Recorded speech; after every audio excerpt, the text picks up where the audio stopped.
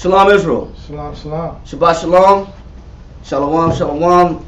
We want to say the water for watching, and we hope everybody is enjoying their Sabbath and getting a chance to really get in the Word and follow along with us. And out of all the choices that you have online for Hebrew communities, we appreciate those that watch us. Hopefully, they can be inspirational and spirit-filled. And we ask the Most High to bless, the understanding and the edification, and hopefully it adds value to your life and brings you closer to the Most High. Ultimately, that's what it's about, is getting a grip on the understanding of these words, because we know the words are flesh, they are life. So these words are real. They're not just pages on a book. And so as we being ministers of the Most High, we want to make sure that these classes come to life as well, and we want to paint the best picture as possible so that you can apply the Bible to your life as much as possible. Of course, all through the Spirit of the Most High, of course. And so we want to say Shabbat Shalom to you, Shabbat Shalom. All the brothers and sisters that are in class, and also the ones that are online. Shabbat Shalom. The water for coming out, and we want to kind of get into Hezekiah. I know we stopped last week, leading up into Hezekiah, and so we want to kind of go over what made Hezekiah so special and why the Most High showed him favor. But first and foremost, we want to give a shout out to everybody that's isbhpk affiliated, all our brothers out there in Houston and Norfolk, Virginia, and Rochester, New York. I want to give a shout out to our brother Kawakab, Shalom. Been in the game for a long time. The water for you. Fire class last night too. Yeah, kind. And for those that caught it, hopefully you can catch Kawakab's class last night as well. If not, go back. It's on record. It's on YouTube. So the water to Kawakab. Also Amiyataza in London. Yes, sir. The water to all our brothers out there, LA Judah.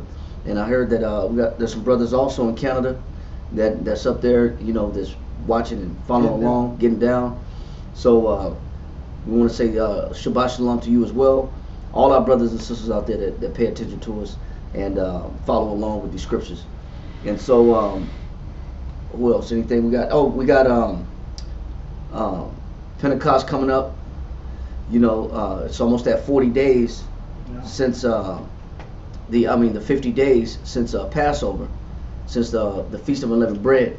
So we got that celebration coming up. I'm not sure exactly what day we're going to have it on, but I'm sure we're going to do something. We're going to have a feast. It is a high holy day, so we'll probably announce that online as well. And if you're in the city, by all means reach out to us. We got our YouTube email address, so you can reach out to us. We can do something on set something up with you online. If you want to fellowship with us, we're down with that as well. A war is not in right now, but he'll be back. So we're going to fill in for a war also for the Shabbat class. So we want to make sure that it's clear as well. We don't need to rush it because it's a lot of material and it's a couple of chapters. Plus, we're going to read from the Josephus. So you might need a Josephus, the water. You need one? Yeah. You got one? Okay. So the water. Shalom. Brother Noel, shalom, Sister Labia, shalom to everybody online. Shalom. And let's go ahead and send our prayers up and get the Shabbat class started. Imagine.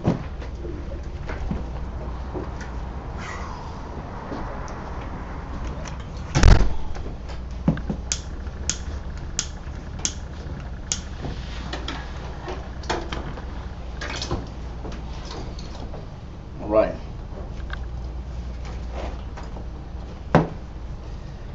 Barakatah Yahweh B'Shem Yahushai. Barakatah Yahweh B'Shem Yahushai. Hahawa'a. Natalanaw. A war. Zayawam. The water. Aman. Blessed are you, Yahweh, in the name of Yahweh Shai, that gives us the light this day. Thanks. So be it. All right. Let's go ahead and get this incense going.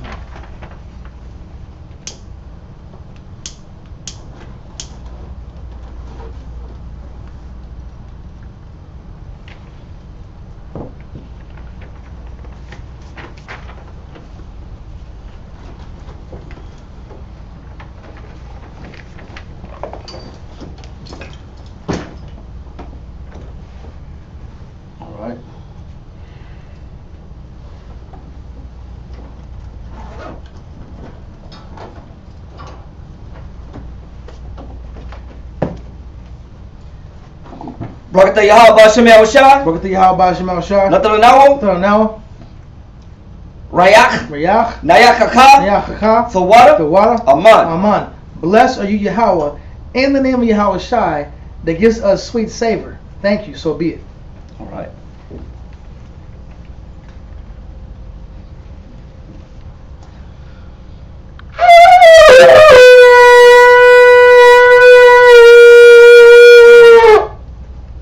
Amajum, we'll pray to Rosh Hashanah. Stand up, face Jerusalem.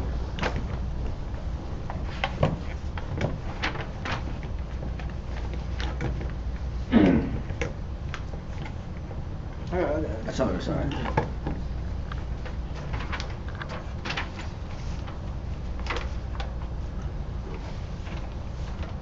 Brakata Yahweh Ba'ashem Yahushua. Brakata Yahweh Ba'ashem Yahushua. Natalanawo. Talanawo. Hashabbat. Hashabbat. Bashalom. Bashalom. The water. The water. Aman. Aman. Blessed are you, Yahweh, in the name of Yahweh Shai, that gives us the Sabbath in peace. Thank you, so be it. All right. So it reads Psalms 121.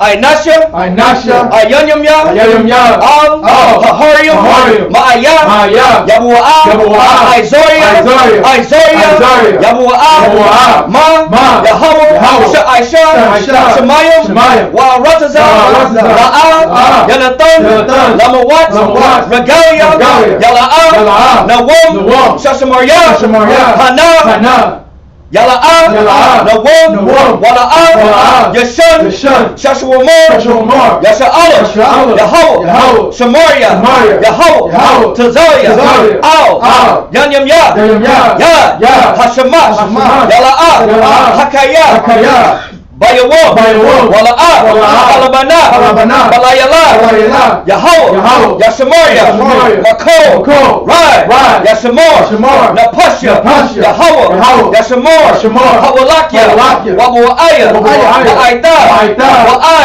I will love. I will lift up my eyes to the hills, from whence cometh my help. My help cometh from the Lord, which made heaven and earth. He will not suffer thy foot to be moved. He that keepeth thee will not slumber. Behold, he that keepeth Israel shall neither slumber nor sleep. The Lord is thy keeper. The Lord is thy shade upon thy right hand. The sun shall not smite thee by day, nor the moon by night. The Lord shall preserve thee from all evil. He shall preserve thy soul. The Lord shall preserve thy going out and thy coming in, from this time forth and even forevermore. Amen. Amen. All right, Israelite Credo. All right. Shema Yasha'al. Yahweh Adonai. Yahweh Echad. Shema Yasha'al. Yahweh Adonai. Yahweh Echad. Shema Yasha'al. Yahweh Echad. Hear Israel, Yahweh our power. Yahweh is one. All right. Lord's Prayer.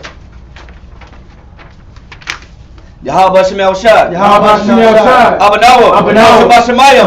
Kodash. Haya. Shemka. Yahweh. Malak with Ka. Sabbath. Matazaka. Haya. Aisha. Ratazah. Kawa. Haya. Bashamayim. Yathananawa. Wachom. Ko. Yawam. Wasalachno. Kawathno. Kasalachno. Kawathino. Wala'ah. Sabiyano. Say a word. Bo. Hawashano. Mayon. Rai. Kaya. Raka. Hamalakwa. Waha'ala. Watapara. Walamyu. Aman. Our Father, which art in heaven, hallowed be thy name. Thy kingdom come, thy will be done, on earth as it is in heaven. Give us this day our daily bread, and forgive us our debts, as we forgive our debtors. And lead us not into temptation, but deliver us from evil. For thine is the kingdom, and the power, and the glory, forever. Amen. Amen. All right, 10 Commandments.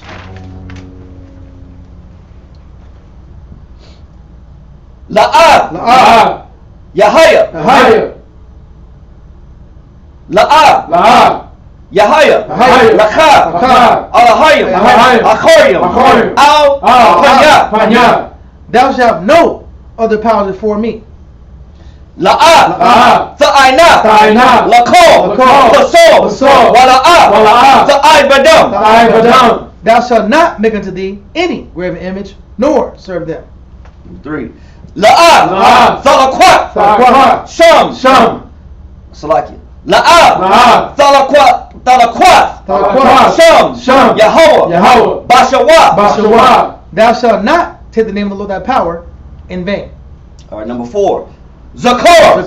Hayawam. Hashabat. Lakwadashwa. Remember the Sabbath day to keep it holy. All right, number 5. Kabad. Abaka. Ya. Amaka. Honor thy father and thy mother. Number 6. La'a. Taratazak. Thou shalt not kill, murder. Number 7. La'a. Sana'a. Thou shalt not commit adultery. Number 8. La'a. Tagana. Thou shalt not steal. Number 9. La'a. Ta'ayna. Shakor. Thou shalt not bear false witness against thy neighbor. Number 10. La'a. Takamad. Kol. Asherah. Lara'ika. Thou shalt not covet anything which is thy neighbor's.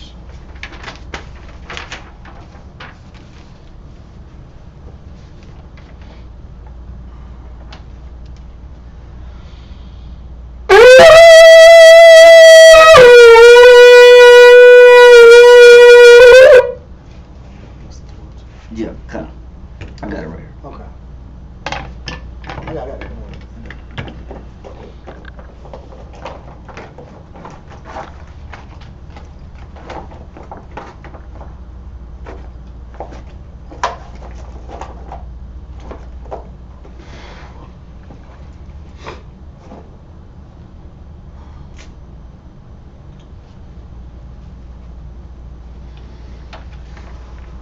Barakatah Yahweh Ba'ashem Yahushai. Hathalanawa. Blessed are you, Yahweh, in the name of Yahweh Shai, that gives us the law.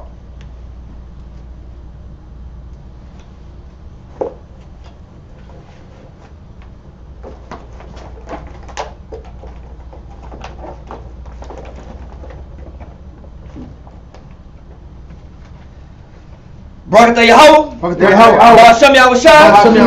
Hathalanawa. Award. Lara'ah. Blessed are you, Yahweh, in the name of Yahweh Shai, that gives us the light to see. All right. Barakatah Yahweh.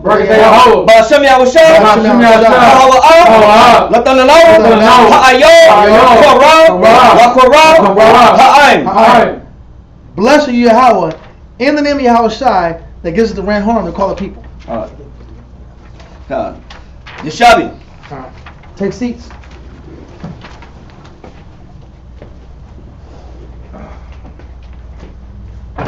All right, Shalom Israel. Welcome back to Shabbat class, and we hope everybody enjoyed themselves. And let's go ahead and get the first reader in, so we can get this class going. It's a lot of information, a lot of great details about how wonderful the man, the king, the spirit of Hezekiah, and how the Most High attributed his sacrifices and accounted that as, righteousness, and also worthy of accommodations and blessings and rewards. But we'll get into that. Let's go ahead and salute in the first reader, Amaja, Karaya.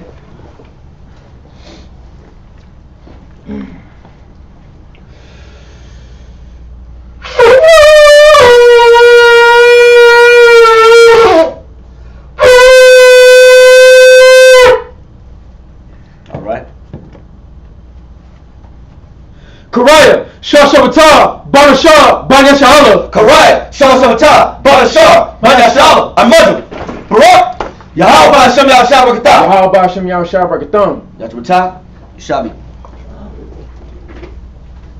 All right. So we will be reading for the Josephus. If you got it, go ahead and have it ready. But first, we're going to start off with just a quick. I don't want to go all the way back to Ahaz, but we got to kind of prep this class the right way. Let me grab One thing real quick. Kind of want to prep the class the right way to bring us up to speed so we know exactly what's going on. There's when you look at Ahaz, you wouldn't think when you look at Hezekiah, actually, you wouldn't think the kind of spirit that Hezekiah had, that he was with Ahaz, you know. And we're going to kind of read this really quickly just to kind of backtrack and touch on Ahaz and build up and prepare ourselves to go into Hezekiah. So let's start off with 2 Chronicles. You're going to read 2 Chronicles chapter 28. You're going to start at verse 5. And we're just going to touch a couple of points about King Ahaz. And then it'll bring us up to speed with Hezekiah. Keep in mind, Ahaz, his wickedness brought Israel very low. Let's go to 2 Chronicles chapter 28. Let's start at verse 5. 2 Chronicles chapter 28 and verse 5. Wherefore the Most High, his power, delivered him into the hand of the king of Syria. So because of Ahaz's wickedness, you know, he got delivered into the hands of the Syrians. Read on. And they smote him and carried away a great multitude of them captives and brought them to Damascus. And he was also delivered into the hand of the king of Israel, who smote him with a great slaughter. Read verse 6. For Pekah, the son of Remaliah, slew in Judah 120,000 in one day. So when the scripture says one sinner destroys what? Much good. Much good. You look at this magnitude of one man's wickedness. How many men had to die because of one man's wickedness? They said the battle was lost. The Most High doesn't defend Israel when there's wickedness amongst us. He said 120,000 men died in one day. Read on. Which were all valiant men. And these weren't no sloppy guys either. These were valiant men, men of sword, men that knew how to carry shield and buckler. These were valiant men, mighty men. But 120,000, it just shows you that if the Most High is not on your side, it don't matter how valiant you are and how magnificent your fighting ability is, you're not going to win. The Most High is not with you. Read on. Because they have forsaken the Most High power of their fathers. So the Most High is not going to defend, regardless of the numbers you have, who's on your side, what skill level you possess. The Most High can't defend that. Can't defend wickedness. All right. Jump down to verse 19. Verse 19. For the Most High brought Judah low. And this is why the Most High brought Judah low. Go ahead. Because of Ahaz, king of Israel. Man, one man brought the whole nation down because of his policies. Very responsible. Because of his pseudo religion, or I won't even say pseudo religion. I'll say apostasy. Yeah. You know, get that definition for me real quick of apostasy.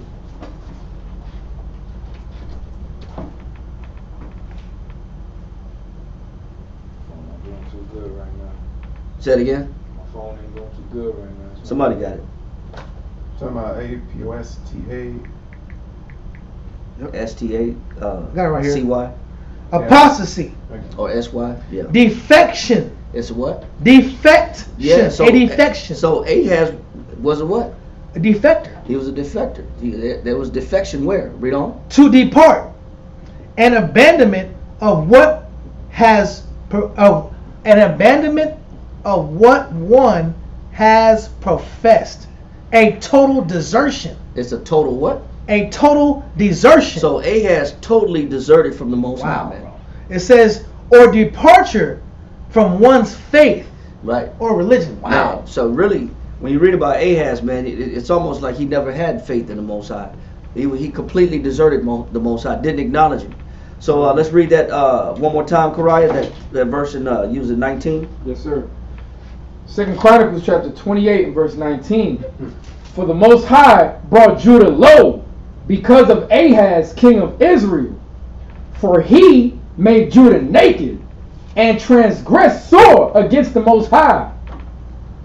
And Tilgath-Pileser, king of Assyria, came unto him and distressed him, Go ahead. but strengthened him not.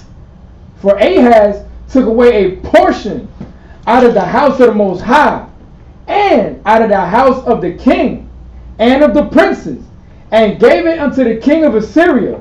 But he helped him not. He said, so he thought he can bypass the Most High and buy himself protection.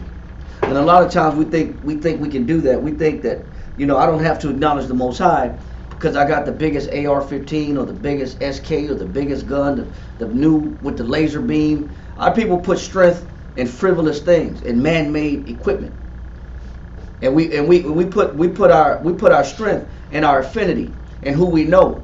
Don't you know who I know? Don't you know who I am? Exactly. Don't you know who I can call on the phone right now? I can have 15 goons over here right now. You know how our people love to talk big like that. I can have 15 goons over here in 5 minutes. But the Most High said, listen, man, you think you can affiliate yourself, buy yourself protection? If the Most High is not with you, regardless of who you have league with or you make affinity with, those connections are fruitless. And that's exactly what happened right here. Read on. And in the time of his distress did he trespass yet more against the Most High. That it said in the time of his distress, he trespassed what? Yet more against the Most High. It shows you that regardless of the stress and strain that he received, he kept going further and further away from the Most High. Read on. This is that king Ahaz, for he sacrificed unto the gods of Damascus, which smote him. And he said, because the gods of the kings of Syria helped them. Really, they don't. Go ahead. Therefore will I sacrifice to them. That's why the Assyrians knocked off the Assyrians knocked off the Syrians. So the Syrian guys didn't even prove to be faithful and loyal. But he put his faith into something that was already broken. Read. That they may help me, but they were the ruin of him and of all Israel. Damn. Go ahead. Now stop right there. Somebody give me Ecclesiastes chapter 3, verse 27. Ecclesiastes chapter 3 and verse 27. An obstinate heart shall be laden with sorrows. And so an obstinate heart is a heart that refuses to repent, to humble down, to acknowledge the Most High. And so when the Most High was already showing, I'm not with you, this man, instead of saying, you know what, maybe it's me, maybe I'll humble down, maybe I'm the one that's causing the Most High to not defend us, maybe it's my actions, maybe it's my policies. He said, but an obstinate heart, you got the definition? Obstinate, stubborn. It said, but a stubborn heart, go ahead. Or perniciously adhering to an opinion or a purpose. So I'm going to hold on to what? My purpose, my opinion. I'm going to hold on to my opinion. I'm going to hold on to my purpose. I'm going to see things my way no matter what. It says, not yielding to reason. Not yielding to reason. So this man, knowing that the Most High was distressing him more and more by his enemies, he said, I'm still going to hold on to what? My opinion. So read that again in Ecclesiastes. Ecclesiastes chapter 3 and verse 27. An obstinate heart shall be laden with sorrow. So when a person refuses to humble down, they consistently remain stubborn. He says, what's going to happen to them? Their heart should be laden with what? Sorrows. They're going to constantly get disappointed. It's not going to go their way. And I've actually heard people say, I'm going to make my way work. Yeah. I've actually heard that before in real life. Like, I've seen their way, counsel them, say, hey, brother, don't you see the Most High is not with you? Don't you see the Most High is not blessing what you're doing? He's not blessing the work of your hands? Don't worry about it, brother. I'm going to make my way work. Wow. Okay. But the scripture says what?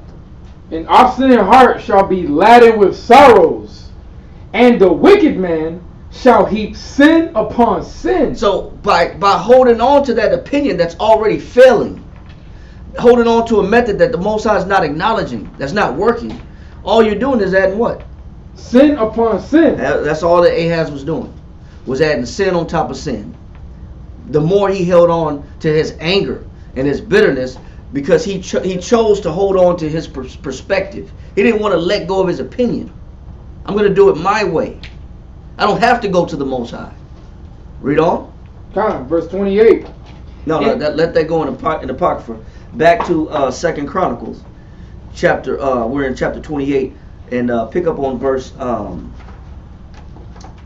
got this right here. Yeah, 24. This little dictionary breakdown, right?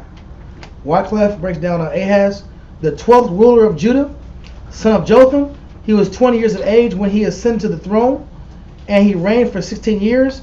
Ahaz was given to idolatry, following the practices of the northern kingdom.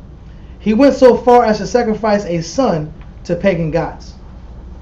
Then it says the chronicler gives a more vivid account of Ahaz's wickedness and the devastation of Judah by Syria and Israel. Pekah is said to have slain 120,000 soldiers and taken captive 200,000 of the inhabitants of Judah. Just showing what you had already said. This is this dude's record.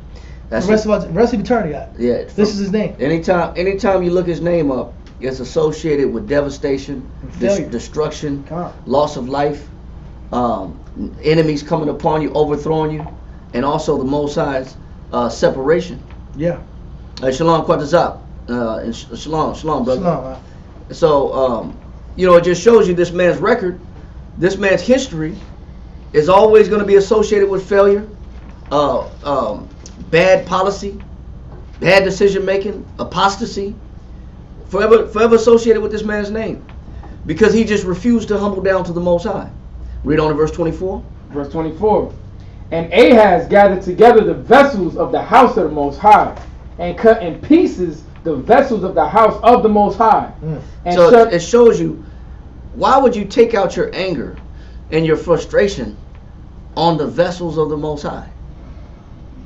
You always quote the scripture. You always go into, he that despises man despises not man, but the Most High. But these ain't even men. These are vessels.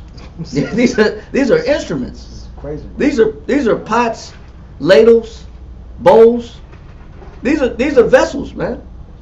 These are pruning hooks, forks. These are things you do the daily sacrifice with. Why are you breaking dishes? Yeah. Anything he can grab, since he can't necessarily touch the Most High physically. So anything associated with him. I'm gonna break dishes, man. Yeah.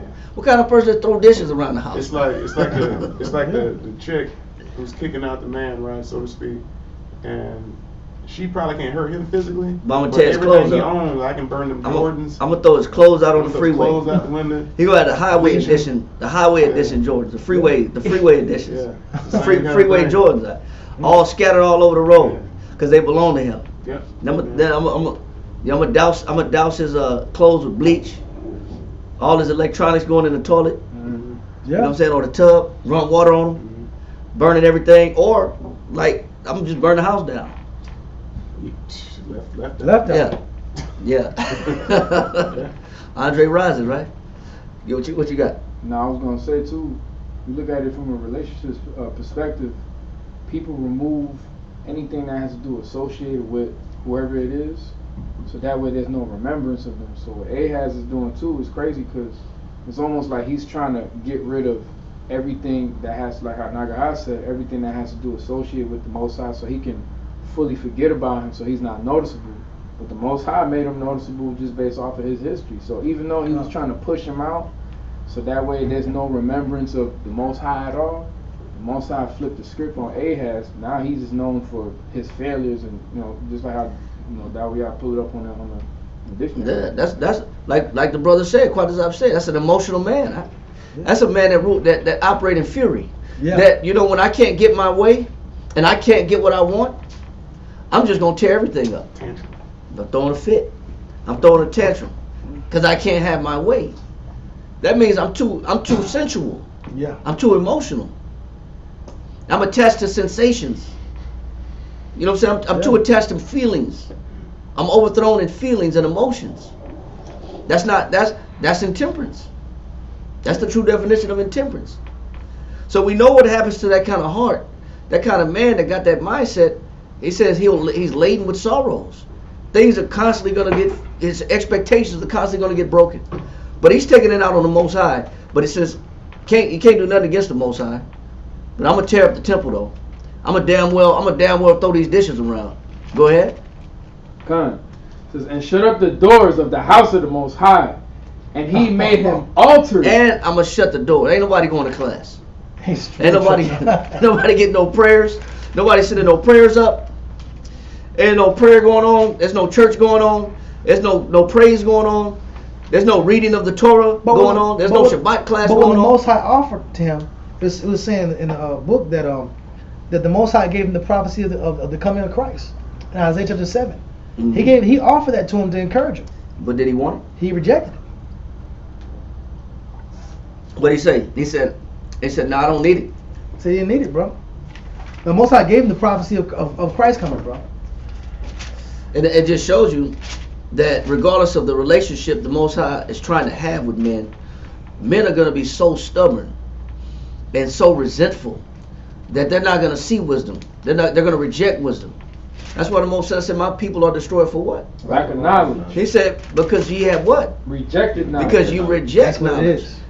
it is. That's the disease of Israel. When I can't get my way and I can't get what I want, I'm just going to say no to everything, even if it's possible. I'm going to say no to good counsel. I'm going to say no to good advice. Happens all the time. I'm going to say, no, I got it, bro. I'm going to take it from here. Okay. You're going to take it from here. But that's the mindset that you see how the father of Hezekiah was in. Read that in 24. Khan, 24. He shut the doors of the house of the Lord. Khan. And shut up the doors of the house of the Most High. Man, this establishment is closed, man. We relocated. He didn't relocate. It just closed. This store is permanently closed. You put that sign up. Everything must go. Yeah. All sales final. Yeah, everything's got to go. God. It's almost like you liquidating the Most High's worship. You can't liquidate the Most High's worship. You can't get rid of what the Most High established. He said he'll raise up rocks to praise him, to serve him. But in this man, if I can't get my way, I'm just gonna go all out. When you look at what he did, he barred the doors, brother. That means he put barricades on the doors. He made sure you couldn't get into the temple. I don't want nobody in the temple. Read on. And he made him altars in every corner of Jerusalem. And then he said, I'm gonna put up these heathen paganistic altars everywhere. That's it's almost like you see how people they raised in church, then you see them 20 years later, they just got out of prison tatted up. You're like, well, what happened to you? Yeah, I was just living my life, made a couple bad decisions. A couple bad decisions. Our people just go all the way left. Just refuse to be reformed. They rage at noonday. Huh? Yeah. Read on. Verse 25. And in every several city of Judah, he made high places to burn incense unto other gods, and provoke to anger the Most High power of his father. That was almost intentional then. Yeah, you could tell that was intentional. Since the Most High is not giving me what I want, I'm gonna go completely opposite of the Most High. I'm gonna be an atheist.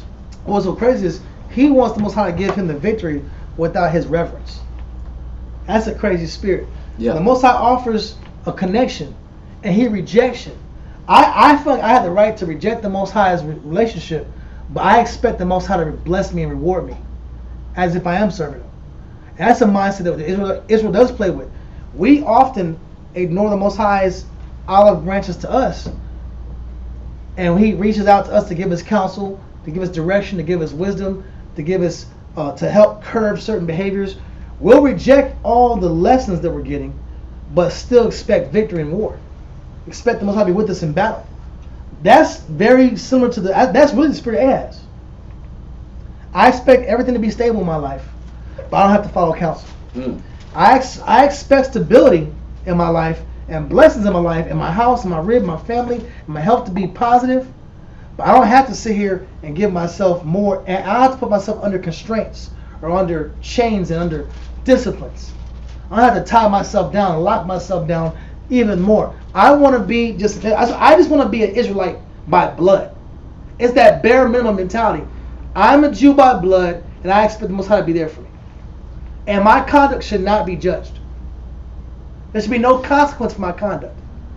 Like a spoiled little That's a little white kid, bro. We're that same way with the Father. We're spoiled. The Most High has spoiled us because we take the blessings for granted He's given us. We're very ungrateful. I will say, it's personal opinion, that the root of Ahaz is ingratitude. Yep. He's an ingrate.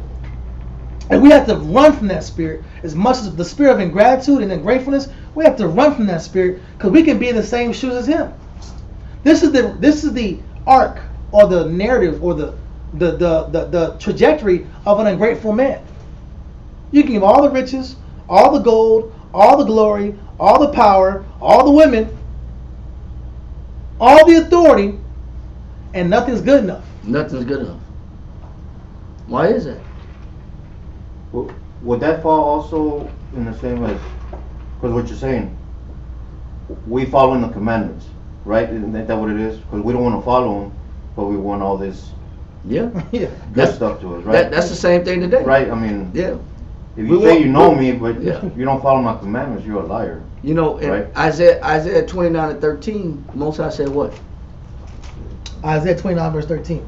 Uh, It says, "Wherefore the Lord said, for as much as this people draw near me with their mouth." Our people always talking about God. Yeah, God yeah. bless this, God do Right. that. God bless you. I But pray don't for want to you. follow the commandments. But they don't want to keep so- the commandments. Yeah, and that's why am I sick? Why this happened to me? Yeah, Or but then I'm check angry. yourself. But I'm angry at the Most High, though. Yes. That's. Yes, yes. I'm angry at the Most High. I have friends like that. They're I angry. I just had a brief counsel with a teacher that said, I said, "How you doing?" She said, "I'm not good." I said, "What's wrong?" She said, I said, "You got." I said things. I said, "You got to increase." I said, "You got to have faith." She said, "What if you don't have faith no more?" Oh, That's a big question. that's a great question. What if I lost my faith a long time ago? But why you lose it? Yeah, I said, you got to be with people that have it. I told her, I said, it's no different than if you grew up in a community and you didn't have no more sugar and you didn't have no more milk and you didn't have no eggs and no butter. I said, what did you do? Yeah. You went and borrowed it. I said, you better go borrow somebody's faith. And I said, that's what the Bible is for. I said, that's what a church community is for. It's so that you can lean on one another's faith God. when you don't have any, or when your faith starts to run low. I said it was no different than growing up and you were short on something. You had enough wisdom to go borrow something Because you needed it. because you needed it.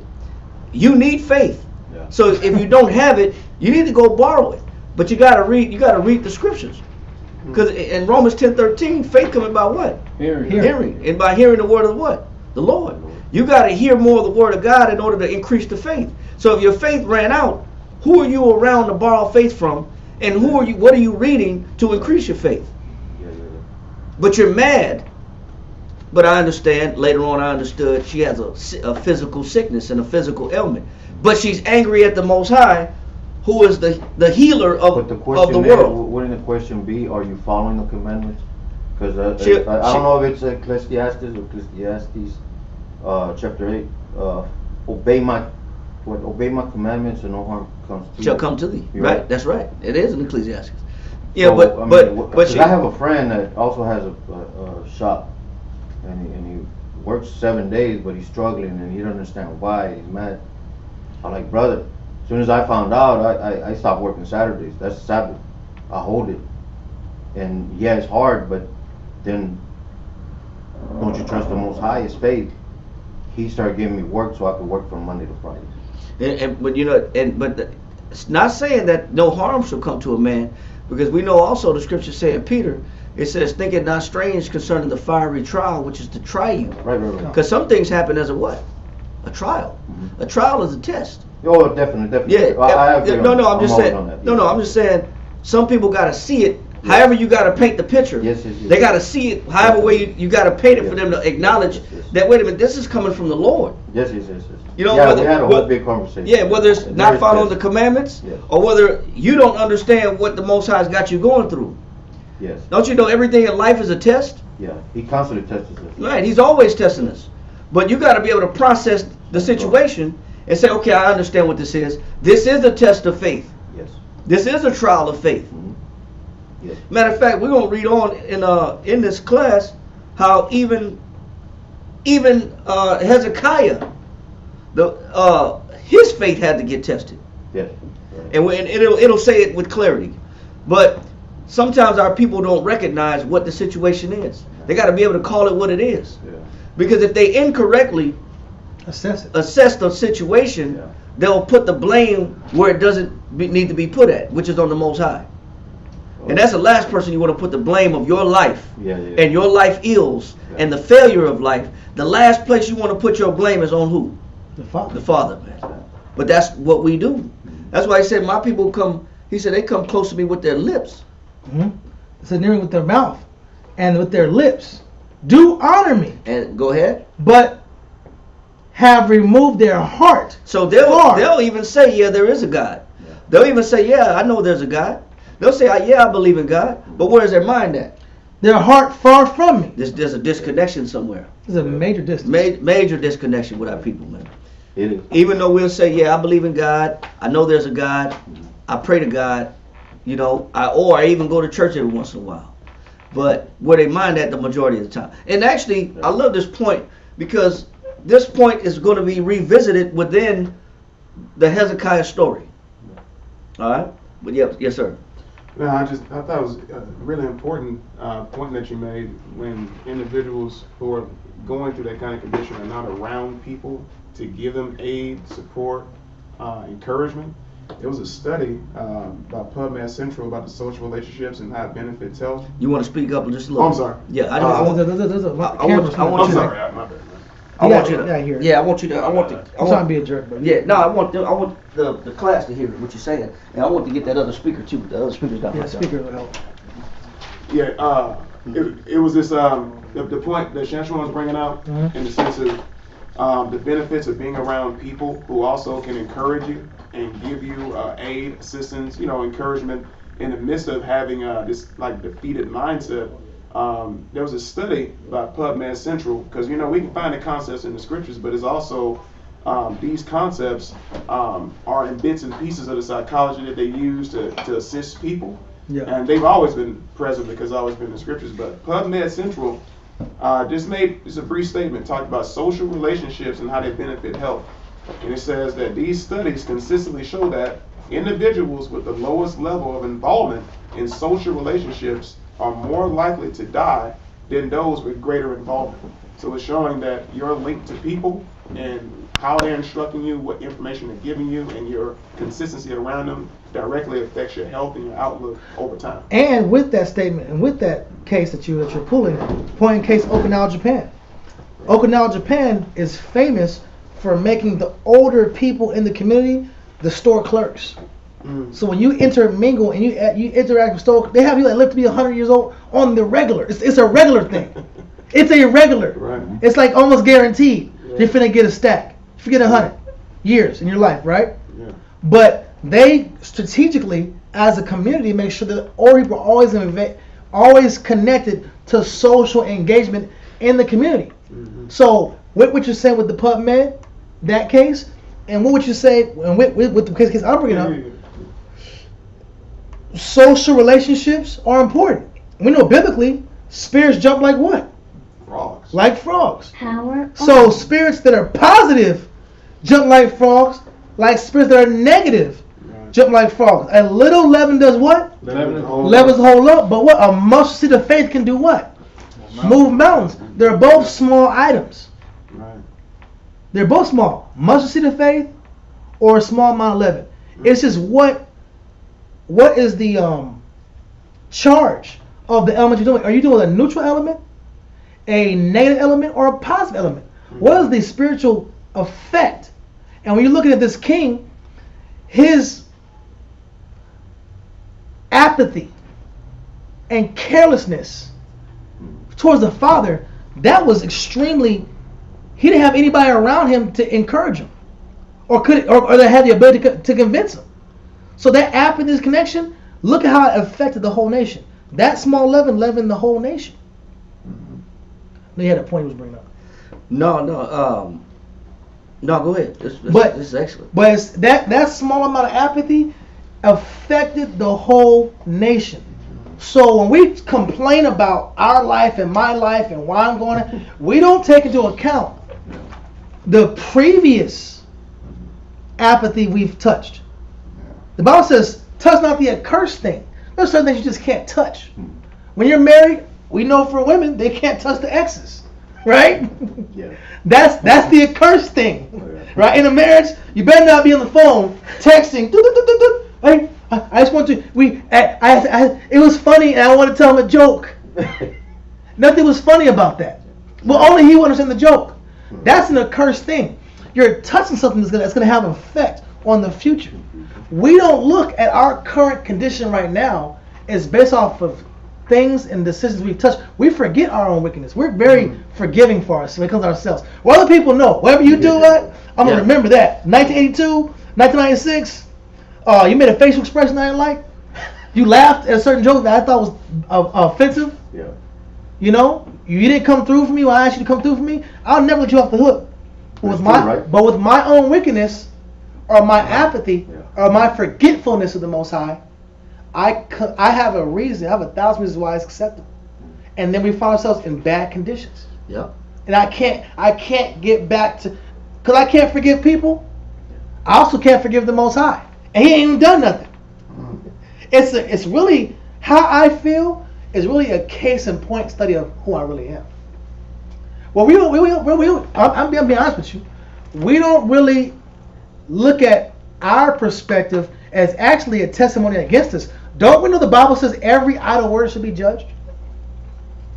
And there's an angel for every hour of the day. Why does the Most High have to have an angel for every hour of the day? And why does every word have to be written down? Because we want to blame the Most High. We want to blame our parents. We want to blame other people. Most High has everything lined up. Because we conveniently have amnesia. It's conveniently amnesia. I don't remember that. You could be in a regular conversation and something you say, man, you know you offended me. When? I ain't say it like that. I didn't mean that. Yeah. I don't even know what you're talking about. Man, that was a long time ago. That's a long time ago. That's why the Most High gotta keep everything on record, like you're saying. He keeps it on record because we are so forgiving when it's us. Yeah. Well, other people, we are almost like detectives. We have a whole file cabinet, and we can go through. Even mind readers. Because I'll even say, I knew you meant to try to. I knew you was trying to embarrass me. Yeah, I knew you was doing this. I knew you was setting me up. Yeah. I knew you was talking behind my back. Come. Like, damn, brother, are you in 50 houses? Yeah. How you know somebody talking about you? Because I just feel it. You feel it. You're a psychic. Yeah, you just know. Our people take it to different levels. And this is the reason why, I'm gonna be honest with you, this is the reason why the Most High has us in these peculiar moments. Particular moments where you have no control. That is time to go back. Doesn't every criminal, when they get caught, go back into like how I get caught, what happened? Damn, okay, I left my wallet at the scene of the crime. Damn! don't people always go back when the cop gets behind you? I mean, that's what I do. And cop starts to get behind you, you know you've been kind of dirty. Once you go back to going every thought, every dumb thing you did, you kind of have a record. Before people die, don't they have a flashback of their whole life? And they go through every stage of their life? Before people die, that's a natural course. But we're in these particular moments, getting close to God in a tight situation, quote unquote. When in these situations, why don't we remember our apathy and our forgetfulness of the Father? Because we're so preoccupied in our pursuits. That's the danger of personal pursuits. We tell brothers come to class so many days a week because they like to be involved in the camp. You know why? Because it kills your personal pursuits. Your personal pursuits are why we forget God. I'm not saying you shouldn't have any pursuits, any hobbies, but when the Most High is not your number one personal pursuit, we're gonna forget it. We're gonna forget the Father, and then we'll wonder why we're not defended by the Most High. And then we'll say, "Well, I came to church. Yeah, I came to class. But I read the Bible. But our sacrifices are whack. Exactly. We give lame sacrifices. Come. Yeah, we give whack, really sorry, lambs. Weak, lame lambs to the Most High, and say, here, take that, and I expect the most from it. I expect you to fix my household, but I give you little. I give you crumbs, but I expect you to fix my health, but I give you crumbs. I expect you to fix my money, but I give you crumbs. Yeah. You know what I'm saying? But that's what our people do. But in this case of Ahaz, You're talking about a man that he's almost like has made the Most High and what the Most High stands for his number one enemy. Mhm. Anything the Most High stands for, I got to tear it down and I got to tear it apart. And I'm just going to oppose the Most High. I'm going to go all out against him. And what man does that? That's a man that doesn't have any fear. He lost his fear of the Lord. Yes. And that's what I want to get to, is showing that in Ecclesiastes chapter 5, verse 5 real quick. That's a man that lost his fear of the Lord. You didn't run out of faith, you ran out of fear. That's a real thing, though. Yeah, it That's is. a crazy statement, Okay, too. that's just one. Yes, sir. In January, we had difficulties with Issachar. In the moment of the heat, I said some things just because he walked away. Otherwise, it would have been a scuffle. They left. I was angry, but then when I calmed down, if I want the Most High to forgive me for all the things that I've offended him with, I gotta forgive my brother. That's right. So what was it? 2 weeks later, we came. They went to the shop. I personally apologized to him, and I told him, we're brothers, and whatever I said, I'm sorry. Hopefully you forgive me, and we'll just move on, right? Come. From this point, He's a real man to do that. you know what I mean? But like I told my wife and my son, if I want the Most High to forgive me for all the disrespects and disobedience that I've done, I gotta forgive also my brothers, is what you were just saying, right? Yeah. Because we intend not to. Yeah. But in the past, 20 years ago, I would have done it. Right. Because we wouldn't have been in that mind frame. No, sir. Because all the ways of man is correct in his own eyes, according to Proverbs. Every way, all the ways how man see things is right based on his perspective and his lens. I'm justified in my hate. I'm justified in my anger. Yes. I'm justified in my wrath. Yes. Because the way I look at it is right. And that's a dangerous mind frame. It is. My mom Ephraim, she used to say, she was like, listen, boy, that's either I'm right or I'm right. I was like, nah, I ain't tripping, mama. She said either I'm right or I'm right. Either I'm right or I'm right. And I remember I was like, Mom, she was like, one day you're going to do some wrong. She was like, I never do wrong. I was like, He had a balance. I was young. He had a balance, man. She might listen. That's a whole nother story. You gotta, if you're gonna have that type, if you're gonna have that type of reputation in the house, then your kids better not see you have no flaws out. Exactly. But they can't see you go from one bad relationship to another. Yeah.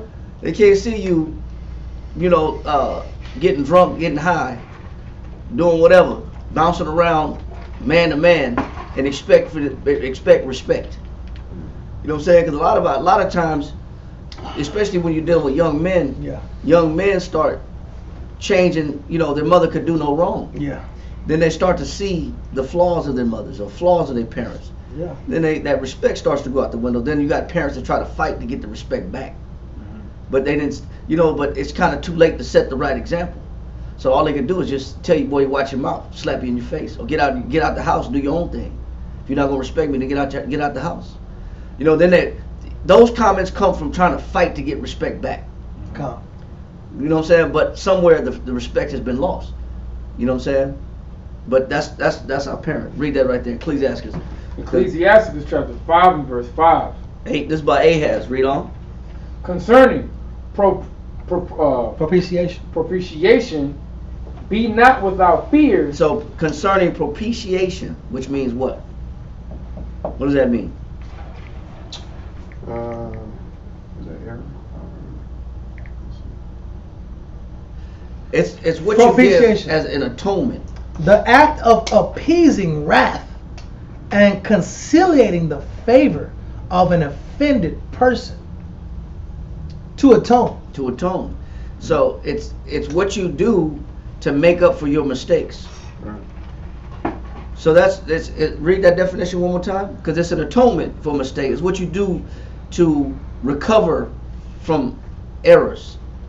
Propitiation, the act of appeasing wrath. So it's what sacrifices I give the Most High, and what I offer the Most High as a form of an apology for him to forgive me. This is what I'm going to give the Lord because I want him to forgive me. Because of the mistakes I made. I'm trying to atone for my mistakes. Right? So he says concerning what? Propitiation. Go ahead. Be not without fear. So the problem with Ahaz is that Ahaz didn't have any what? Fear. He didn't have any fear. That's why he wasn't trying to atone. That's why the vessels, the temple, is where you go to give a sacrifice to the Most High for atonement for sins. That's why he closed the temple up. That's why he threw the vessels and scattered and broke the vessels, sold them off, parted them, hid them, did away with them. Because anything that has to do with me trying to be sorry for what I do, I don't want to be sorry for what I do. I don't want to say I'm wrong. I don't want to acknowledge I'm wrong.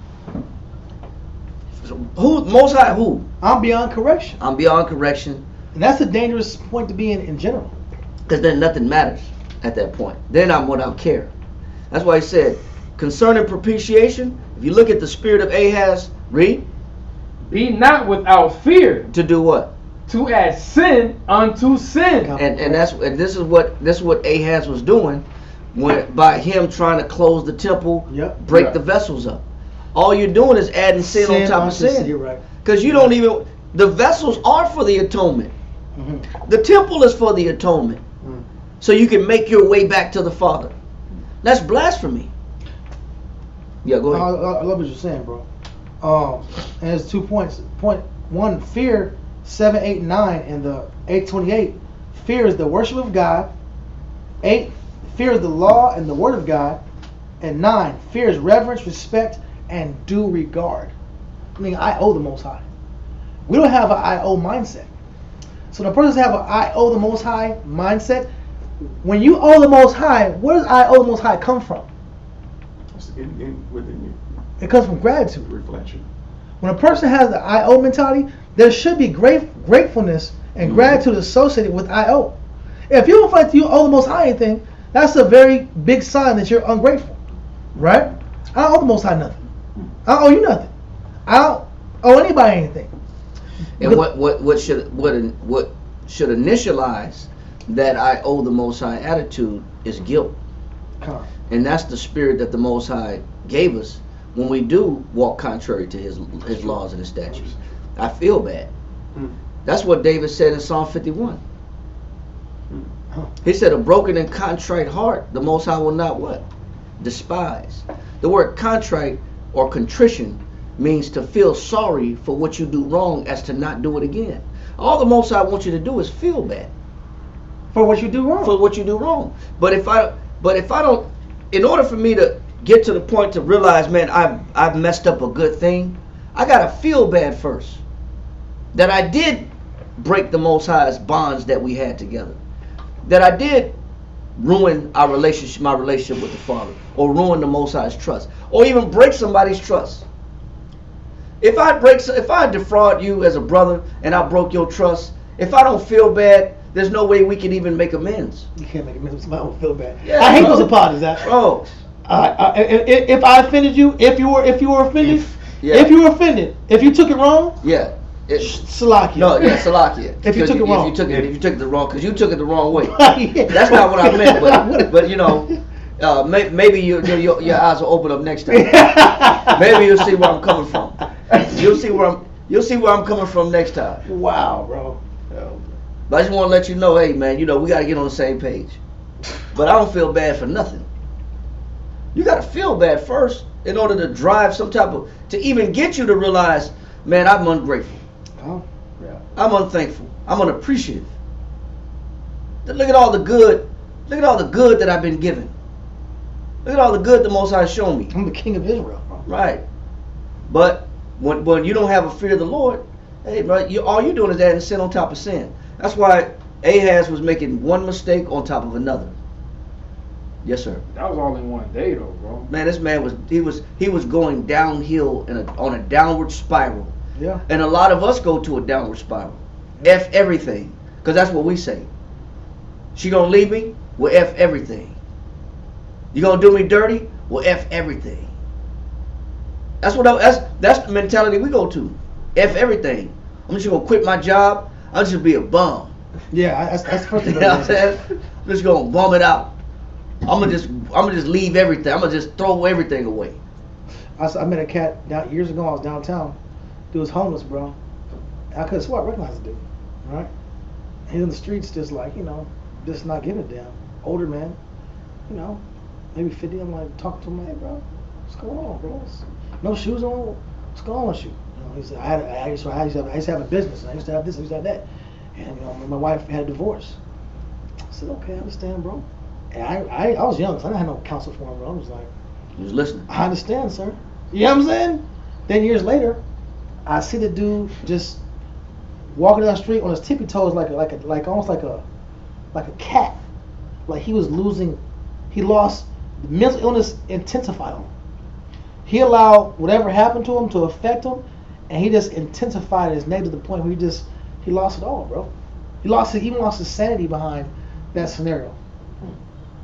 Yeah, it's sad, bro. It's sad to hear that, but our people, they throw everything away when they can't get what they want. I'm gonna throw everything away that it takes for me to get back on my feet. It's like somebody throwing their wallet out the window. Yeah. On the highway, I'm just gonna throw my ID out the window. I'm just gonna throw. You got everything that you need to prove who you are, but I was mad, so I just threw my wallet out the window. Now you can't get a job. You can't prove who you are as a person. Now you're waiting on people to come through for you, but you did all that in anger. Now all you did was make your situation worse because you was in your fury, and that's the spirit that's on Ahaz. So we kind of have to look at this man before we go into Hezekiah, because we got to show you where this man came from. Yeah. He came from that kind of upbringing. This is what the son saw. Right. So read that, finish that, let that go, and go finish that in 2 Chronicles chapter 28, 26. verse 25. 25. Come. And read on down to 27. Come. 2 Chronicles chapter 28, verse 25. And in every several city of Judah he made high places to burn incense unto other gods, and provoke to anger the most high power of his fathers. Now the rest of his acts and all of his ways, first and last, behold, they are written in the book of the kings of Judah and Israel. Read on. And Ahaz slept with his fathers. Read on. And they buried him in the city. They put him in the city, but go ahead. Even in Jerusalem. They put him in Jerusalem. We'll put you in. We'll give you the city. We'll put you in the vicinity, the area. We won't bury you outside the city. Go ahead. But they brought him not. But they didn't do what? Into the sepulchres of the kings of Israel. They said, man, we're not putting you in the sepulcher of the kings, man. We're not putting you in that grave. We're not putting you in that cemetery. You're not getting it. You're not in there with the patriarchs. Yeah. And the good kings that the Most High had favored. Didn't earn it. Yeah, you didn't earn it, bro. Your piety didn't earn that. You know, there's I don't know where they put him, but I'm sure he wasn't too far from Uzziah. If you remember Uzziah, they didn't bury him with the kings either. They said, man, this man got leprosy. So, damn, they said, we're going to separate you even in death and isolate you outside. Still give you a ceremonial burial, but you going outside. You're not going with the kings, man. We're not even going to put you in the same cemetery. So, you know, they might have put him near Uzziah. I don't know. I can't prove that. I'm just saying there had to be a place where people had to get buried who didn't receive honors, man.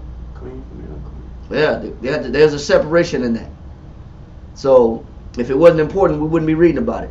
The Most High's not even having that where you're going to be buried amongst those that were royal. He slept with his fathers. Yeah. He didn't. No, you didn't. You didn't get to go out with that type of acknowledgement. Read. Come. And Hezekiah, his son, reigned in his stead. So it just shows you that, man, look at the origin of Hezekiah and what he was around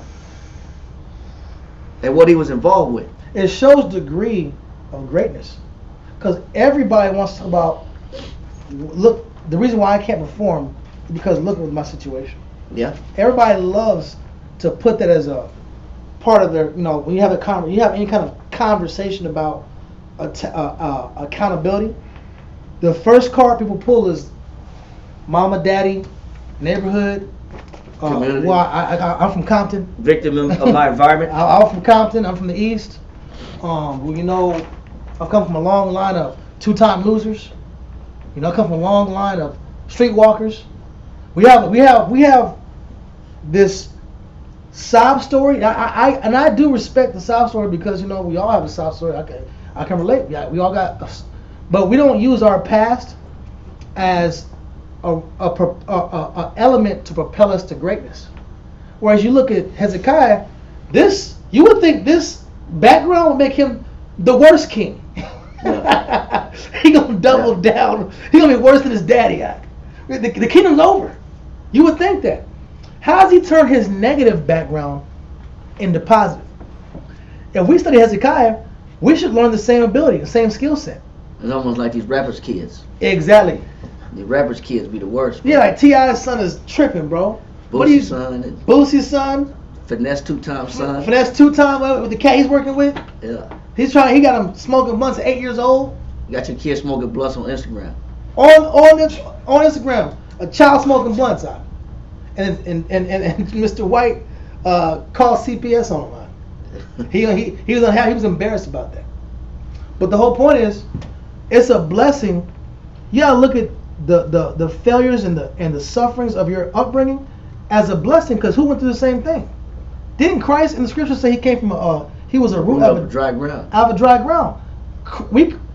Your suffering and your problems in your infancy, that really relates you to Christ. It's really testimony to how powerful Christ is through you. Look, you grew past all this dry ground. Doesn't it say in Ezekiel 16, it says thy mother was an Ammonite and thy father was a Hittite? Man, Israel really came from nothing? Polluted? We came from pollution.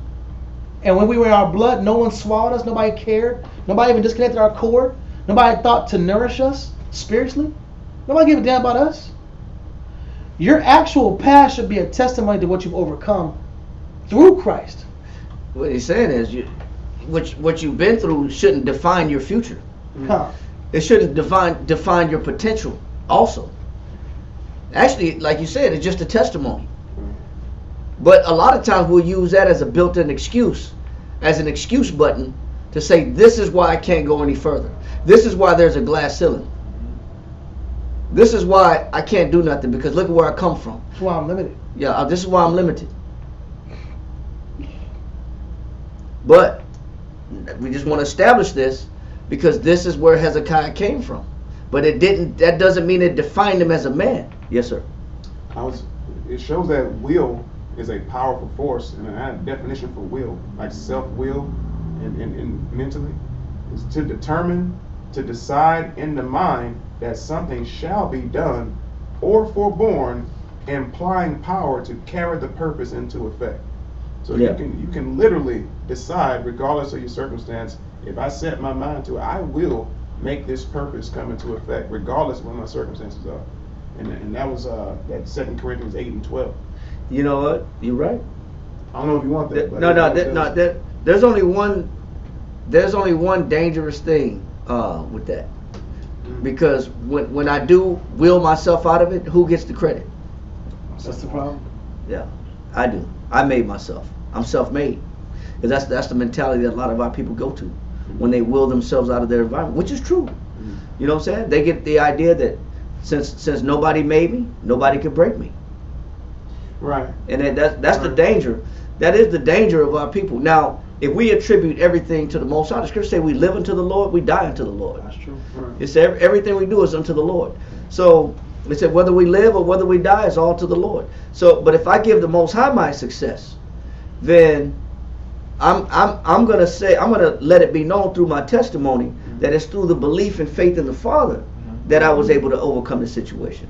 Right, and that's what I'm in agreement with what you're saying. No, I'm in agreement with what you're saying. Right. I'm just saying a lot of our people will walk around with T-shirts that say self-made. Yeah. You know what I'm saying? That's the truth. You know what I'm saying? Because we'll say I made me.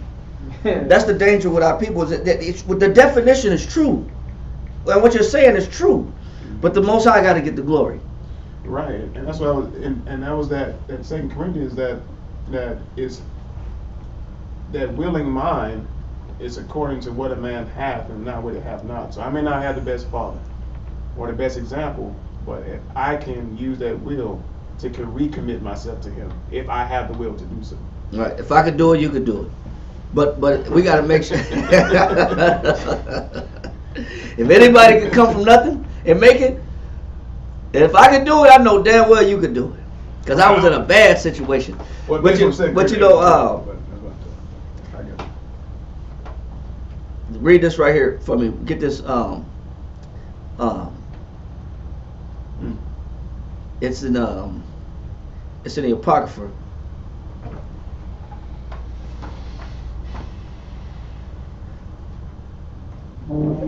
It's in the Apocrypha, and give me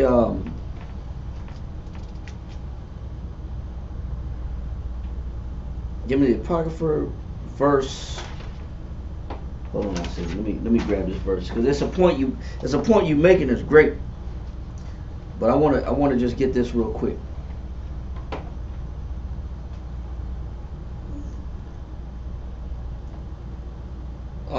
Proverbs chapter, no, it's not the Apocrypha, it's Proverbs.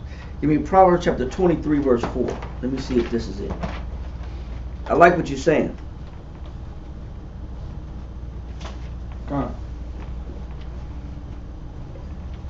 Proverbs chapter 23 and verse 4. Ready? Yes, sir. All right, come. Yes, that's it. All right, come. Proverbs chapter 23 and verse 4. Labor not to be rich. It said labor not to be what? Rich. Because a lot of our people will we'll pull ourselves up from our bootstraps. We'll say, man, I got it out the mud. Started from the bottom, now we're here. Yeah.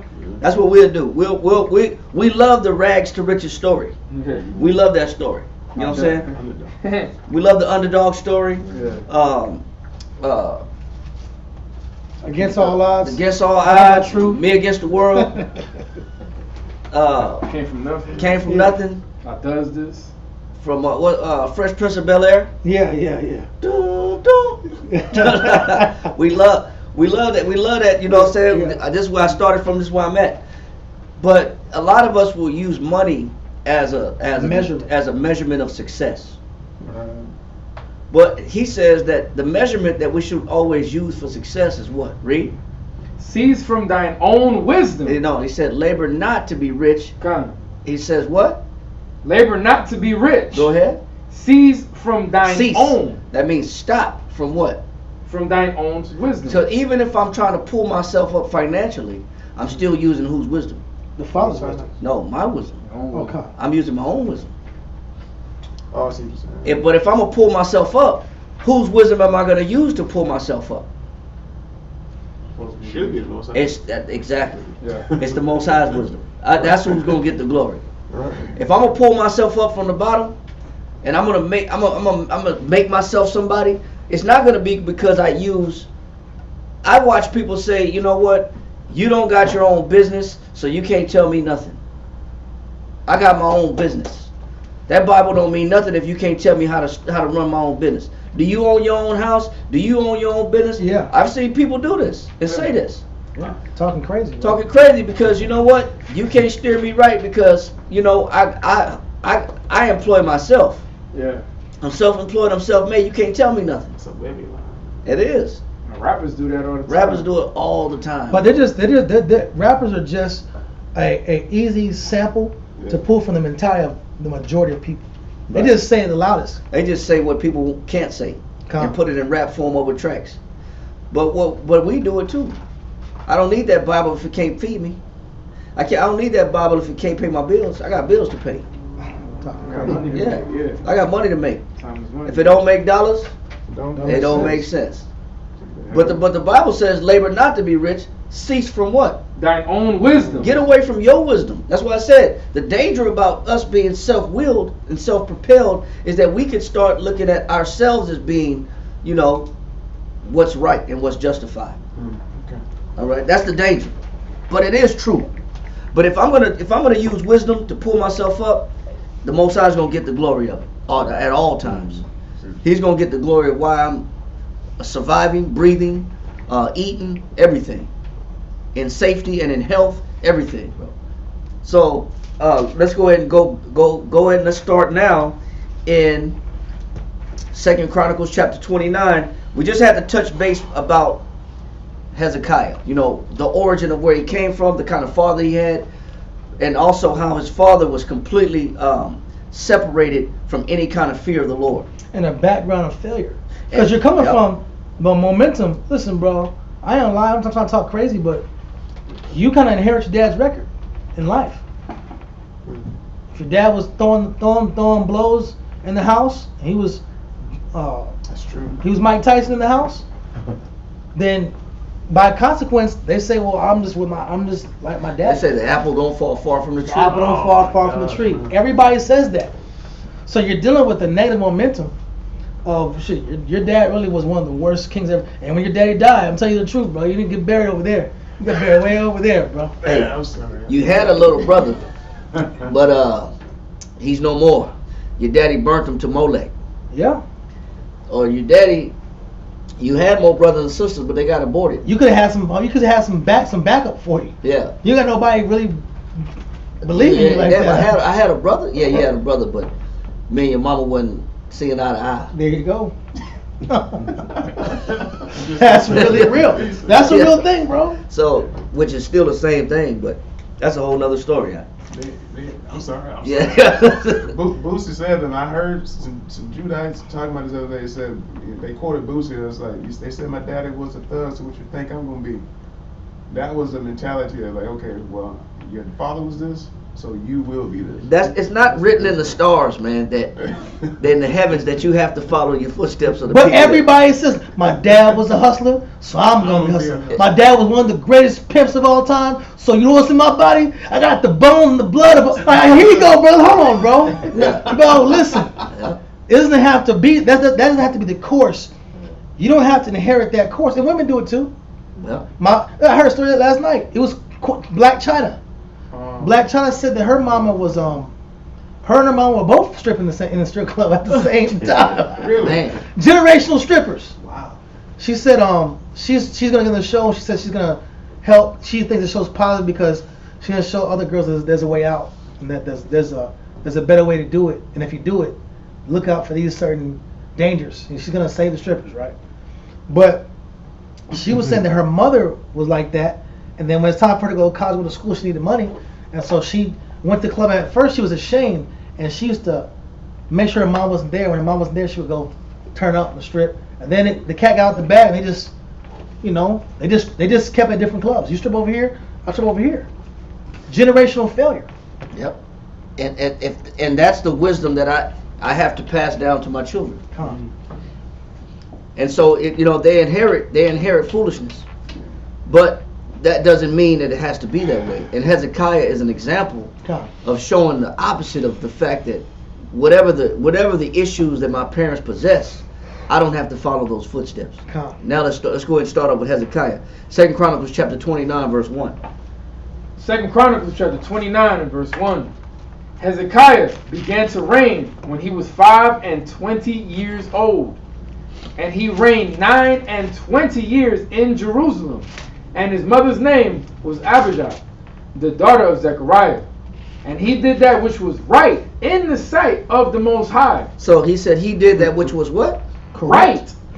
In the sight of the Most High. Go ahead. According to all that David his father He said, had done. But Ahaz was his father.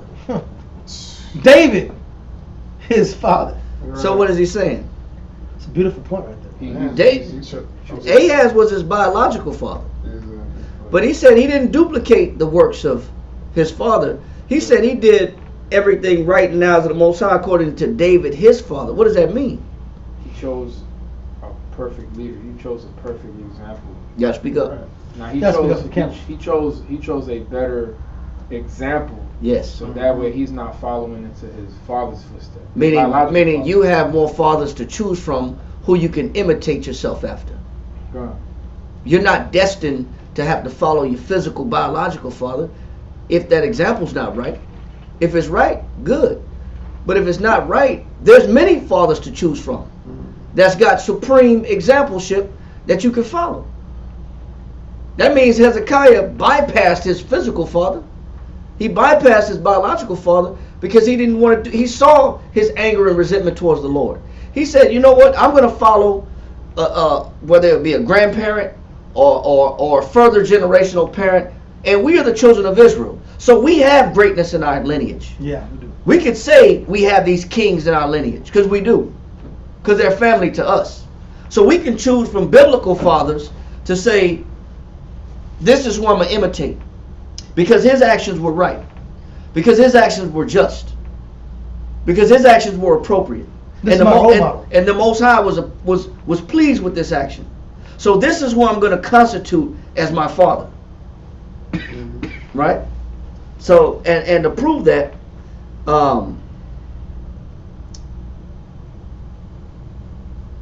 let's go to Ecclesiastes chapter 49. Ward brought this up last week. Actually brings it up quite a few times to show this track record. Let's go to Ecclesiastes chapter 49 and Oh, okay. Verse 4. start at 49. Start at verse 1 real quick. Come. Ecclesiastes chapter 49 and verse 1.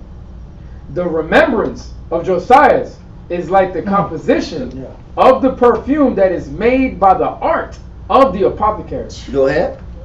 It is sweet as honey in all mouths, and as music at the banquet of wine. He behaved himself uprightly. So my behavior doesn't have to be by bad examples. My behavior could be imitated off good examples. Read on. He behaved himself uprightly in the conversion of the people, and took away the abominations of iniquity. He directed his heart unto the Most High, and in the time of the ungodly, he established the worship of the Most High. He did what? He established the worship of the Most High. So what made these men stand out? Josiah, Hezekiah, read on. Come, established the worship of the Most High. All except David and Hezekiah and Josiah were defective. He said all the other kings were what? Defective. Defective. But who stood out? The verse before that said what? Verse 3. It says he directed his heart unto the Most High, and in the time of the ungodly he established the worship of the Most High. So he's showing you that the bad examples, they pretended to be about the Most High, but they didn't truly follow the Most High. We're going to prove that too. Go to 1 Samuel chapter 13 verse 13. Go to 1 Samuel chapter 13 verse 13. You said how did you word it? You said the bad examples pretended to follow the Most High, but they didn't follow the Most High all the way. Crazy. There was something wrong with them. Now, and we just read that they were defective, but they were defective where is what we're going to find out. Oh. Where were the bad kings defective is what we're going to find out. 1 Samuel chapter 13 and verse 13. And Samuel said to Saul, thou hast done foolishly. He said, thou hast done what? Foolishly. What made Saul defective? Foolish. He's done foolishly. How? Read. Thou hast not kept the commandment of the Most High thy power. So what made Saul defective? Not keeping the commandments of the Most High. By not keeping the commandments of the Most High. Read. Which he commanded thee. For now would the Most High have established thy kingdom upon Israel forever. He said, if you would have followed the commandments of the Most High, he said, I would have established your kingdom upon Israel for how long? Forever. Forever. You would have been written down as one to imitate and follow forever. I would have set up your lineage forever. Read on. Verse 14. But now thy kingdom shall not continue. The Most High have saw him a man after his own heart. He said, the Most High said, man, this is what made David great. Saul had a defective heart because he wouldn't keep the commandments, although he did say he kept the commandments, until Samuel said, what is this bleeping and neighing in my ears? Yeah, bleating. Bleating, These yeah. sheep are out here. What are these sheep? I hear, what is this bang and these animals that I hear that you were supposed to sacrifice and put to death all the Amalekites? He's red-handed too. Because in his mind, he said, I did keep the commandments. I did slay the Amalekites. But you were given an order to completely slaughter everything. He said, don't let nothing that breathe live. But his opinion was interjected. But he said, I did do it, but he didn't completely do it. Oh, wow. I get what you're saying. He didn't completely follow the Most High. David was a man that what? Read that part again in 14. Verse 14. But now thy kingdom shall not continue. The Most High have saw him a man after his own heart. Oh. And the Most High have commanded him to be captain over his people, because thou hast not kept that which the Most High commanded thee. It said, because you don't follow all the way. See, that's what made the kings defective. They didn't follow all the way. What the Most High wants to see is those kings. That's why I said Josiah, Hezekiah, and David, they followed with their whole heart. They followed all the way. Other kings followed halfway. What is that called? Well, devil man in this, but lack of commitment. Is it also like, I'm only going to fall as far as I agree? True, but this is what there is a name for it. I'm gonna get it. Oh. There is a name for this. Partial. Not quite. It's a name for it. I'm gonna get it right here.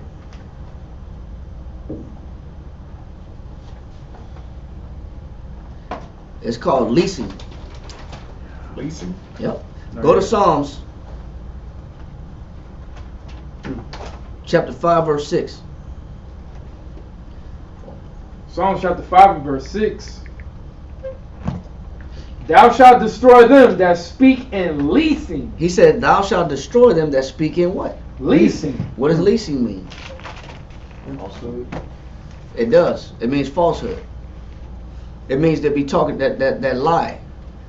What did Saul do? He lied. He would speak. He spoke leasing, meaning he spoke falsehood. He told Samuel, I did follow the God's commandments, but did he do it all the way? He was lying, bro. See, the Most High is not going to establish those kings that be lying. All those kings, any king, any ruler that's got deceit or falsehood intermingled with them, they can't be honest. They can't tell the truth. The Most High can't. He can't put them up. He can't erect. Can't them. trust them. Can't trust them.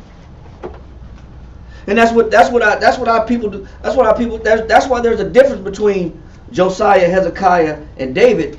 They follow the Most High with their whole heart. Some men be lying.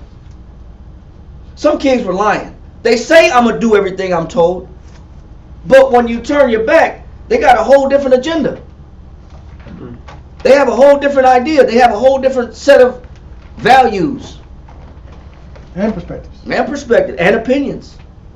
That's what that's called. That's what made them other kings defective. They didn't speak truth. It wasn't in them. See, David understood what it took to get the Most High on his side.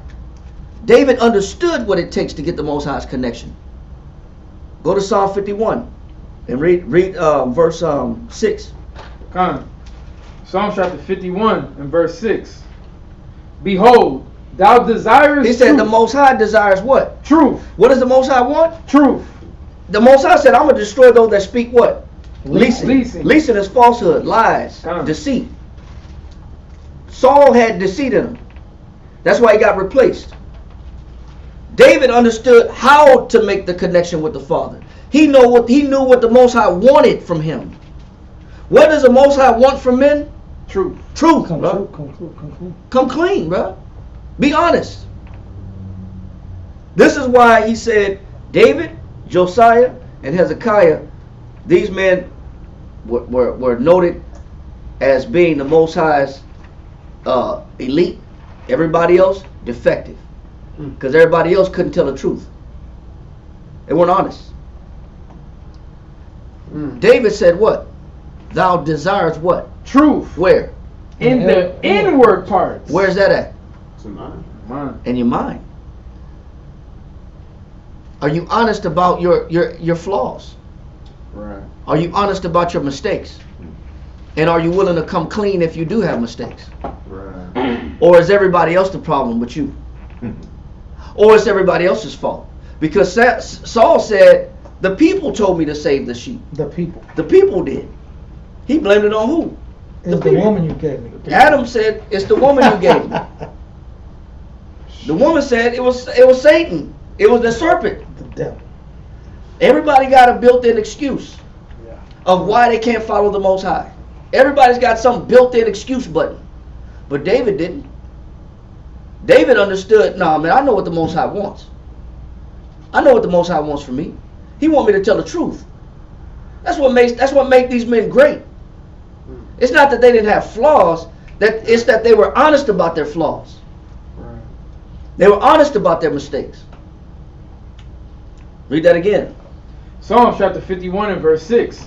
Behold, thou desirest truth in the inward parts, and in the hidden part thou shalt make me to know wisdom. It said, and on the inside thou shalt make me to know what? Wisdom. And if I can be honest, the Most High will show me his what? Wisdom. True understanding. He'll give me his wisdom.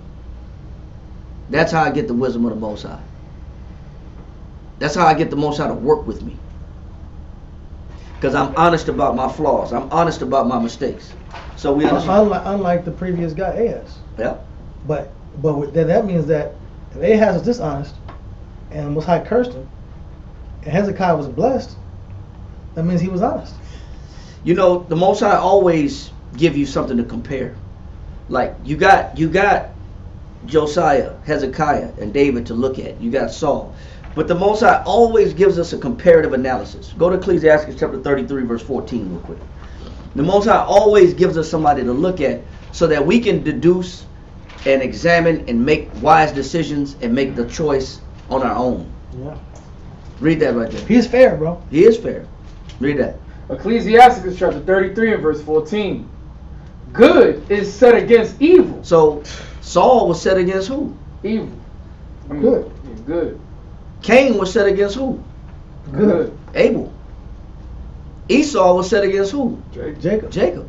See, the Most High always gives you two polarities so that you can see which one he prefers better. Which mind frame he likes out of both. Read. And life against death. Go ahead. So is the godly against the sinner. So if there's a godly example, then there's an example that's what? And the sinner against the godly. There's a sinner's example. But the Most High put them both in front of you so you can make a what? You can make a decision. Yeah. So you can make a choice. The Most High put both examples in front of you. I got Cain. Yeah. But I got Abel. I got Jacob and I got Esau. Who make your pick? I got Saul, I got David. Who do you want to be like? Same dynamic. Same dynamic. Read. It's almost every generation he has that. Every generation, there's always a good and bad example you can follow. You can see the good, you can see the bad, but it's up to you to make the decision on who you want to follow. But both are in front of you. That's why he says, before man is life and death, good and evil. Choose ye this day life. And that ye shall live, that you and your children shall live. Yeah. He said he got blessings and he got cursings. Both are in front of you. Read. Verse 15.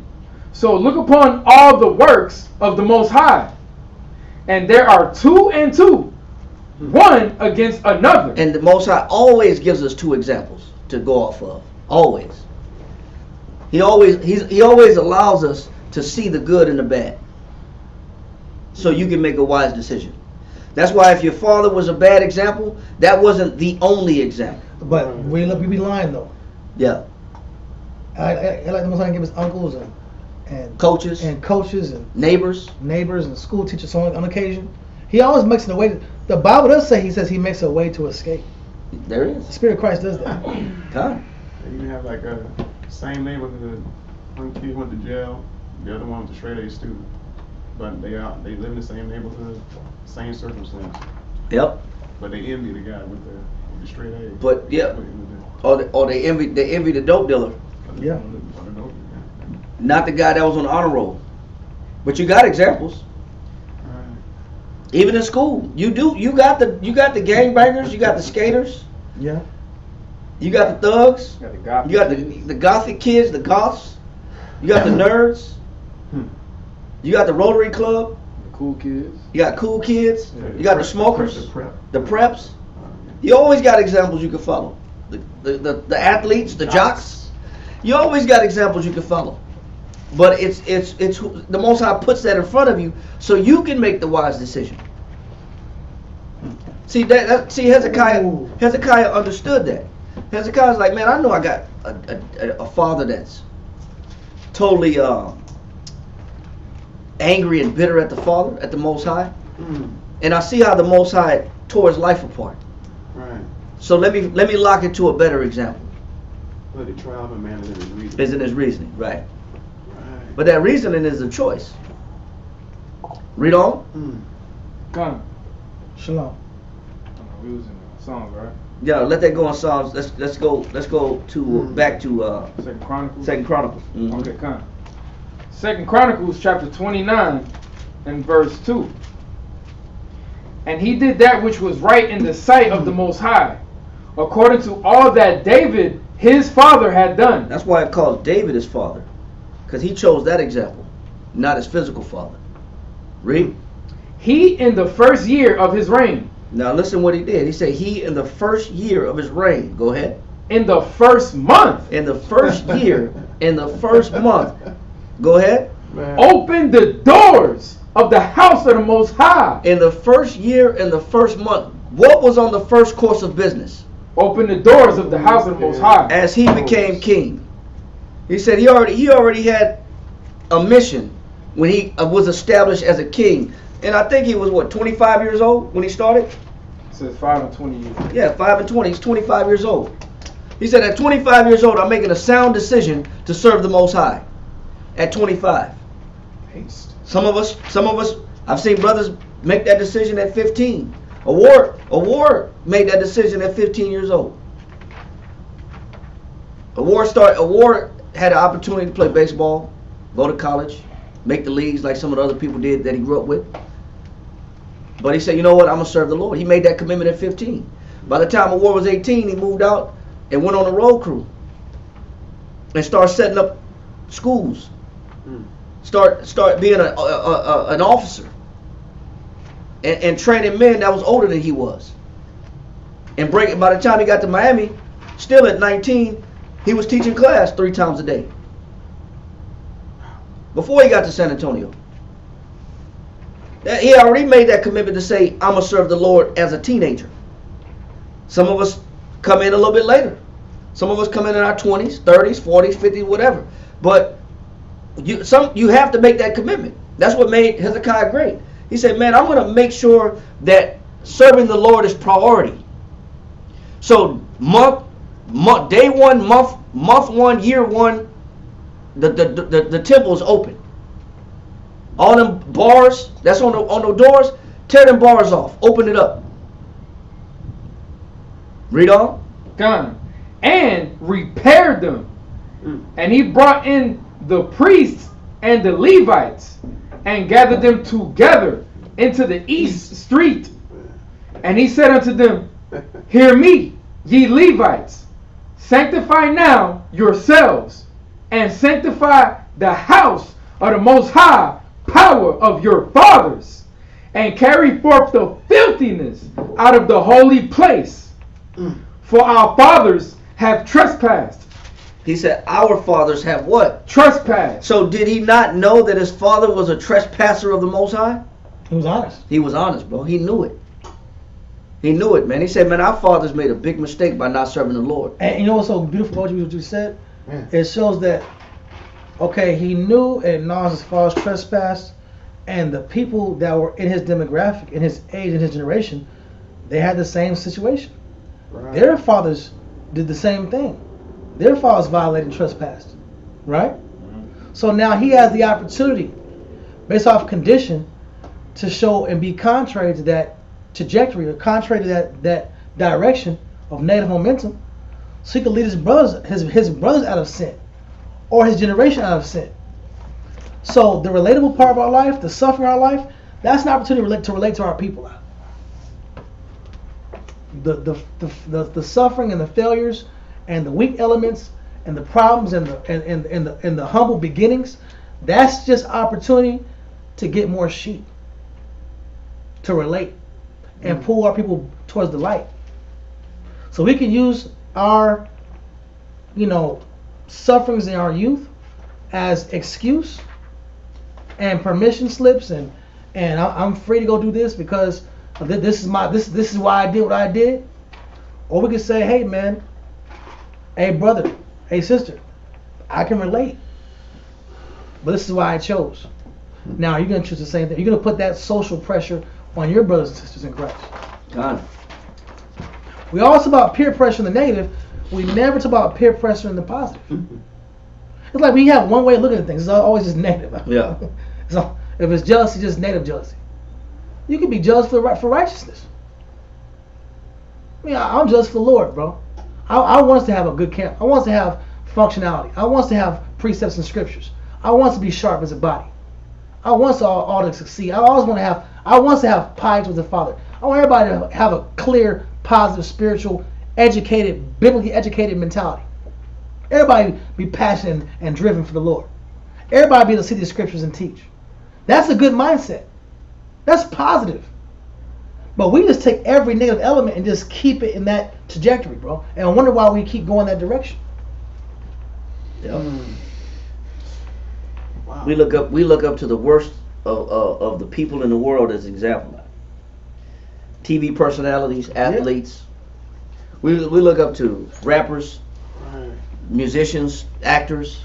We look up to people that we shouldn't even be looking up to. We need to look up to those that are biblical examples of righteousness that was approved by the Most High. Because ultimately that's what I want to be. I want to be approved by the Most High. You answered a major question, bro. Because Malcolm X was on, I'm looking at YouTube sometimes, bro, and source and stuff. And Malcolm X said that the problem with black people, quote unquote black people, he said that the white man gives us puppets, Lena Horne, actors to be leaders of the community. No other race or nation on this earth, no other nation or race on this earth, their leadership, no other race on earth, their leaders are comedians, athletes, and actresses. Yeah. He made a great point with that. But the question would be then, who are our leaders supposed to be? If we know our history, our heritage, who's supposed to be like, based on what Shashawan was saying? And if they do give us actors and actresses of other races, it was the white man that put them in our face. Exactly. They gave us Jackie Chan. Yeah.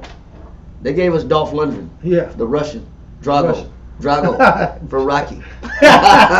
He was strong. Or whatever his name was. They gave us these guys, man. They appoint who we're supposed to look toward, and now this new generation, they're appointing who they're supposed to follow. Yeah, they gave us Scarface. Yeah. Yes. Say hello to my little friend. They gave us these people out. John Gotti. And you wonder why we have a negative stereotype around the world, because we're just imitating what we see and what's put in front of us at all times. Gone. But you don't have to follow that. And this is what made Hezekiah great. He made his first course of business establishing the temple and making that important. Let me get to the school. Let me serve the Lord. Let me sacrifice to the Most High. That's got to be priority. And you wonder why houses were broken down. Houses. This the battery I get charged up. Houses are broken down. That's it. I'll charge it. Because houses are broken down because serving the Most High is not priority. And a lot of times we don't even put that together. It should be charging from the computer right here. Yeah, I got good chargers. Don't worry about it. Yeah, go ahead. So that's the issue. I wonder why my house isn't working, why things aren't going good, because the priority is not the Most High. Read on. Verse 6. For our fathers have trespassed and done that which was evil in the eyes of the Most High, our power, and have forsaken him. He said, our fathers forsook the Most High.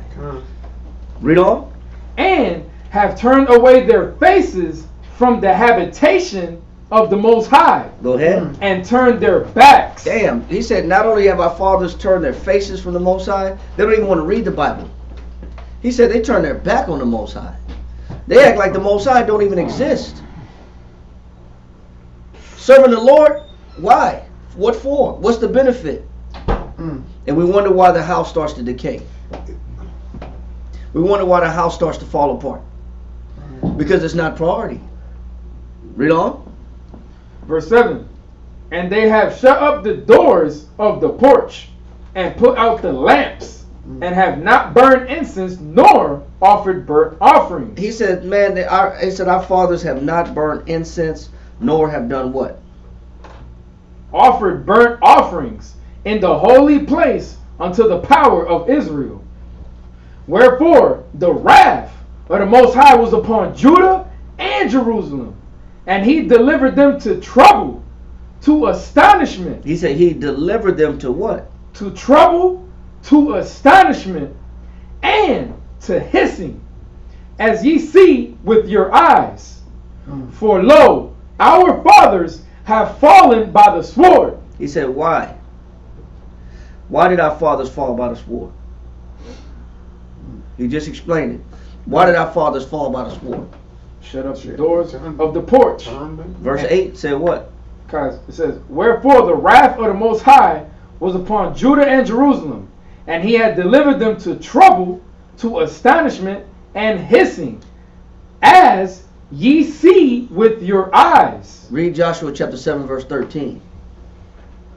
You know what the Most High is not going to do? The Most High is not going to defend you when you don't make him priority. He's not going to defend you. Come. Let's read that. Joshua. And that's what Hezekiah is acknowledging. The fact that why Israel, why his fathers couldn't be defended. Because the Most High was not priority. Joshua chapter 7 verse 13. Read that. Come. Right here. Come.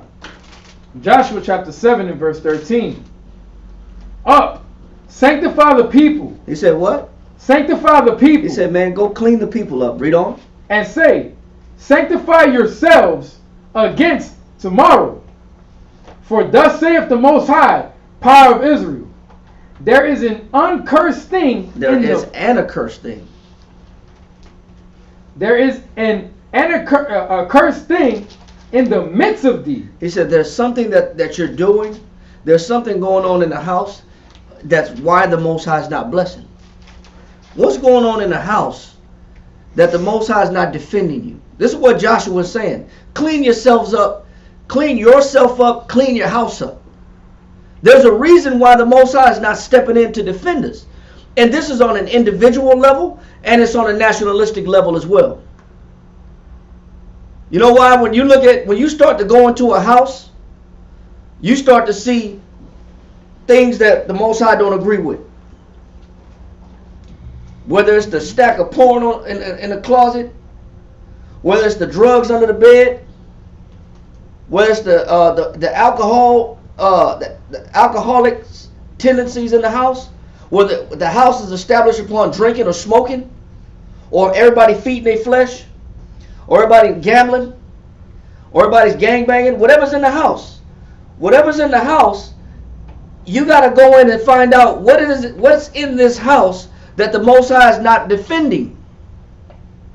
There's something in this house he's not defending. I can only say at about 15 years old, my own personal house was going downhill amongst my family members and my siblings. I told my mother at 15, I said, listen, something's wrong with our house. There's all that's going on is partying, drinking. Every weekend, people coming over, strangers coming over, but we're always in the bottom. Nothing's ever progressive. All the vehicles always break down. We're always late on the rent. At 15, I told my parents, we got to go back to church. Something's wrong with the house.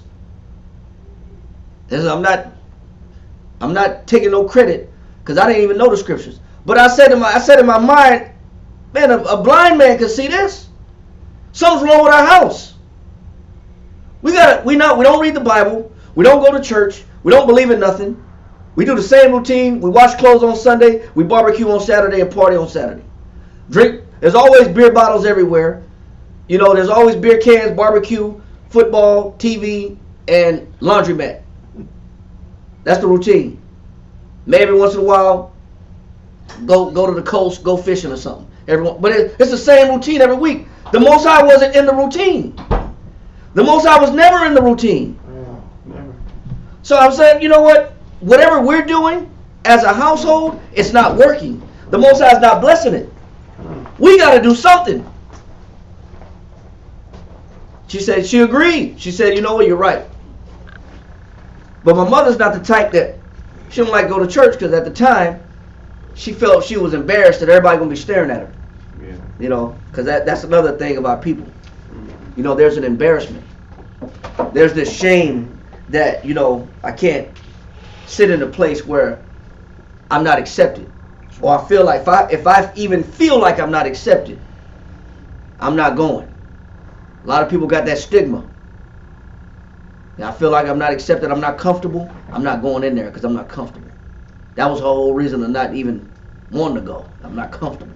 Is there like a paranoia of people gonna judgment? Be yes, it is. From my own self-reflection? Yeah, because I don't want to be judged.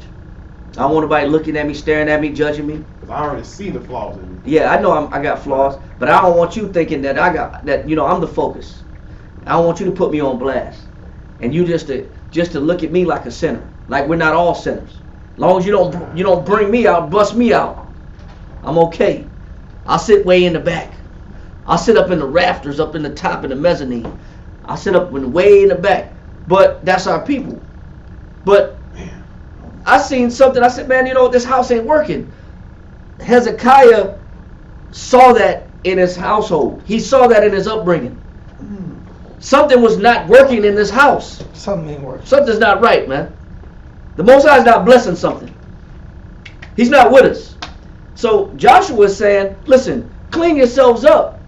Because as long as there's an accursed thing in the house, the Most High is not going to defend us. Read on. Come. Sanctify the people and say, sanctify yourselves against tomorrow. For thus saith the Most High, power of Israel, there is an accursed thing in the midst of thee, O Israel. Thou canst not stand before thine enemies. The Most High said, listen, as long as you got something defiled going on in your household, the Most High said, I'm not defending you in front of who? Enemies. In front of your enemies, man. You're always going to have problems. Not defending you. I'm not defending something that's defiled. You got to clean up first. Read on. Until ye take away the accursed thing. He said, until you take away what?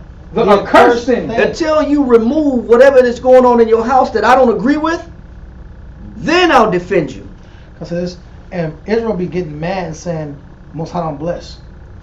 Yeah. Israel loves to make this point, make this. They love this notion. Most High ain't finna bless anyway. He ain't finna bless. I ask the Most High bless. He'll bless you, he'll bless everybody else, but he won't bless me. Most High don't bless. But we don't ask ourselves, do I have the accursed thing in my house? Or am I touching the accursed thing? We never say that. We're quick to shift blame on who? The Most High. Like who? Like Ahaz. Ahaz shifted all blame on the father. And then tore up all the items. We shift blame on the Most High, and we just tear up our life and ourselves. And the people that depend on us. Great point, bro. We always got to have an scapegoat. And the reason why things are bad. It's never that man, maybe there's something about my lifestyle, my decisions, my behavior that the Most High, or my way of servitude, my servitude to Him, is why the Most High is not defending us. It's not the fact that I'm dirty in my lifestyle, or I'm doing something unpleasing to the Father, Or I'm not giving enough. or I'm not giving enough. I'm not giving Him what He wants. Yeah. That's why David was special. David said the Most High desired truth in the inward parts. He knew what the Most High wanted from him, man. Be honest about your mistakes. Be honest about what's wrong with you. Acknowledge it. Confess it. Feel bad about it. And you brought this out years ago. You brought this out maybe 2 years ago, and I never kind of really thought about it.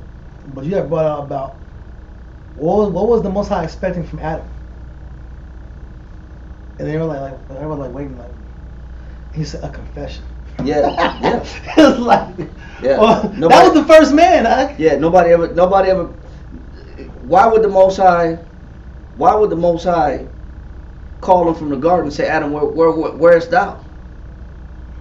I was calling you. He said, I'll hide in amongst the trees. It wasn't like the Most High didn't know where Adam was at. It wasn't like He didn't know, bro. Of course He knew what Adam was doing. He was just trying to see if Adam was going to be honest. Damn. I could just imagine if Adam was to confess, how things would have had changed. That's crazy you said that, bro. That's crazy, bro. Like how would it all have been changed? Because we know the Most High is merciful, but it's like how would, that's crazy, bro. You know, he didn't confess. He made excuses. And so Yeah. we got to look at ourselves, because this is what Hezekiah did. Hezekiah said, "Man, our fathers have abandoned the Most High, man. They stopped observing." The point's not what he would have done. It's the fact that we need. When you're in that situation, Yes. what are you going to do? What we gonna do? Yeah, what you going to do in that situation? Yeah. Yeah. Admit. Because when we're always in that situation, we always have an opportunity to see what is in my house that the Most High is not pleased with. But when I decide to do some searching, because a house is a tabernacle, which is both can represent your body, your spirit, or a physical house, or a house is a nation of people. True. But we got to look at it on an individual basis that Joshua is telling his people to do, and also we got to look at a nationalistic level. But Joshua said, listen, when you do clean yourself up, when you do pinpoint that accursed thing, the Most High can defend you. Go to Joshua 3 and 5 in that same point. Kind of. Joshua chapter 3 and verse 5. And Joshua said unto the people, sanctify yourselves, for tomorrow the Most High will do wonders among you. If you decide to clean up what's inside of you, and you decide to clean up what's inside of your house, he said the Most High will do what? Wonders among you. He said He'll do wonders among you. He'll do some wonders, man. He'll do some miracles with you. He'll do some unbelievable things with you. When you decide to clean house. When you decide to remove what's accursed from among you. We do spring cleaning because the commercials say Yeah. it's time for spring cleaning. Yeah, because it's on sale. Because Ajax is on sale. They got lemon scented Fabuloso. You know what I'm saying? We got 2 for $5. Yeah. We got 2 for $5. I might as well clean. There's a good deal going It's on. spring. Yes, yeah. I I got people coming over. Yeah, I got people. That's a major one right there. Yeah, I got people coming over. So let me clean up a little bit. But we don't consider when the Spirit says it though. Nah, not when the Spirit When the say do it. Spirit says it, it falls on deaf ears. That's how you know we're guilty. Because it's really who we listen to. I listen to, I'm being embarrassed. I listen to the commercial world. It's just everything's half off. Got the new Fabuloso smell. We got the new smell. Ocean Fabuloso. But we don't think about when the Spirit says, trying to clean up the routines in our house. Behaviors. Behaviors. Not the routines, I'm sorry. Behaviors in our marriages, in our interaction with our children, and where we allot our time. Where our time is allotted. Do I actually look at how my time might not be efficient? I have an inefficient and unjust allotment of time. 80% of my time goes over here. Most High gets like 5% of my time. on a daily basis, or 5% of my mental energy. We don't reassess where we allot energy and time. That opening up of the temple from Hezekiah, and doing that first, and when he became king, not situating himself, not making himself comfortable, but making sure that people have an avenue to serve the Most High, because he knew where his defense came from. He knew what the Most High wanted was them to clean up the temple. He knew it. And shown and proven to prove that that's what the Most High is waiting on, not just in the Old Testament, but he's waiting on it in the New Testament. All you got to do is go to 2 Timothy chapter 2. Start at verse 21. Go to 2 Timothy chapter 2, verse 21. It explains almost identical what Hezekiah is doing in the temple when he became king at 25 years old. Come. 2 Timothy chapter 2 and verse 21. If a man therefore purge himself. It said if a man does what? Purge himself. What does that mean? Cleans himself. A man cleans himself up. If a man decides to clean himself up, read on. From these he shall be a vessel unto honor, sanctified, and meet for the master's use. Now the Most High can use me. If a man purge himself, it's showing on an individual basis. If I purge myself in my behaviors on an individual basis, he says, then the Most High can use this man. Then he's ready to be used by the Most High. Then the Most High, like Joshua said, can work wonders with this man. I can work wonders with this woman, because she decided to what? Clean herself up. Because he decided to clean himself up. Now I can use him.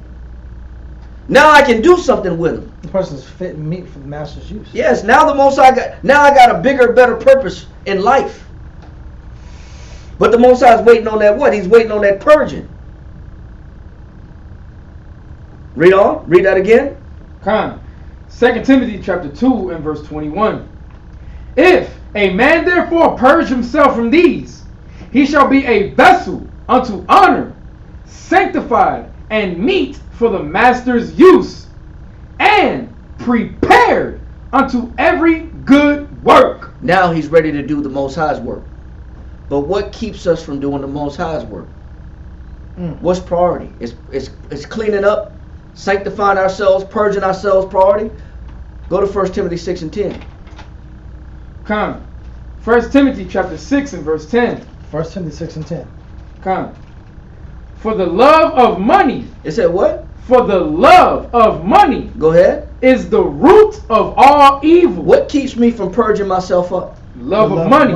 What keeps me from making the Most High priority? The love of money. What keeps me from sanctifying myself? The love of money. What keeps stealing my time away than making changes from within, giving the Most High what he expects? The love of money. What does it do? Is the root of all evil. Read on. Which, while some coveted after. He said, while some made that the focus. Oh, wow. That's the problem. It's the focus. It's the focus. The money. The money is the focus. That's what's wrong. That's what keeps our people from really digging deep from within themselves and cleaning themselves up. They're too busy focused on what? Money. They're too focused on money.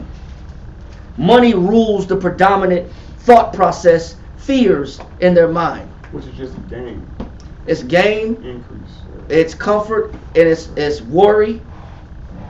It's stability. How I'm going to be taken care of.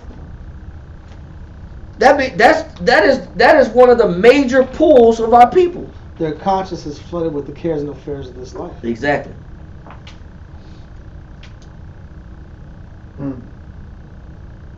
He said what? It says, which while some coveted after. While some is making that the focus, that's their number one desire. Read on. They have erred. They have what? Erred. They've gone astray from what? From the faith. The faith in the Most High is about purging. When you have faith in the Most High, it's about sanctification. It's about cleaning yourself up. inwardly as a man, individually as a vessel, and what's going on in your house, and what's going on in your society, what's going on in your nation. But all that matters. That's what matters now is the cleaning.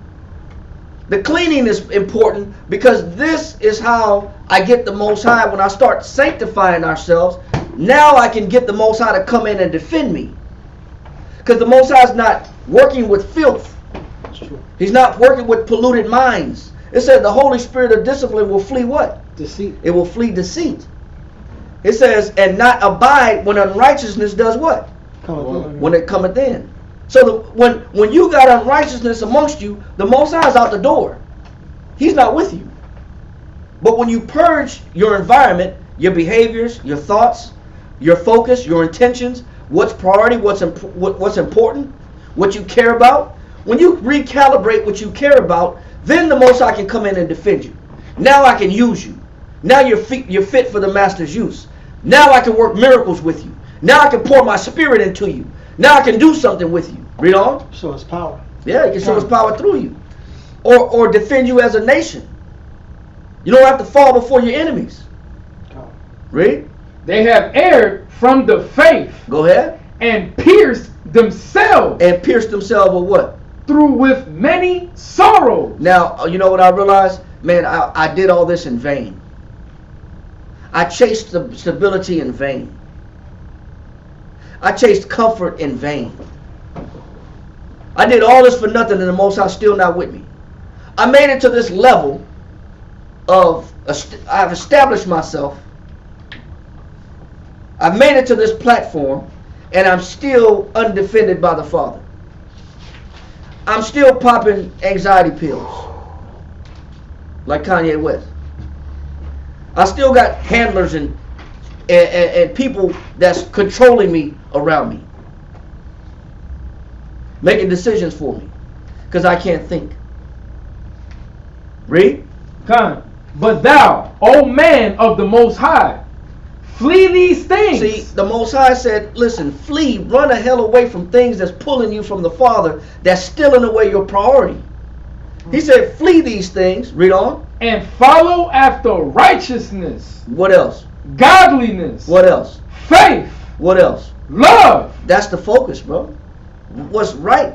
Righteousness is what's right to the Most High. Godliness is what's holy, what the Most High considers holy. Faith, love, make these my priorities.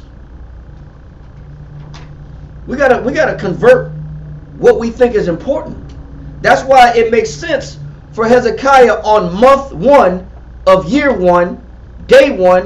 What did he make priority? Follow after righteousness. Man, I'm opening up this temple. We're getting these sacrifices going. We're getting these prayers going. We're getting these animals slayed on this altar. We're getting this blood going. Now. Right now. We're getting these doors open. Yesterday. We're getting atonements made. We're getting sins forgiven. We're edifying the people on the Sabbath. We're reinstituting the Sabbath. The Sabbath is important now. All these things are priority now. Yes, sir. It's almost like he, when he came into quote unquote office, it's like he made these preparations before he established it and got into the office.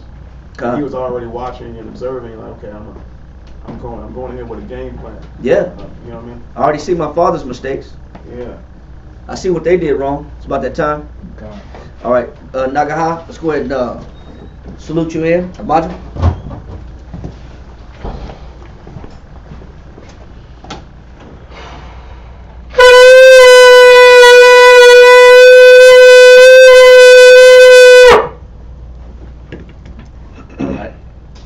Nagaha, Shah Shabbatah, Ban Shemai Wan, Ban Yasha Allah. Nagaha, Shah Shabbatah, Ban Shemai Wan, Ban Yasha Allah, Amaju, Barak, Yahweh Hashem Yahweh Shabbatah. Yahweh Hashem Yahweh Shah, Barakatham. Yajabata. Are you shopping? All right, so now we understand how Hezekiah was moving, man. Hezekiah was moving with speed, man. He was moving with alacrity, quickness, with intention and purpose to make the Most High priority. Now we understand how he was moving. And I want to just finish that point about how that's critical, how the Most High is expecting us to make him priority so he can step in and help. Haggai chapter 2 and verse 13. Read that.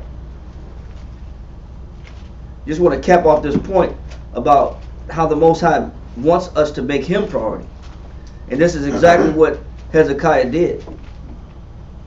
Haggai chapter 2, verse 13. Is it 13?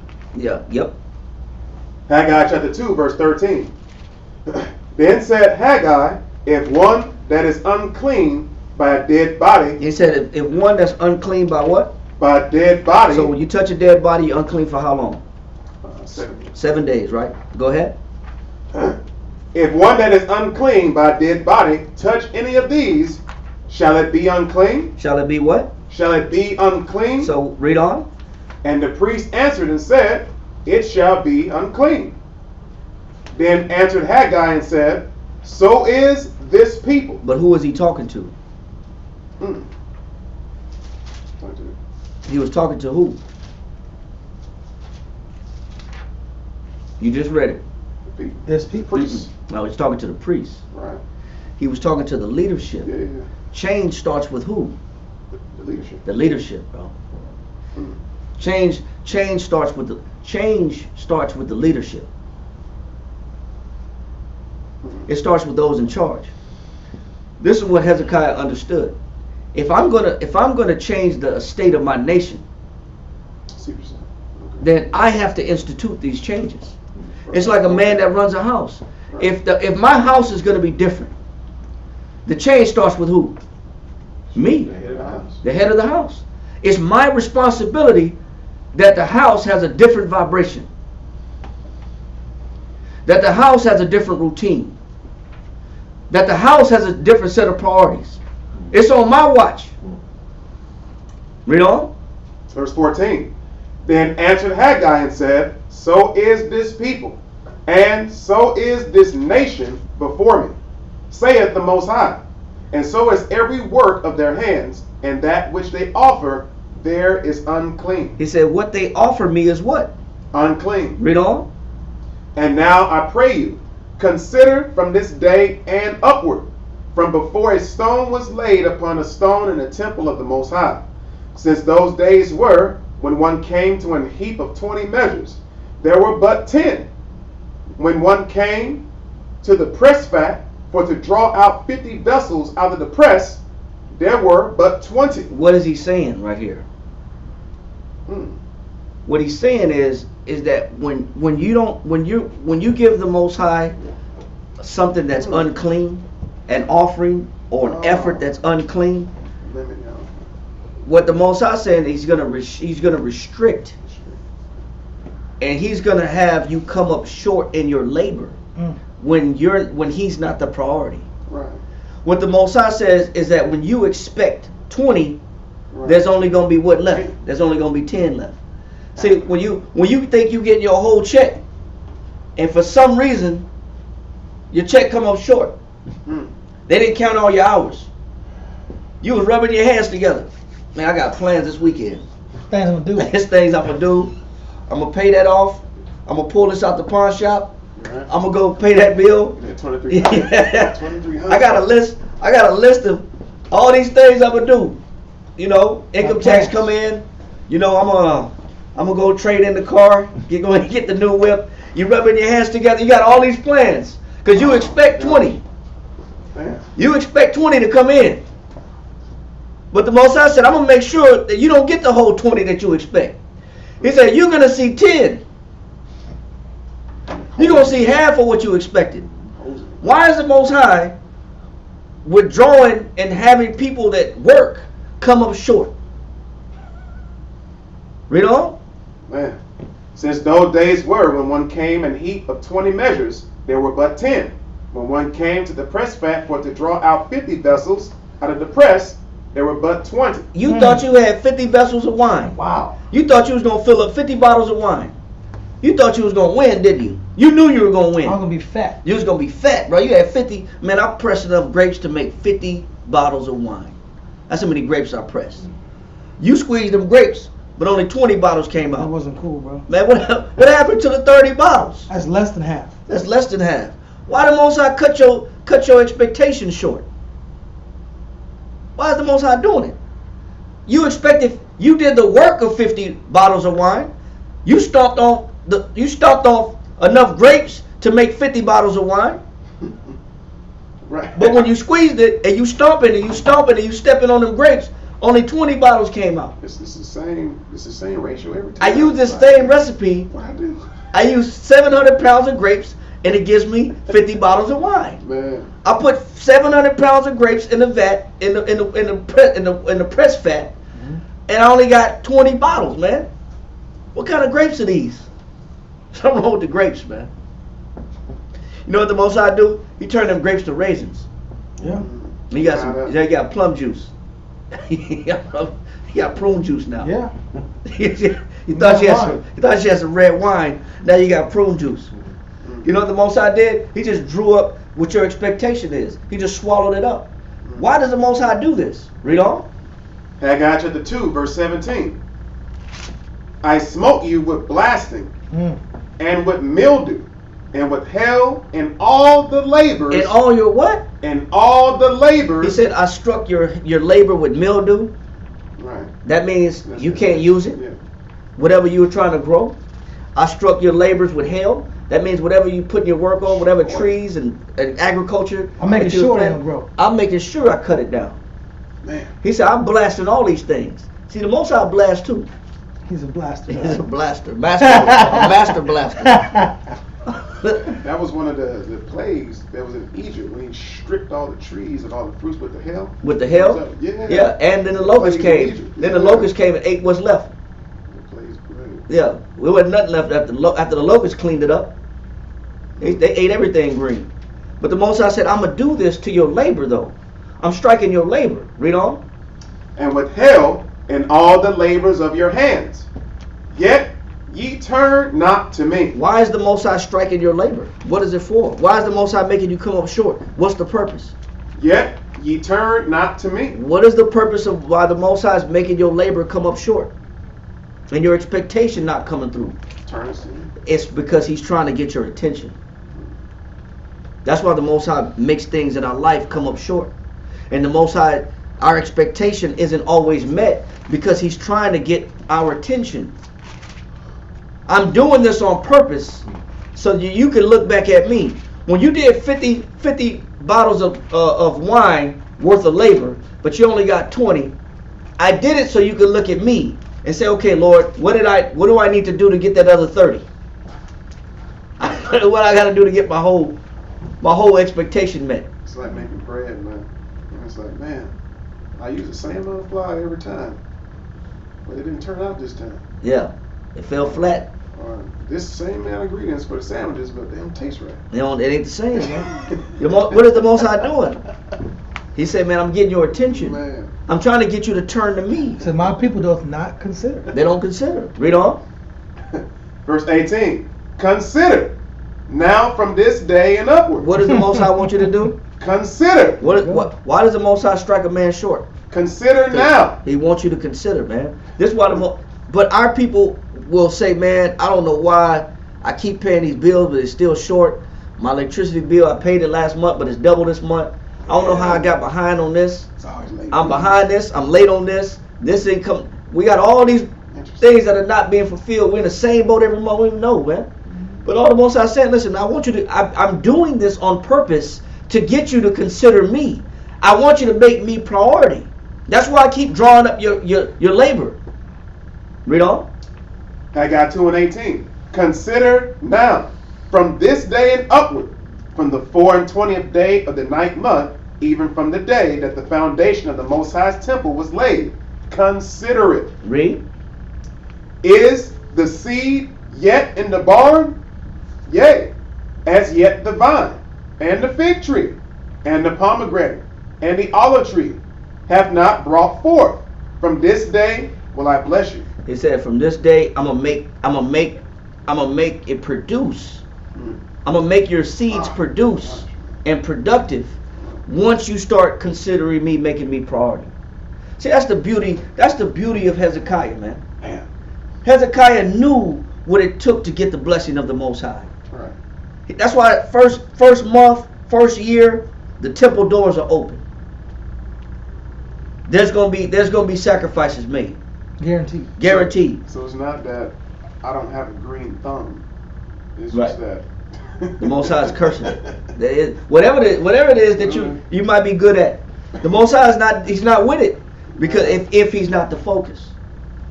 See, this is what made Hezekiah wonderful, bro. It's the fact that he established the worship of the Most High as priority. That's number one, and that's what the Most High is pleased with. We could all take a page out of Hezekiah. 2 Chronicles 29. I'm sorry, 29. You want 8 again or you want Verse 8. 2 Chronicles chapter 29, verse 8. Wherefore the wrath of the Most High was upon Judah and Jerusalem, and he hath delivered them to trouble, to astonishment, and to hissing, as ye see with your eyes.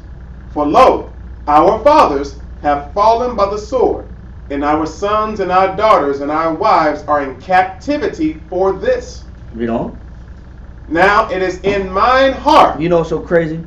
Man. They knew why they was in slavery. They knew why they were conquered by an oppressor. They knew why they had a slave master. But Israel don't what?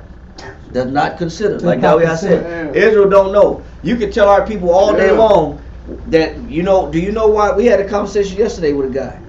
You know what he said? The Asherite from Peru? Mm-hmm. He said, y'all black people is lazy, man. He did, man. He did. He said, y'all black people is lazy. He says, y'all knock each other down, y'all tear each other down, y'all destroy each other.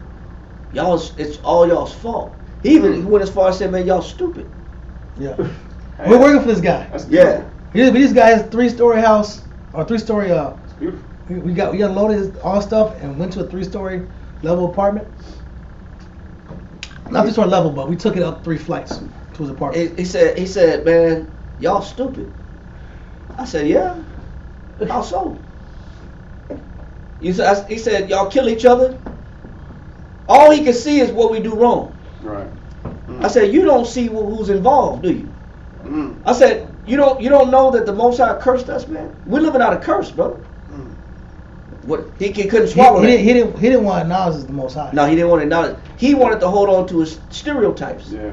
Y'all lazy. Y'all kill each other. Y'all destroy each other. I said, no, brother. This is from the Father. Yeah, twisted out. Yeah. He basically he said it without saying, and he said it. He said we sold ourselves into slavery. Yeah. He said y'all sold yourself. And we like then we had to we had to blow him up. The conversation We changed. had to blow him up. It changed real quick. In his house too. In his house. Yeah, blew up in his house and looked stupid. And then he said, I got some more learning to do. Yeah. That's what he said. Yeah. I got some more learning to do. Because he lived in Africa. Key point. He lived in 5 countries in Africa. Yeah. And so But he see them. In his mind, I seen Africans. Right. Over here, I see American blacks. Right. Y'all lazy. Y'all kill each other. Y'all this. Y'all that. Y'all stupid. But he said, I've been around. I've traveled the world. But there's something wrong with y'all. But he couldn't quantify what's wrong with them. He couldn't because he has no biblical foundation to understand what the Most High is doing with the children of Israel. Then we switched the conversation to Peru and the Spanish conquest to Peru. Then he said, man, I admit it. Yes, the Spaniards were devils. Why? Because you're one of the children of Israel too. But you don't even know why your people got conquered. But the Battle of Cusco popped up. Yeah, Battle of Cusco, Machu Picchu. But that's where he was from. Matter of fact, he was from Cusco. But they knew historically why they were getting destroyed by their enemies and why they were getting put in slavery. Why they got conquered. We don't even know. They knew. They knew though. Wow. But our people don't think about how it is that we got in this situation. Well, we got to serve our enemies for water, for thirst. Why is our enemies controlling the water bill? And could cut it off. Now they got the little electronic monitor they just installed on the water. That's the curse, bro. They don't even got to send a guy out to cut the water off no more. Electricity. Yeah, they got a meter, electric meter that can shut your water off from the office. Matter of fact, I saw this morning in Houston, Texas, they say 20% of the water meters are defective because they're blaming on the company the third party company. It's always the third party. Third party right? company. It said because these bills are going from like 5% off to 20% off, which is these meters are off from 50 to 200, 300 bucks. The water bill, the water bill is always defective and confusing and inaccurate from $50 to $200 to $300. That's a big swing. How come it's not $50 cheaper or $200 to $300? It's never that. Yeah, it's never defective on the downside. Yeah, but it's always defective when it comes to the increase. Exactly. I'm sorry. But it's the third party company. But it's a third party. And they're saying it's due to these defective. Because people are actually people are reading their own meters now. People are going on me like, Right. no. Well, No. I didn't take pictures of it. I didn't use that much water, man. People are doing that now. No. Yeah. But they're saying it's not our fault. The guys are coming to the house and looking at these electric meters and electric meters are lying, pretty much. Right. But it's always to their benefit. That's another aspect is hell. But that's a curse. That's a Right. curse. But we don't consider how we got to pay our enemies for water. Water's supposed to be free from the Most High. Mm. We got to pay our enemies for electricity, heat, gas. We got to pay our enemies for any form of living, food, agriculture, marriage. You can't get married without going to enemy. You can't get nothing done without. You can't get a divorce without getting a divorce. It's crazy as too. These are two more current examples. Law in Florida, if a man's baby comes home, if he was married on paper, and your wife comes home and the baby's, she's pregnant, the baby's not yours, because you married her, you gotta pay child support, G. On a baby that's not yours? Yeah, that's in Florida. That's a law. If your rib comes pregnant, and you're all married on paper, she comes back, baby comes out Chinese or anything, baby comes out green, you gotta pay child support for that baby. That's the law. That's under the laws of our masters. Mm-hmm. Even our grandparents. There's a lady, I forgot what city it is. It might be here. I hope it's not here. But I think it's San Antonio. The lady, they were working on the water, and they didn't fix the water meters, the water. So the lady has gone without water in her house for like 3 years, bro. And it took a dude that was doing service. He's like, man, this lady, why she have these trash cans? She has trash cans outside of her house collecting rainwater. He sees her go out with pots, and she'll take the pots in the house and cook and clean with pots of water. And she found out this lady has not had water for 3 years. She's complained, but she's on a fixed income. And it's $1,000 to fix the problem. It's the city's fault though. Yeah. But she gotta go to war to get this fixed, and she's an older lady, bro. So she pretty much she's gone 3 years catching rainwater in trash cans, so she can take care of her bath and her food. You know, so crazy. They installed a defective meter on my spot, and the water was leaking, and I was wondering why the bill was high. And I went out to the yard, because you know the city will say, well, if it's on this side of the meter, facing the street, this is the city's problem. Yeah. If it's on this side of the meter, facing your house, it's your problem. Yeah. So I went outside. It was leaking on the new meter, the electronic meter on this side. Okay. So I'm taking pictures of the leak, the drip. I videotaped it, camera, made the phone call. They said we got to send somebody out to prove it. And then they took a long time to prove it. Then they said, well, we're only going to reimburse maybe like a portion of the bill. See that?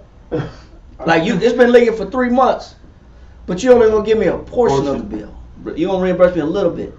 But I'm showing you this drip, this constant flow. On your side. On your side. The street is now wet. Water's coming out the ground on the street, but you're only going to reimburse a portion. But when it's my side, you want all the money back. No. Exactly. You want all the money, dollar for dollar, drop for drop. You want it. That's what they say. But the point is this: we know they knew why they were in captivity. Our people don't put two and two together and say, damn, why is everything being controlled by people over us, and we're not allowed to think or do or live for ourselves? Can I share one? What you got? I just wanted to share this one. It's even when the form of when we think we find success, because you can say I bought a home, so that's a sign of comfort. and success, and then that makes this place not so bad, right? I can call this my own. But these hidden interest rates, like you pay the initial interest rate, but behind it is a LVT, a loan to value ratio. When you look at it, they charge you at least 90 to 95% of the value of the loan and interest to ensure that they get that money back within a year to 2 years time frame, the value of the loan in its entirety. They don't talk about that. Man, you don't even start knocking off principal. You don't even start paying principal down. Right. Until maybe year 20. That's what I'm and saying. Then you start touching the principal. But if it was based on the actual interest rate that you bought the home with, you could pay that home off in like 5 to 10 years. Right. But they don't talk to you about this LVT. It's all this devilish in the details and it's hidden costs and interest. Like or the fact that they got you. Yeah. Because they said, okay, it's fair time. Zero taxes, zero city taxes. Let's say he pays it all, but you still got to pay taxes your whole life. So you really own it? Yeah, you don't own it. Because, and also, when the taxes are generated based off the national economy. But people think they doing something. I got the house. So if your area has got a surge of new people moving in, then they say, okay, well, your house is worth more now. So they got an appraisal guy that's gonna drive by. Yep. He ain't living inside your house. He don't know that you barely got lunch meat and cheese and sandwich meat in the damn refrigerator. But he just gonna say, man, that house is doubled in value. So we're gonna double you in taxes. You don't know how you living though. You're not making double the money. Yeah, something else. You know what I'm saying? But he's gonna double them taxes. Hell, bro. Taxes going up 2,000%, 4,000% increase in taxes. 4,000% in taxes. In San Antonio alone, most homes have gone up 2,000 to 4,000% in taxes in the last 4 years. Yeah. Like brothers and sisters retire, now they're in fixed income. They're on a fixed income. They can't afford taxes. The house paid off, but the damn tax is a house note. That's not counting. They're still scared. If you don't pay taxes, man, I'm gonna be without a house. They dinner can't get sick. Yeah. That's a bill too. Hell, man. So you thought you won, but this is what happens. They knew why they were in the condition that they're in. Our people today don't know. We don't get it, and that's why he said, read that again, 29, verse 9. 2 Chronicles chapter 29, verse 9. For lo, our fathers have fallen by the sword. He said, our fathers fell by the what? By the sword. Go ahead. And our sons and our daughters and our wives are in captivity for this. He said, we strayed away from following the Most High. Baruch say the same thing in chapter 4. Go to Baruch chapter 4. I believe it's verse 5. Verse 6. Yeah. Baruch chapter 4, verse 6. Ye were sold to the nations, not for your destruction, Go ahead. but because ye moved the Most High to wrath. Because you made the Most High angry. Angry, bro. Angry, bro. You made the Most High angry. So therefore, you got to serve your enemies. Our people don't consider that. Read on. But because ye moved the Most High to wrath, ye were delivered unto the enemies. Read on. For ye provoked him that made you by sacrificing unto devils. Because we sacrifice to who? To devils. Read on.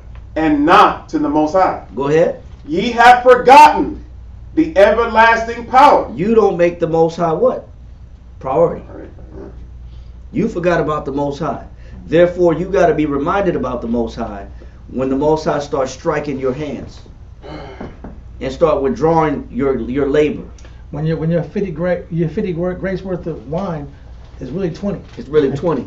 Then he did it so that you can consider. Read on. Ye have forgotten the everlasting power that brought you up, and ye have grieved Jerusalem that nursed you. It said, man, you make the Most High look bad. You make Jerusalem look bad. We make the Most High look bad, bro. So the Most High said, I got to put you in a situation. So now we understand. See, Hezekiah knows how to get the Most High's favor, and he knows why his people are in the condition that they're in. So he made a stand. Read verse 10 in Second Chronicles. 2 Chronicles chapter 29, verse 10. Now it is in mine heart. He said, now it is in my what? Mine heart. When I see the condition of my nation, when our people don't even know why the situation they in is as bad as it is, while on the outside looking in, y'all lazy, y'all stupid, y'all tear each other down, all those things are true. But it's bigger than all that. It's bigger than that. You have to attribute, somebody got to be able to see the, step back and see the grand scale and see, man, we're not right with our maker. We're not right with our creator. The problem starts with our relationship with the Father. That's where all of our problems start as a nation of people. We're disconnected from the Most High. So when Hezekiah saw this, he did what? Now, it is in mine heart to make a covenant with the Lord power of Israel. Go ahead. That his fierce wrath may turn away from us. So that's what our job is today. Our job is to reestablish that covenant with the Most High. Go back and renew the contract that we had from the beginning of keeping his commandments. We got to reestablish our connection with the Father. Somebody has to have the presence of mind to say, we got to reconnect with our Maker. And that's what Hezekiah said. I'm going to put it on myself to make sure that the doors and the temples are open, that the sacrifices to the Most High are made, that the prayers are made. That's what made Hezekiah different. He knew it wasn't going to change until somebody had to go back and initiate it. Nothing was going to change until somebody initiated it. That same calling is not just in Hezekiah. That calling is in each and every one of us. Because we see the estate of our nation. We see the estate of our people. Read. Verse 11. My sons, be not now negligent. Get that definition of negligent. Get that definition of negligent.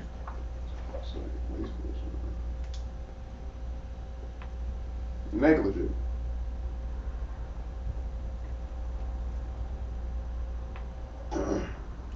Neglect. To omit by carelessness or design. To omit, right? To omit. To omit, right? To forbear to do. To forbear to do by what? Carelessness. Man, that means that, man, our people, how we look at the Most High like we'll call them when we need them on a last resort basis. Man, we're careless when it comes to our relationship with the Father. We don't really care about it. We don't have a lot of concern about the value of our connection with the Most High. Hezekiah did. He said we don't care about our relationship with the Father. What else you got? It says to omit, to receive or embrace. Man. To slight. That means I really don't think it's that important. My commitment to the Father is not that important. Are you kidding me? That's what's wrong with our people as a whole. We don't value our relationship with the Father. That's crazy. That one's pretty good. Two more are good. Oh, you got that. It says not to notice. Man. To forbear to treat with attention or respect. Oh my goodness, man. That's how we look at the Most High? Then the fourth one's crazy too. So another one here too. It says to postpone. Oh man, I put the Most High off, bro. I see you better. I like that better, bro. To postpone. That means I'll deal with the Most High at a later date. Oh really? What you got? Habitually careless. Man. That means I make it a habit to postpone my relationship with the Most High. That's crazy, bro. Put the Most High off like he ain't gonna count it against us. Yeah. Until it's time to get some wine. Yeah, till the wine come up short. Oh my goodness, woo, man. The Most High is like a fire extinguisher. God. And then when we pull it and it's a fire, ain't nothing in the fire extinguisher, and we wonder why. Or should you get out of jail free card? Yeah. Most High ain't defending you. He gonna let it burn. Wow. Let it burn out. You gonna let it burn out. Cause you know what? You thought you postponed me. You put me last on the back burner. But when you're in trouble now, you want to call me and I'm supposed to defend you against your enemies? Where's God? Yeah, where's God at? No, it don't work like that. God love him, not love me. Yep. It says, my sons, be what? Verse 11. 2 Chronicles chapter 29, verse 11. My sons, be not now negligent, for the Most High have chosen you. He says, the Most High have chosen you. Read on. To stand before Him. Go ahead. To serve Him. Man, the Most High, He's telling you, listen, you've been chosen to serve the Most High. You've been selected to serve the Most High. You've been picked to serve the Most High. You've been chosen to restore the relationship between the Most High and His nation of people. And your sacrifices help bridge that gap. Your commitment bridges the gap. Read on. And that ye should minister unto Him and burn incense. Oh my goodness, man. And we know what those incense represent, right? When you go to Prayers. yeah, that represents prayers, bro. Revelation chapter 5. Let me see where it is. Sweet incense. Yep. I know it's Revelation chapter 5. I'm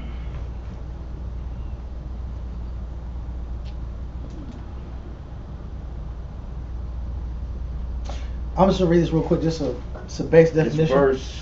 Yeah, go ahead. Incense. It's the Holman Bible Dictionary. It's basic. A mixture of aromatic spices prepared to be burned in connection with the offering of sacrifices. Read it again. Incense. A mixture of aromatic spices prepared to be burned in connection with the offering of sacrifices. Break it down. And the key point will be prepared. In the gathering process, you're gathering spices, you're drying them up, and you're preparing them just to burn, to show honor. So the key idea is preparing. If I'm going to show the Most High I love Him, I got to be in the spirit of preparation. Yeah, verse 8. Why does the Most High care? A negligent man does not prepare himself towards the service of the Most High. I'll prepare my house, I'll prepare my body, I'll prepare my men, and I'll prepare myself. The incense represents, yes, it represents prayer, but also what does it take to create that incense? It takes the spirit of, I'm going to take conscientious effort. Yeah, in advance. In advance. We are reactionary with the Father. Oh, this popped up. Oh, Yahweh Shem Yahushai, Barakatah, Most High, please come. Oh, you're in the spirit of, we have this knee-jerk reaction mindset. If the bills will come through, let's pray to God.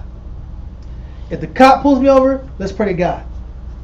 When the spirit of incense, the mentality of incense, or the concept of incense is, I'm praying, but when a man's supposed to be praying, he's supposed to be preparing himself. When you read about prayer, you ought to read about preparing first. Preparing your mind, preparing your home, preparing your spirit. You don't just show up to the Most High any kind of way. Yes, That's sir. what it says in Proverbs 1:25 that He laughs at our calamity. Mm-hmm. Yeah. We don't seek His own counsel. That's perfect. That's a perfect scripture, because He does. Because he laughs when we fail and we're on our last leg, because we should have been listening the whole time. He's been speaking to us the whole time. He had an expectation from us the whole time. And then when finally we ignore it all, we bypass the Most High, He said, you have set at naught all my counsels. You didn't think it was that important. And then when you fall, He said, all I'm going to do is laugh at you. Because I've been trying to reach out to you and talk to you the whole time. I've been trying to make this connection with you the whole time. Right here, Luke 12:47. It says right here, it says, and that servant which knew his Lord's will and prepared not himself, neither did according to his will, shall be beaten with many stripes. So we're living that dynamic. We don't have incense now. We're not sitting here throwing up lambs and sheep. I get it. You know, we're not really burning that much incense. But the spirit of it should be done. Yeah. We're not in the Old Testament times, I get it. But we're in Luke. And so that servant, we are the servant. We were called to be servants. We're chosen, selected to be servants. That servant who did what? It said who knew his Lord's will. We know because we're Israelites. Now, something was going on earlier that we didn't know. The tragedy was we didn't know who we were. Yeah, we didn't know. But in this day and age, we're learning now who we are. We're learning who we are. But those who are Israelites, those who do know the scriptures, he said when the Most High gives judgment, it's going to start in the house of the Lord. Why? Because we knew. The house of the Lord represents people that know. We knew our master's will, right? That servant which knew his master's will and did not prepare himself to do. Do is action. Mm-hmm. So I didn't prepare myself. I had to take conscience of the Father, and I didn't put in the physical effort and the tangible effort and the physical, mental, and spiritual effort to do according to His will. I mean, it's His standard, not my standard. We keep doing things according to our own personal standard and wonder why the Most High don't honor it. The Most High does not honor your personal standard. He honors you reaching His standard. Right? It says, shall be the consequences, shall be beaten with many stripes. I gotta take a lot of L's. I take L's because I didn't prepare myself, I didn't go to action, and I didn't prepare my efforts on the scale of what's the Most High's measurement for me as an individual. So, if we're gonna burn incense to the Most High, it means you gotta be in the consciousness of the mindset of preparation and taking action for His pleasure, for the purpose of His pleasure. His pleasure comes first, and remember, prayer is about having a consciousness towards the Most High. That's what prayer represents. Prayer represents having a conscience towards the Father. So the point I'm trying to establish is, listen, if we're going to burn incense and we're going to be holy and spiritual and we're going to have this ceremonial mindset, I'm all for it, bro. But on a daily basis, am I conscious towards the Father? Am I preparing myself to the Most High? Am I taking action and scratching things off my checklist for the Father and making sure He measures it, He's pleased with the efforts? That way I can't say, oh, the Most High didn't come through. Mm-hmm. It was Him. Why? I don't want to go to church. I don't read the Bible. I don't want to study. I don't want to have charity. I don't want to forgive people around me. Yep. That's true. You gotta. That's a good scripture, Naga. You can pull that. That's good. Okay. Psalms 141 verse 2. Let my prayer be set forth before thee as incense, and the lifting up of my hands as the evening sacrifice. He said, let my prayers and my praise be constituted as what? Incense and sacrifice. It says that's what the incense represents. Is he said, let it be before you as what? Incense. So let it reach you in your position. What he's asking for is that the Most High take notice from where He sits and where He dwells, that we have an ability to make contact with the Most High at that level. That let these efforts reach you to that height where you sit. Let it stand before you in your dwelling place. So that means that let my work go a long way. And that's why he said in Revelation 5 and 8 says what? Same thing, says the same thing. Revelation chapter 5 verse 8. And when he had taken the book, the 4 beasts and 24 elders fell down before the Lamb, having every one of them harps and golden vials full of odors, which are the prayers of saints. So guess where the prayers go? Guess where your prayers could reach? Golden vials. It could reach the Most High in his dwelling place. It was just thrown.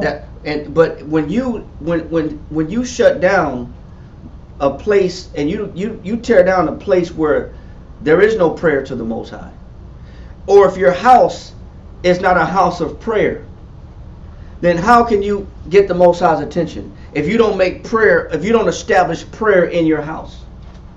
Because a lot of our people say, man, I know I don't pray enough. How many of our people say that? All the time. My prayer game is not that strong. My prayer game is kind of weak. I only pray to the Most High when I need Him. Don't you know that you have the ability for your prayers to reach the Most High? Where He quantifies it as a sacrifice? Or he can smell it as an odor? So he's showing you that if Hezekiah knew he had to reestablish the burning of the incense, because he knew that was another way to reach the Most High. There's so much to learn from Hezekiah, man. Because we can implement that same level of discipline, that same level of piety within our own houses, in our own homes. which we should. We should be making our house a house of prayer. And let that be the example amongst the children and the family members and the wives. Read that again, and now let that go and go back to 2 Chronicles. 11 again? Or you Let me see. 11. Yeah, 11. Yep. 2 Chronicles chapter 29, verse 11.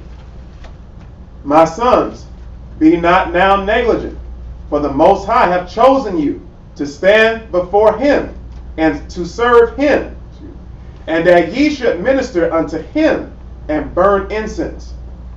Then the Levites arose, Mahath, the son of Amasai, and Joel, the son of Azariah, of the sons of the Kohathites, and of the sons of Merari, Kish, the son of Abdi, and Azariah, the son of Jahaliel, and of the Gershonites, Joah, the son of Zimmah, and Eden, the son of Joah, and of the sons of Elzaphon, Shimri, and Jael, and of the sons of Asaph, Zechariah, and Mattaniah, and of the sons of Haman, Jehael, and Shemaiah, and of the sons of Jeduthun, and Shemaiah, and Uzziel. And they gathered their brethren, and sanctified themselves, and came, according to the commandment of the king, by the words of the Most High, to cleanse the house of the Most High. And so Hezekiah reestablished the Levitical priesthood, even though he didn't have all the Kohathites present. Out of those 14 Levites, only 6 of them were Kohathites. So they were the ones. It was only 6 of them that could actually do the sacrifices. So he was still short on manpower in the Levitical priesthood, but it didn't matter if he was short. What was the point? That he reestablished it. It didn't matter that he didn't have all the materials and all the bodies present in order to make this grand reception to the Most High. Sometimes you don't have all the pieces together in the right place to serve the Most High, but the Most High ain't looking at that. What is he looking at? He's looking at the effort. We know that in 2 Corinthians chapter 8. He says what? 2 Corinthians, it might be 1 Corinthians chapter 8, but let me get it. If not, then it's 2 Corinthians.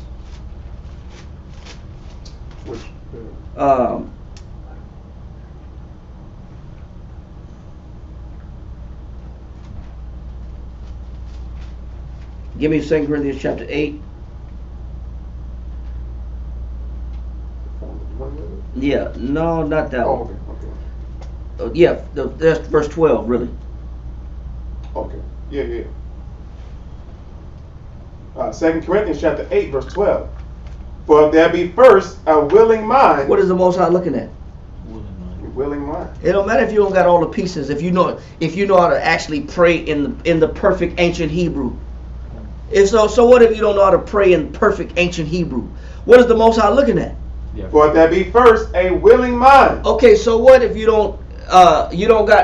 can't afford to put fringes on all your garments in the closet? But the Most High is looking at what? For there be first a willing mind. Even if you don't have all the material, that's not important. What the Most High is looking at is, do you have a what? A willing mind. Is it in your mind to do it? And I gotta get this other verse too, because I believe it also is in Corinthians as well. And I don't know why I didn't. I don't know why I didn't think about this. So hold on one second.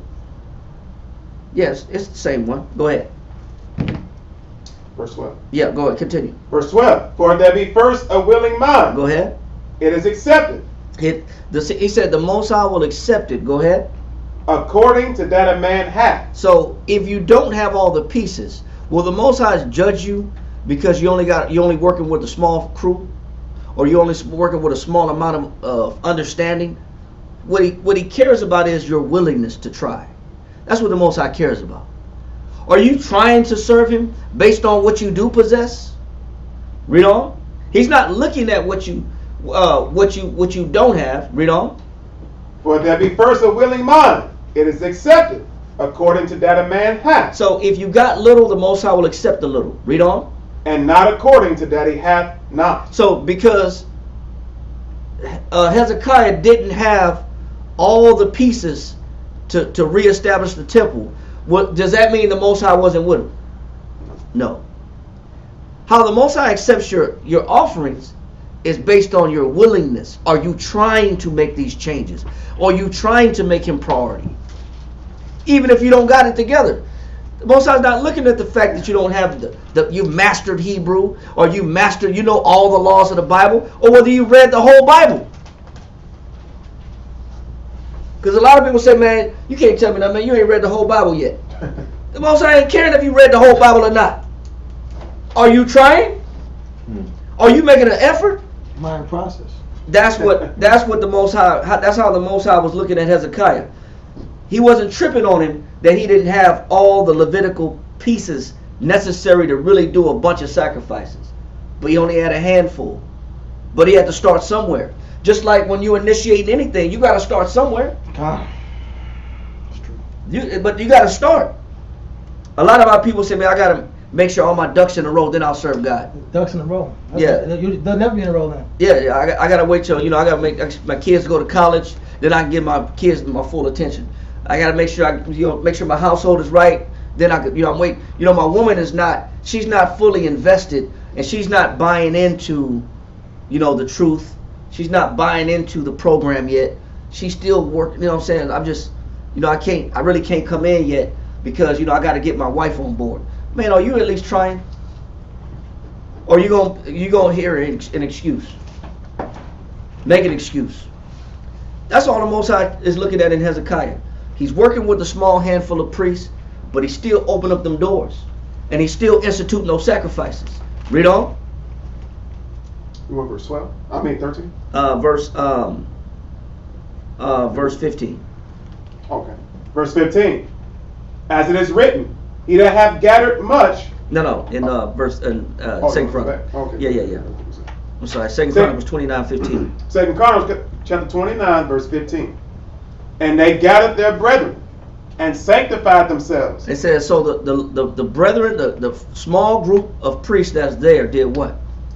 Sanctified themselves. So the priests had to clean themselves up first. The leaders have to clean themselves up first. Before you start expecting any change from anybody else and start putting, demands on anybody, you got to clean up who? Yourself. You got to clean up yourself first.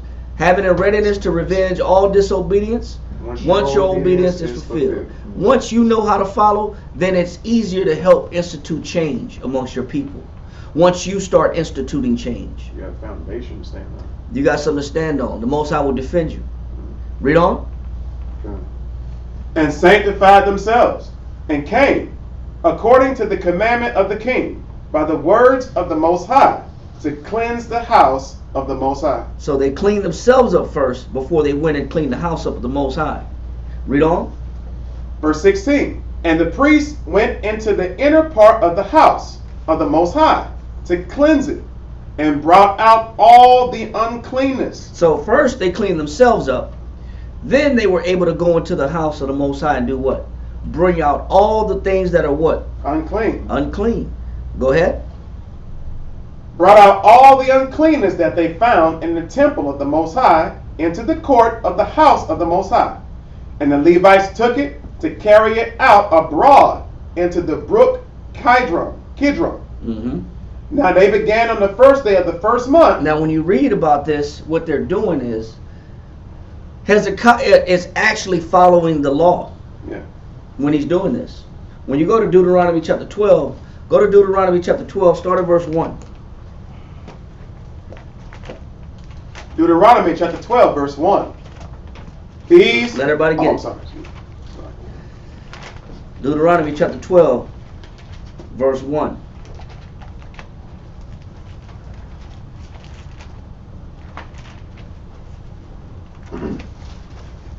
Deuteronomy chapter 12, verse 1.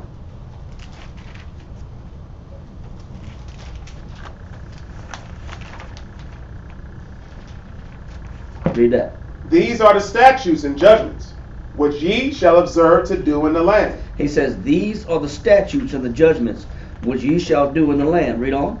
Which the most high power of thy fathers giveth thee to possess it, all the days that ye live upon the earth. Ye shall utterly destroy all the places wherein the nations which ye shall possess serve their gods. What are you supposed to do with those places? Destroy all the places wherein the nations which ye shall possess serve their gods. So, you know, when you're reestablishing something with the Most High, you may have Cheech and Chong posters on your wall. But who's Cheech and Chong? They're famous for who? Call him up. Yeah, Cheech and Chong is famous for smoking. But you might have looked up to that. You may have, you know, idols that's up on your walls.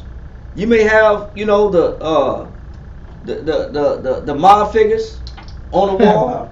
Yeah, mob figures on the wall, because that's who you looked up before. But when you're instituting change, bro, and you're trying to get the Most High to acknowledge what you're doing, man, you got to go clean house and tear all that down. Gotta go. Even the bong, the water bong. Yeah. Gotta go. The hookah. The hookah, because that represents what? Man, I paid $500 for that hookah. It's my conversation piece. Yeah, that's you know, they don't even make that no more. You know, that has, you know, some gold. It's gold plated foil at the top. They don't even got those. Or I paid $300 for the e-cigarette. You know, with the battery with the new rechargeable battery. I don't smoke no more, but yeah, it's worth something. But I keep it on my dresser, but I don't smoke it. But what is that a reminder of? That's a reminder of them gods that you once served. So that gotta go. I got a clean house, man. I got any imagery that represents something negative that's not the Most High, that has to get torn down out of my house. You had the Brooke Shields edition of the Playboy magazine. You had the 1977 Playboy edition. Whatever the hell you had at the house. That's a collector's item now. Yeah. You gotta throw it away, because all that's not the Most High. And a lot of us have these sentimental attachments to items that we once valued in the house that don't represent the Most High. They represent the world. But the Most High said, listen, as a law, when you're cleaning house, you got to go in and look at everything that's not the Most High, that represents some imagery, whether it be some music, all the DVD collection. A lot of that's violence, murder, horror, bloodshed. And you got to ask yourself, is this really about the Most High?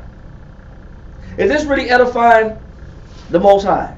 To purify my crib. Is it purifying my household?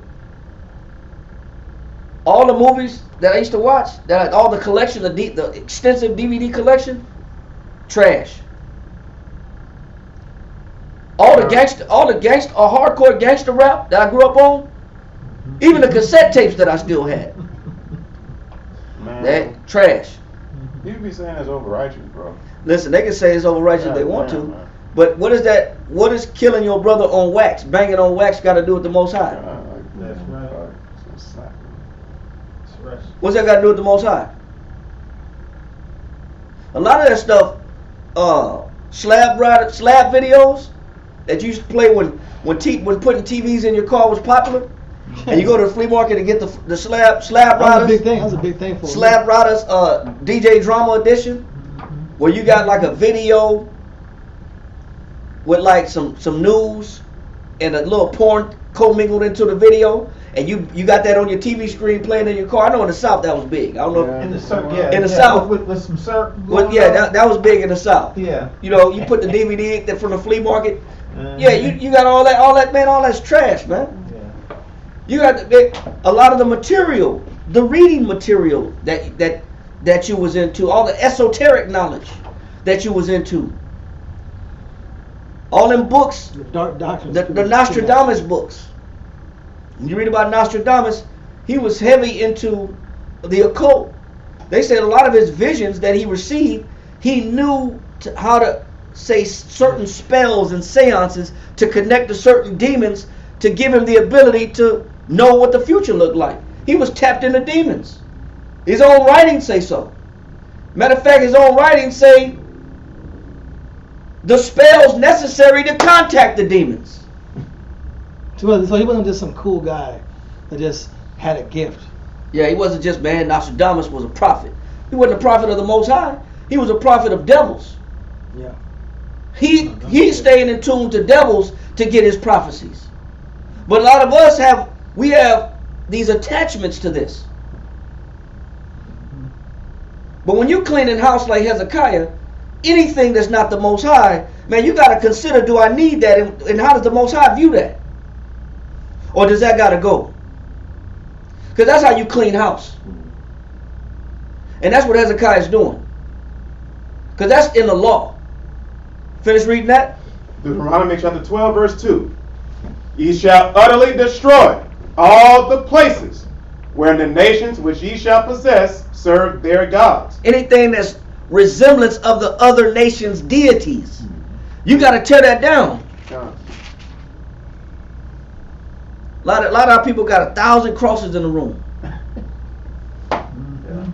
We got 1,000 crosses, 1,000 rosary beads, 1,000 pictures of St. Mary, 1,000 pictures of Christ on the wall, 1,000 pictures of Malcolm X, Martin Luther King, all these figures. You know, John Kennedy. I'm into cars, so I had a 57 picture frame, big old picture frame.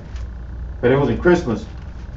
As soon as I found out, follow not the way of the heathen, Took that damn picture off your wall. threw it in the dumpster. Worship of cars. My wife was like, you taking it down? Yeah, I can't have none of this crap. Yeah, you cleaning house. Yeah. You cleaning the house, man. Yeah. Yeah. Big old. Or even the, remember when I had over the fireplace? or what's that Low Riders magazine with the Yeah. You know, Yeah, all that's crap. the bunnies on the bunnies on the car. all the mags, all that got to come down, man. Marilyn Monroe by some. Yeah, all that's got to I come had down. a picture of Marilyn Monroe. All that got to come down. Betty Boop, whatever it is. All that got to come down, man. You know what I'm saying? Because we glorify those things. Yeah. But this is who the heathen serve. You be saying that, Alec, but It's just the difference is when you impute it on other people. Yeah. You gotta do it yourself. Israel want to do. Israel, and there's a prophet like that. There's a prophet. I could be wrong. Maybe it's Josiah. He went to war with the Sodomites. He went to war with the Sodomites. He shut all the houses down. But the Most High told him to make a certain change. He said, So he was righteous.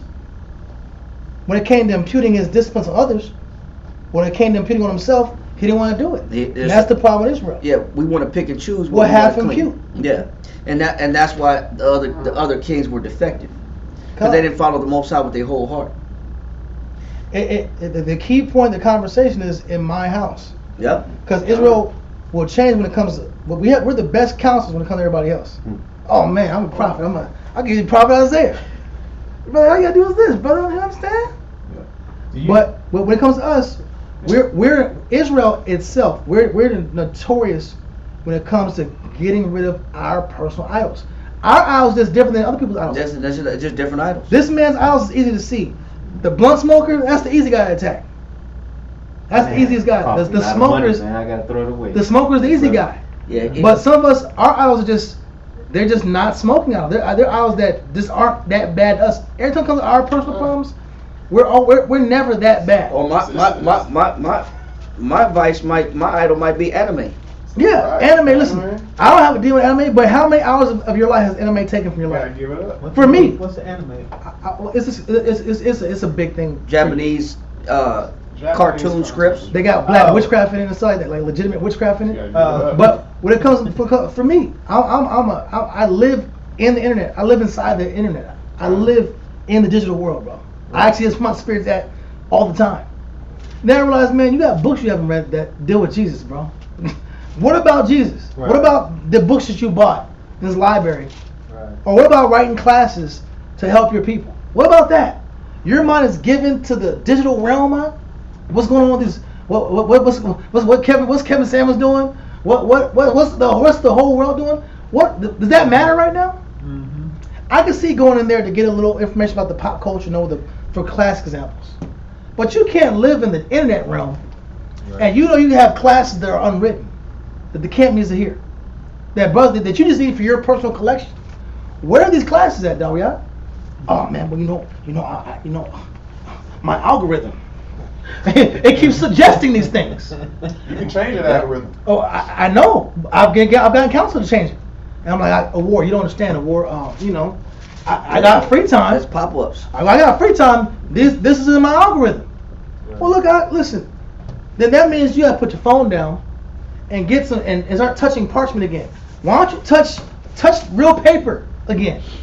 Now that might not be your idolatry, but if it pulls your conscience from the Father, then it's an idol. Yep. If that hookah or if Goku's taking your conscience from the Father, then Goku's the damn devil. Yeah, because if Cheech and Chonga's, if Michael Jordan's like this, and all you think about is hooping, and you want the glory days, when you was doing fadeaways on people in your glory days, you don't think about right now giving the Most High glory. Then Michael Jordan is Semiramis for you. Yep. If my algorithm is controlling my life, sports. If sports is controlling, that's a good one. Corn, sports, people in my past, back in the day that I still call them up and I still want to make sure I'm in the know, cause they're judging me and Facebook, that's a big one. Instagram, Instagram, music, rap. Yeah. Whatever pulls your conscience from the Father, then that technically is Semiramis and all those other deities. But is it based? But it's not based on necessarily what you may think pulls away your conscience from the Most High. You got to let other people also make those suggestions or give you clarity, right? It helps if you want a second opinion. He said, "Let the righteous smite me." It should be a kindness. Yeah. Because a lot of us have affiliations that are not. We could see, okay, that man eats meat, but I eat herbs. So I despise that man because he eat meat, but I eat herbs. But my herbs don't make it to the kingdom though, because the kingdom of heaven is not meat or drink. So there's still some things about me because it's different. My vices are different from his. So I look down on that man because of my vice. Great point. But I got to make sure that regardless of, let him that eateth herbs despise not him that eateth meat. That's what the scriptures say. So although I may not think that what I do is as bad, I still don't have the ability to look at somebody else and say, well, what you're doing is worse than me, so you need to cut that out. But even the small things that I may feel like I'm doing is still unpleasant to the Father. So what the Most High looks at is, he's looking at, are you willing to destroy the things and change your perspective on the things that you have an affinity to, an affection to, a connection with? I may not be into karate movies, but I know brothers that were. I knew brothers that had karate collections, and they would just spend hours and hours vegging out on old kung fu flicks, like damn near like the Wu-Tang Clan. Yeah, almost more. Yeah, just got like the whatever Bruce Lee ever did, like every movie he ever did, whatever movie he ever starred in, his beginning, the Ip Man 1, 2, 3, 4, 5, 6, all the kung fu flicks, and almost like you can't pick a movie he hasn't seen. Right. I went to buy a brother a gift like, I got that. I got that. Pull scripture though. Oh. Yeah, where's that at again? You get that face that I never read it before. Face.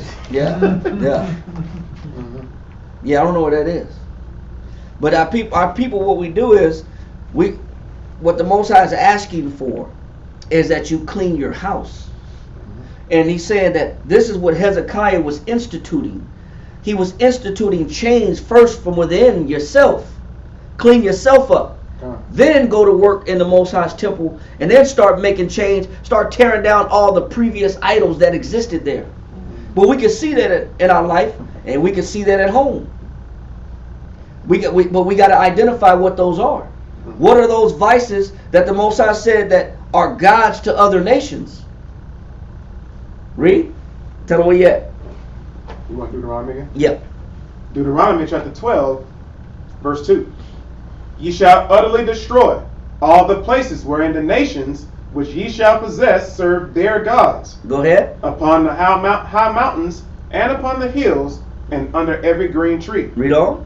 And ye shall overthrow their altars. And what else? And break their pillars. What else? And burn their groves with fire. The Most High doesn't want no imitation, reflection, interpretation, familiar spirit. Yeah. He doesn't want no examples of some outside foreign belief system in your household. Read. And burn their groves with fire. And ye shall hew down the graven images of their gods. What else? And destroy the names of them out of that place. The Most High don't even want their names mentioned. It's reputation. Huh? Yeah, because they don't. Because you know what? 'Cause as if they have power. Because you give them power even by you recalling their names. That's why we're gonna. But when you get enough of that bombardment, when you put your kids in school, Yep. in this Big culture, they're coming home with Greek gods. Matter of fact, they're taking Greek as a second language. They got Latin, and they got, especially you dealing with a westernized, a classical English education in public schools. You're gonna get westernized history. You're gonna get European history. You're gonna get the Greek gods. You're gonna get Homer, the Iliad. You're gonna get all these different philosophies put into your children. Pythagoras. You're gonna get all this into your kids because we're in this captivity. So this is why it's even that much more critical, because our families are already getting bombarded on the outside. The Most High said, man, get them names out the house, because we give more credence to what Esau got and the other nations doing than the Most High. We validate outside sources more than the Bible Because it's foreign. because it's different. We look up to Nostradamus, but can't tell you nothing that Isaiah wrote, or don't even know the Ten Commandments. But have you read what Nostradamus said? The hell with Nostradamus. Have you read the book of the Reign of Kings? I'm like, Yeah. listen, bro, we talked to you. Egyptian Book of the Dead. Yeah. I'm like, bro, I haven't read it. Yeah. I don't think it really matters, bro. They're dead. Yeah. We are to the living God. Bro. Living God, bro. But that's our people. Let that go, and let's go back to 2 Chronicles 16 again. 16. 2 Chronicles chapter 29 and verse 16. And the priests went into the inner part of the house of the Most High to cleanse it, and brought out all the uncleanness that they found in the temple of the Most High into the court of the house of the Most High, and the Levites took it to carry it out abroad into the brook Kidron. Now they began on the first day of the first month to sanctify, and on the 8th day of the month came they to the porch of the Most High. So they sanctified the house of the Most High in 8 days. So it took 8 days to clean that house out. Read. And in the 16th day of the first month they made an end.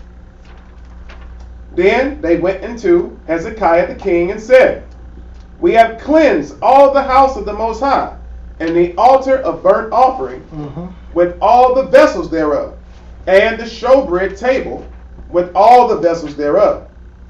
Moreover, all the vessels which King Ahaz in his reign did cast away in his transgression have we prepared and sanctified. And behold, they are before the altar of the Most High. Because we know that, read 28 and 24 real quick. 2 Chronicles chapter 28 verse 24. And Ahaz gathered together the vessels of the house of the Most High, and cut in pieces the vessels of the house of the Most High, and shut up the doors of the house of the Most High. And he made him altars in every corner of Jerusalem. So they had to reverse everything that Ahaz did. They had to go back and purify and wash all the vessels. And what does that look like? Go to Leviticus chapter 1 verse 2. Leviticus chapter 1 verse 2. Verse 2. Speak unto the children of Israel, and say unto them, If any man of you bring an offering unto the Most High, ye shall bring your offering of the cattle, even of the herd and of the flock. If his offering be a burnt sacrifice of the herd, let him offer a male without blemish. He shall offer it of his own voluntary will. Hold on. Before we go there, I want you to read Numbers chapter 8 verse 5 real quick. Before we go there, Numbers chapter 8 verse 5. I want to get into what the cleansing was about, what the cleaning ritual was. Numbers chapter 8 verse 5. How they went in and reversed what Ahaz did. What exactly did they do for those 14 priests when they were purging the temple? What exactly did they do when they're purifying the temple? That's what I want to get into. Read that. Numbers chapter 8 verse 5. And the Most High spake unto Moses, saying, Take the Levites from among the children of Israel, and cleanse them. So the Levites got to be clean first. Go ahead. And thus shalt thou do unto them, to cleanse them. Sprinkle water of purifying upon them. It says, so you sprinkle what? Water. Of what? Of purifying. So you take pure water of purifying. You wash everything. Everything has to be washed. Read on. And let them shave all their flesh. It says, let them shave what? All their flesh. So that means that there's no hair follicles, some damn tumbleweeds of hair rolling around the temple. You know what I'm saying? You know how you go to a restaurant, they got hair nets on? For a reason. They got hair nets for a reason. They got beard nets and hair nets at the restaurant. Yeah. They don't want the hair in the food, man. Just inspect them on that. Yeah, they don't want that in the. That hair ain't supposed to be everywhere. Right. You know, the last thing you want to do is eat a burger and you pull off that burger and you got a long string coming off that burger. I'm mad, bro. You know what I'm saying? The words, that'd be worse, bro. Especially when you have soup. When you have soup, you're looking like, oh my god, it's like the flavors went your food up. We had to write that discrepancy, and then I had to explain to them, why was the issue, because of the bacteria that the hair carries, lice, and all those things. But people were like, it's hard to understand, but it was definitely a discrepancy at the right because it was a public health. Man, you could be hungry, man. That one hair turn your appetite over. Yeah. Like, damn, I was hungry, man. I can't even eat now. Right. I always look at it. I hope that's my hair. So is this my texture? Is it me? Yeah. Oh, they like, me. nah, that ain't you. That ain't you. That ain't me, bro. So the Most High said they got to do what? They got to shave all their flesh. Read on. And let them shave all their flesh. What else? And let them wash their clothes. And they got to wash their clothes, bro. Yeah, wash your clothes. You can't be coming up in the temple like filthy clothes, right? Showing up, Yeah, you just showing up. Day 2, same outfit. Day 3, same outfit. Man, you gotta wash them clothes, man. The Most High is not about that filthiness, bro. You got the temple. You got to be clean. So I got class up. Yeah, there's in order to garner the Most High's protection, to gain His favor, and also for Him to be in the presence. The Most High does not want to see filthiness, bro. He's not about filthiness. That's why it's so important that you keep a clean exterior, interior, your mind, your outside, your home, your clothes, everything around you should be clean. Especially if you want the Most High to be with you.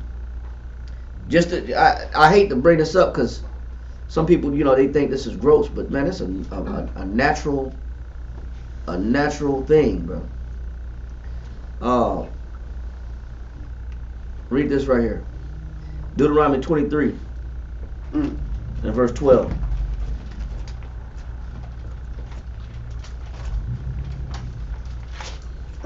Deuteronomy chapter 23 and verse 12.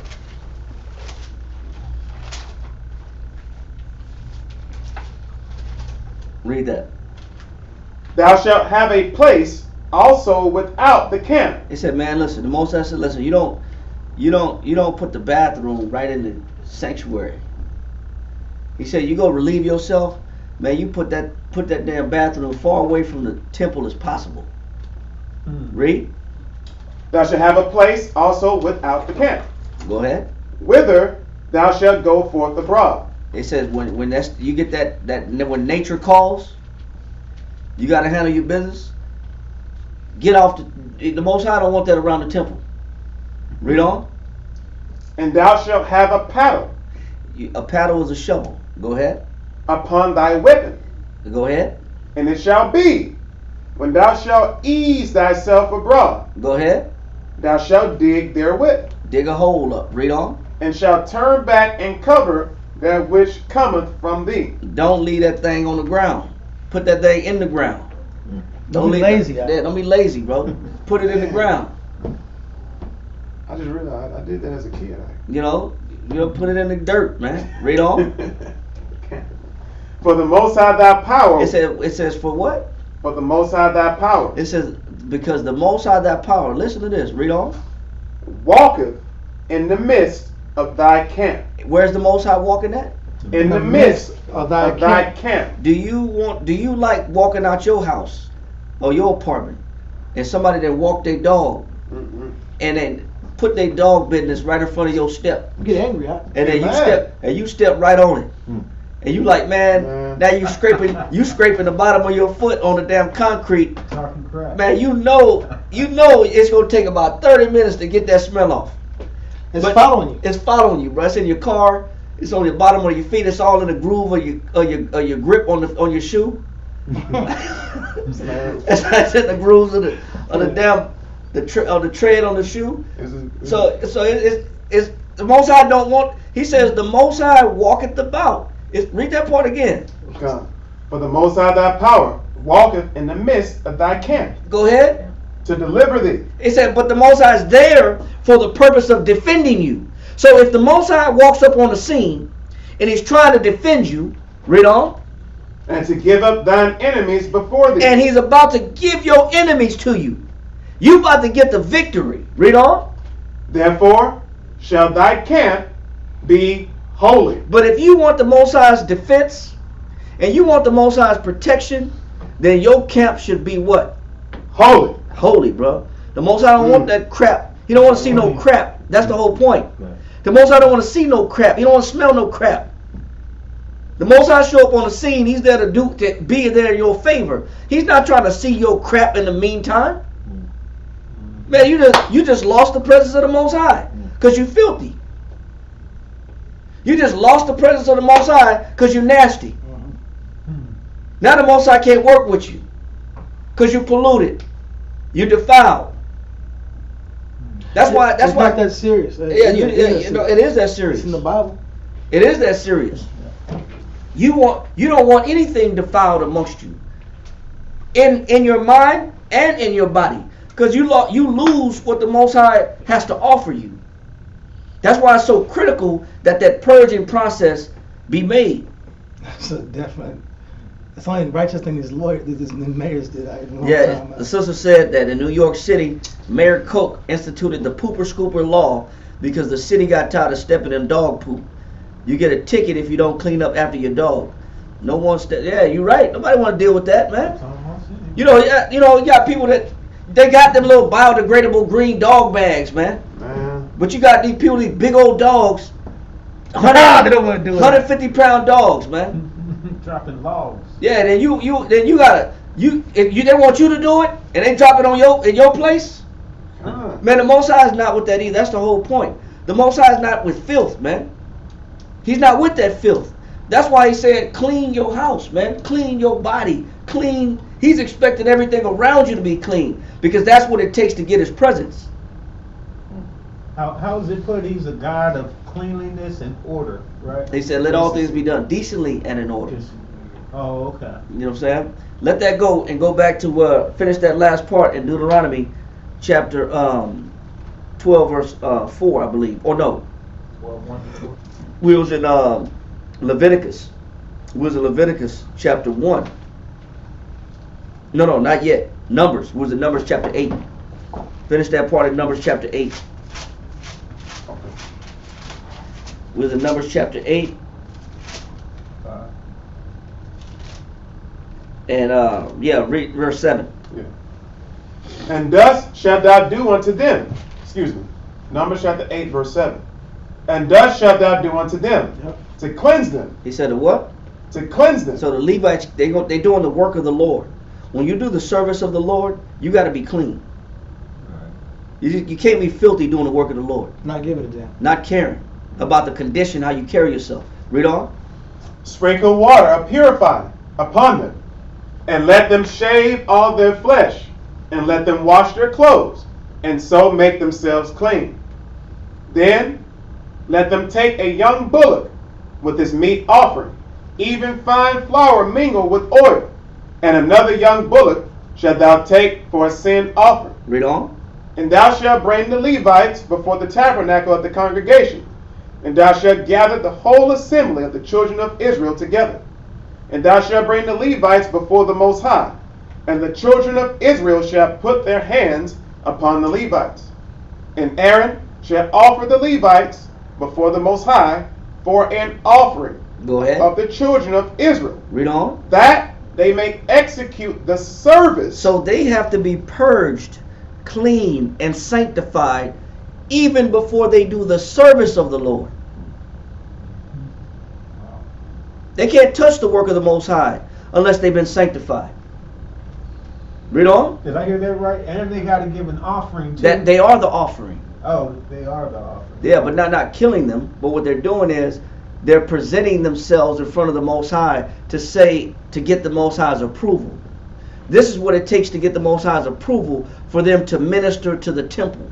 In order for me to be a minister of the temple of the Most High, I have to be thoroughly clean inside and out to thoroughly do the service of the temple. Read. That they may execute the service of the Most High. And the Levites shall lay their hands upon the heads of the bullocks, and thou shalt offer the one for a sin offering, and the other for a burnt offering unto the Most High, to make an atonement for the Levites. Read on. And thou shalt set the Levites before Aaron and before his sons, and offer them for an offering unto the Most High. So now it shows you that from the top down, that the leadership, the changes, the instituting the correct way to worship the Most High, it starts from the top down. See, the problem that Christ had with the Pharisees is, he says, "Ye generation of vipers." He said, "You wash the outside of the cup, but the inside you ignore. You clean on the outside, you like whited sepulchres. You got long phylacteries." He said, "But inside you're ravenous. You like vipers." So what the Pharisees would do is they would look the external part of being clean on the outside, but inwardly there were so many things they were lacking. As far as mercy, compassion, they lacked a whole lot of things. But on the outside, they looked the part. See, the Most High said, when we do the service of the Most High, you got to be clean inwardly as much as outwardly. Then you could do the work of the Most High. That's the purification that the Levites had to go through, and what Hezekiah was doing when he reestablished the temple and reopened up the temple. Now let's go back to 2 Chronicles chapter 29. 2 Chronicles chapter 29. You want 19 again? Yeah, verse 19. 2 Chronicles chapter 29, verse 19. Moreover, all the vessels which King Ahaz in his reign did cast away, in his transgression have we prepared and sanctified. And behold, they are before the altar of the Most High. So they had to wash everything. Read on. Then Hezekiah the king arose early, and gathered the rulers of the city, and went up to the house of the Most High. Go ahead. And they brought 7 bullocks, and 7 rams, and 7 lambs, and 7 he goats, for a sin offering for the kingdom, and for the sanctuary, and for Judah.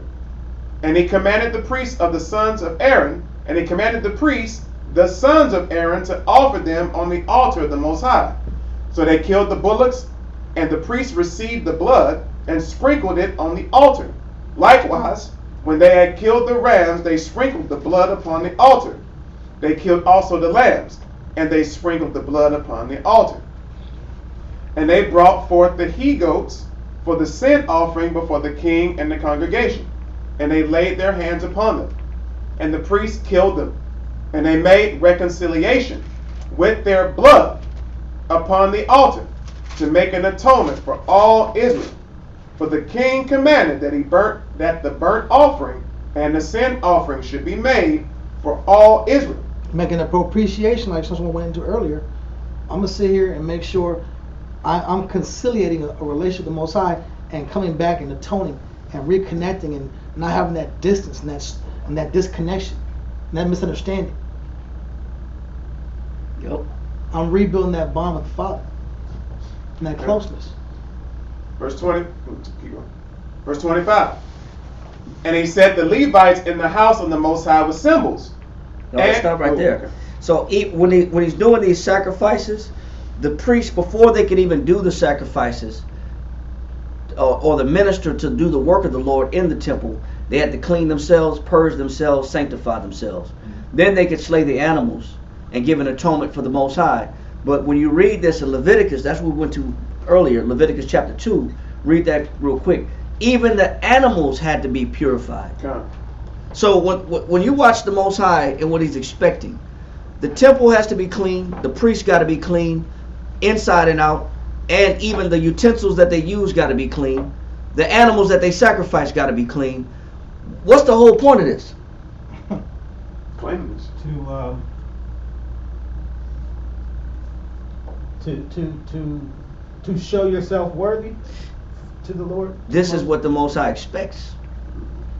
It takes this level of purification to get the Most High's attention. So seriousness behind it. It's some Is it serious attention or worthiness? attention to get him to acknowledge. We're not worthy at all, but We're we can not. show them. We can put the effort. Yeah. Yes. We can show the Most High some effort besides just showing up. Right, That's because you right. know they say in church, show up as you are, right? Right. Come as you are. Man, the Most High is like, listen, yes, initially, the Most High will wink at ignorance, but ultimately, but for the priest, the standard is higher. The standard is always higher for those that are leaders. Because they should know better. Because they're the one implementing the change. So the leadership, they have to be conscious of their sanctity.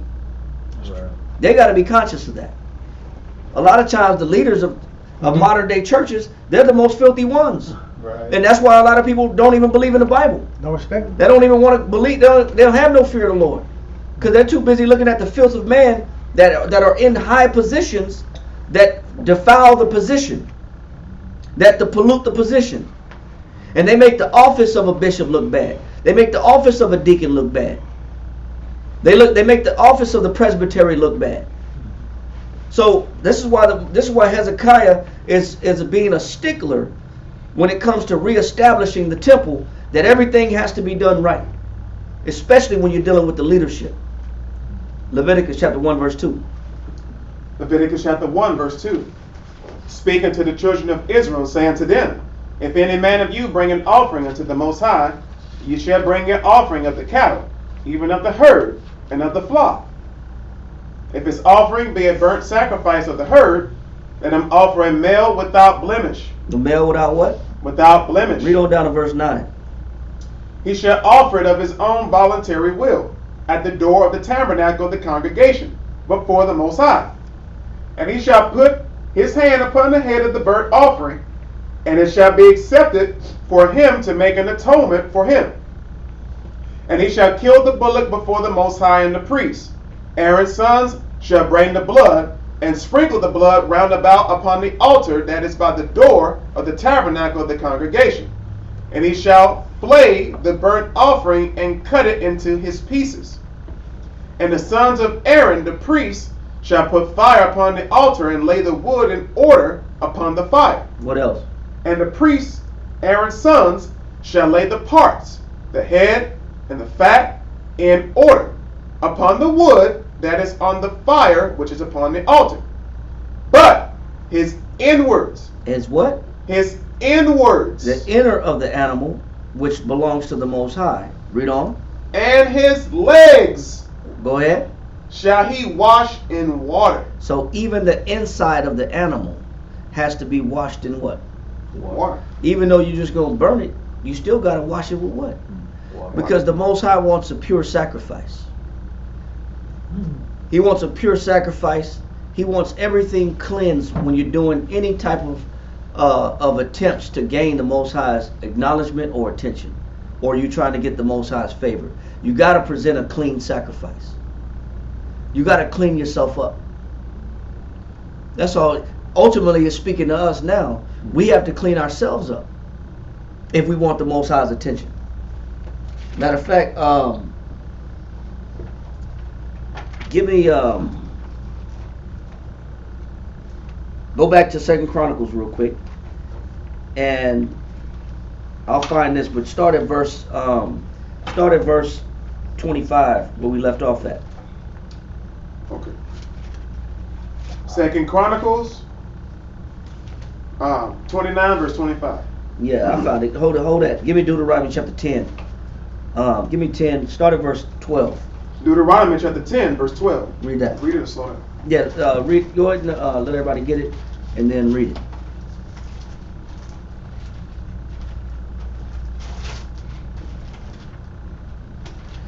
See, the Most High has an expectation.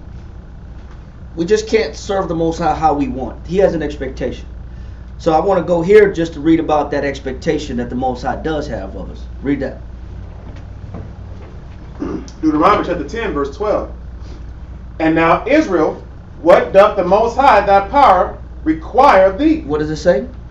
What doth the Most High thy power require of thee? So it's asking a question, and he's talking to who? Israel. Children of Israel. He said, what does the Most High want from you? Because the Most High, he does want us to serve him, but there's a certain way that to serve him. So what does he require? What is the requirements of the Most High? Read on. But to fear. He said number one is what? Fear. Fear. What else? Fear the Most High thy power. Go ahead. To walk in all his ways. Fear the Most High. And to do what? Walk in all his ways. Walk in all his ways. What else? And to love him. And do what? And to love him. These are the expectations of the Most High. Fear the Lord, walk in his ways, which is his commandments, and to love him. Go ahead. And to serve. And to what? And to serve. That's most important. All these things are what the Most High requires. Fear the Lord, walk in his ways, love him, and to serve him. What else? And to serve the Lord thy power. How? With all thy heart. With your only a few men, as far as kings, actually did this. Hezekiah, Josiah, and David. All the other kings, defective. They didn't walk and serve the Most High with their whole heart. Read on. And with all thy soul. They didn't meet the requirements. Read on. To keep the commandments of the Most High and his statutes, which I command thee this day. Go ahead. Excuse me. To keep the commandments of the Most High and his statutes, which I command thee this day for thy good. Go ahead. Behold, the heaven and the heaven of heavens is the Most High's thy power. The earth also with all that therein is. So it says everything, everyone, and is all belonging to the Father, both heaven and earth. Read. Only the Most High had a delight in thy fathers to love them. But who did the Most High choose to actually serve him? And he chose their seed after them. So who picked us to serve him? Most High. The Most High did. We were chosen to serve the Most High. We were selected and handpicked out of all the people on the earth to serve the Most High, to meet these requirements. And in order to meet these requirements, you have to be sanctified. You have to be clean. You have to clean yourself up. You just can't serve the Most High completely polluted, still serving idols and false gods with bad habits how you want. Like it's cool. Like it's cool. You have to serve the Most High a certain way with a certain standard. So you got to clean yourself up. You have to. All right? Just wanted to bring that out to show what the Most High expected. And this is what it takes to be purified. All right? So let's go back now and pick up on verse 26 or 25 in 2 Chronicles chapter 29. 2 Chronicles chapter 29 verse 25. And he set the Levites in the house of the Most High with cymbals and psalteries and with harps, according to the commandment of David and of Gad the king's seer and Nathan the prophet. For so was the commandment of the Most High by his prophets. And the Levites stood. Now read that part again. I want you to read that part, verse 25, one more time. Verse 25. And he set the Levites in the house of the Most High with cymbals. So now he's bringing in the music, right? Now I'm making a point. I'm stopping to make a point. He didn't bring the music into the temple until when? Until after it was cleansed. Spirit. But till what was clean? To the men. No, to the temple itself. The temple itself had to be clean. Then the no, men, go ahead. The men. with their mind. Their But which bodies, men? The Levites. The priests, the leaders. Then who? And then the priests, right? Then the sacrifices had to be clean. Right, the sacrifices. Yeah. And then he brought in the what? The music. See, a lot of times the way church is teaching us now is that praising the Most High through song is serving the Most High. Not saying that that's not important, but that's not priority. Wow. The music don't come in until after all the other things are clean, including the individuals in it. Yeah. Then you can bring the music in, but a lot of times we want to make music as priority. That's the party. Like then the whole church service be singing their songs, and then you think that's church, but no, the church has to be clean. You got people in the church, homosexual, pedophiles, all killers, half-dressed. Yeah, you got hoochie mamas. You got all this going on, but twerkers directing twerkers on stage and twerkers directing the singing. Right, and that's supposed to be praise dancing. Twerking is praise dancing. Man, you don't even. You can see that online. It's real. It's true. They twerking in church. It's real. You don't even supposed to bring the music in until after everything is purged and clean and sanctified. Then you can bring the music in and do what? Celebrate. That's why Christ was like, listen, make not my Father's house a house of merchandise. And a den of thieves. And a den of thieves. Christ wasn't having it, bro. That's why he made that whip and whipped it about the temple.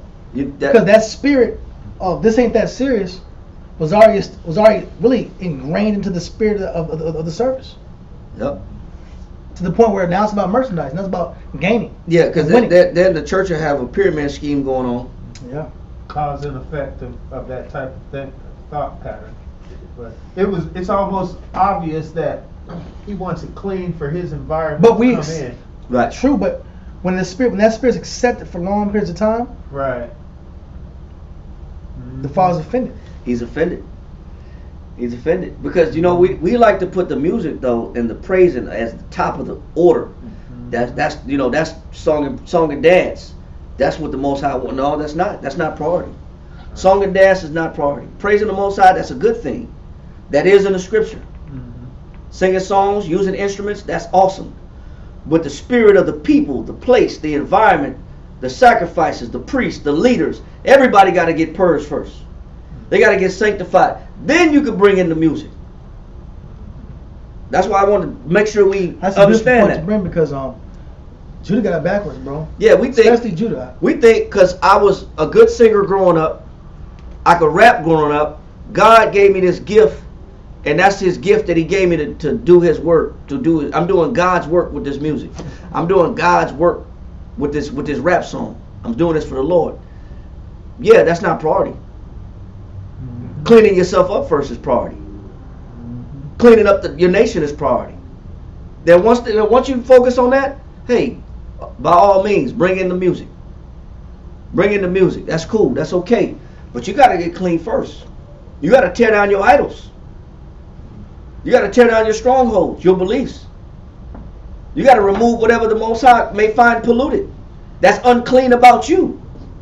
Power off. Matter of fact, finish that in 2 Timothy 2:21. We never finished it. Finish that in 2 Timothy 2:21 and 22, and then we'll come back and read this right here. 2 Timothy chapter 2, verse 21. If a man therefore purge himself from these, he shall be a vessel unto honor. Then the Most High can look at your vessel and say, man, I respect that vessel. I'll have honor. I'll acknowledge that vessel, and I'll bless you according to your hands, to the work of your hands. Read. Sanctified and meet for the master's use. So there's a requirement.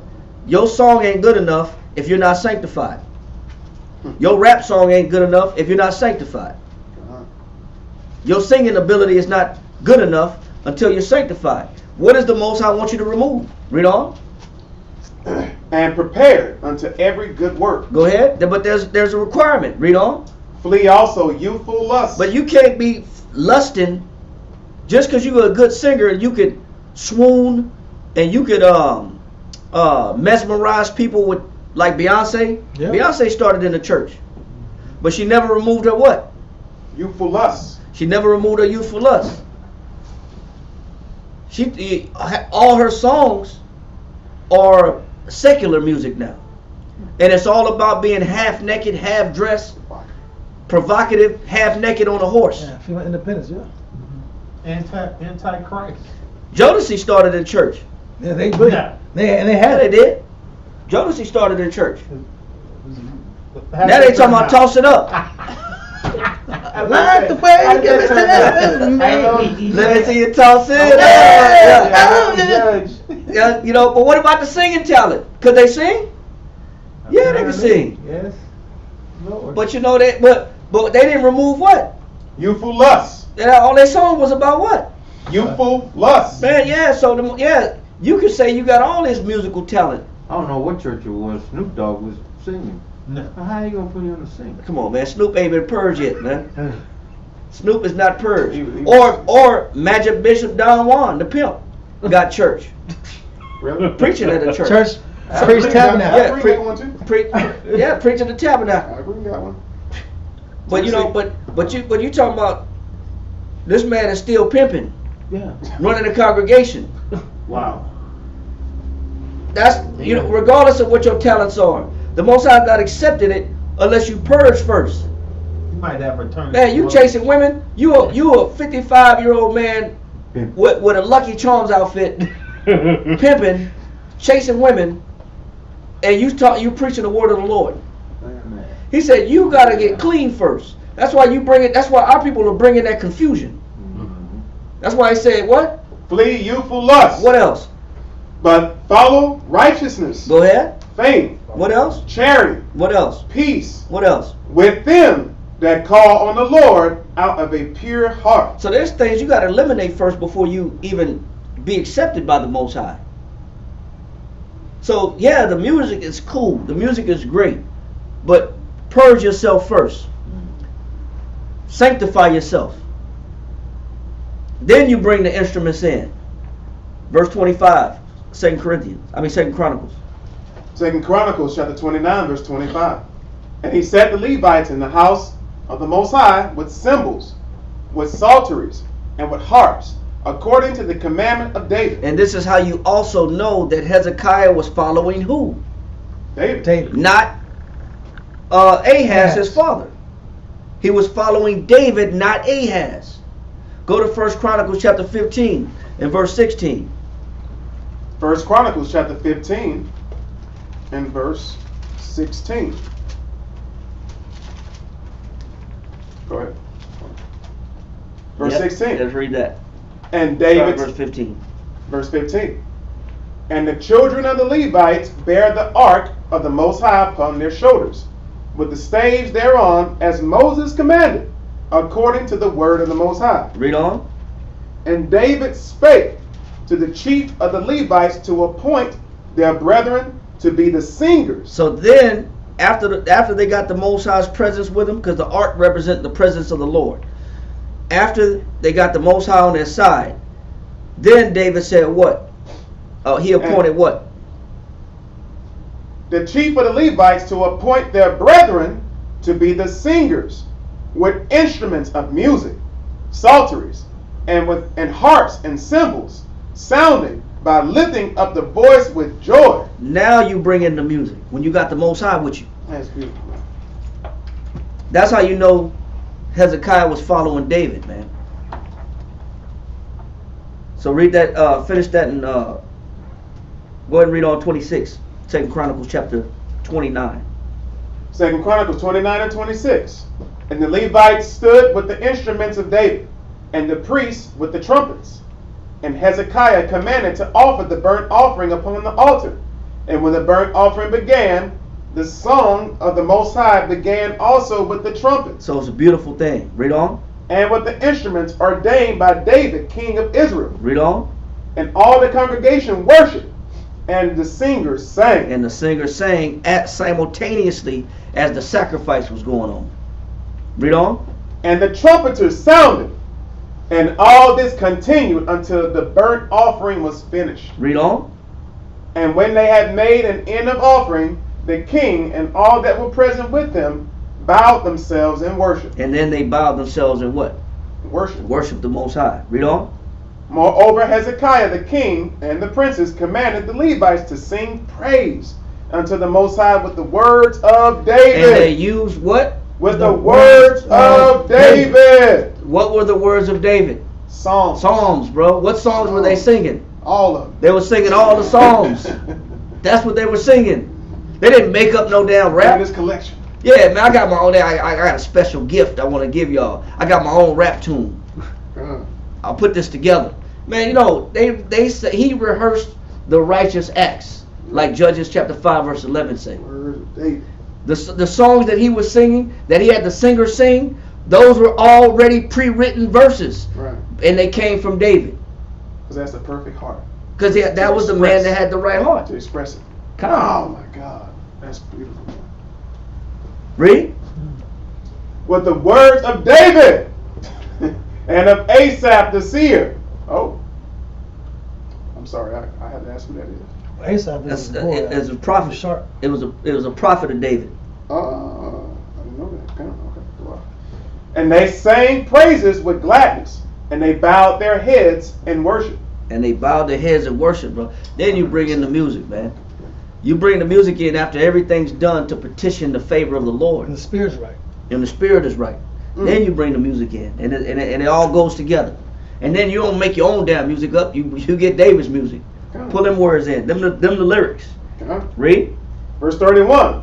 Then Hezekiah answered and said, Now ye have consecrated yourselves unto the Lord. Now you're clean in the eyes of the Father. After all these things were reinstituted. Read on. Come near and bring sacrifices and thank offerings into the house of the Most High. Now previously in the Old Testament, the people were supposed to come and bring their own sacrifices. And slay their own sacrifices in front of the priests. Right? Read on. And the congregation brought in sacrifices and thank offerings, and as many as were of a free heart burnt offerings. And they did it out of a what? Free heart. They brought their sacrifices out of a free heart. Read on. That's what they wanted to do. They wanted to That's do. why I gotta force you and I gotta make you be here. Yeah, come on. I gotta make you come to the temple and serve the Most High. Necessity. Go ahead. Verse 32. And the number of the burnt offerings which the congregation brought was 70 bullocks, and 100 rams, and 200 lambs. All these were for a burnt offering to the Most High. And the consecrated things were 600 oxen and 3,000 sheep. Go ahead. But the priests were too few. Because there was only 14 priests. How 14? It was 14 Levites, but only 6 Kohathites. Right. They're supposed to actually do the sacrifice. There ain't enough for them to actually cut up all that meat, bro. He says, but the priests were too few. Read. So that they could not flay all the burnt offerings. Wherefore their brethren the Levites did help them. So Hezekiah amended the law. So even though the Levites, some of the families were not Kohathites, they could have been Gershonites, they could have been from the family of Ithamar or Merari, he still had them come in and help do the sacrifices that the Kohathites were doing. Yeah, because it's all. But they're still Levites, but each Levite has a family, has a clan, has a separate job of the temple.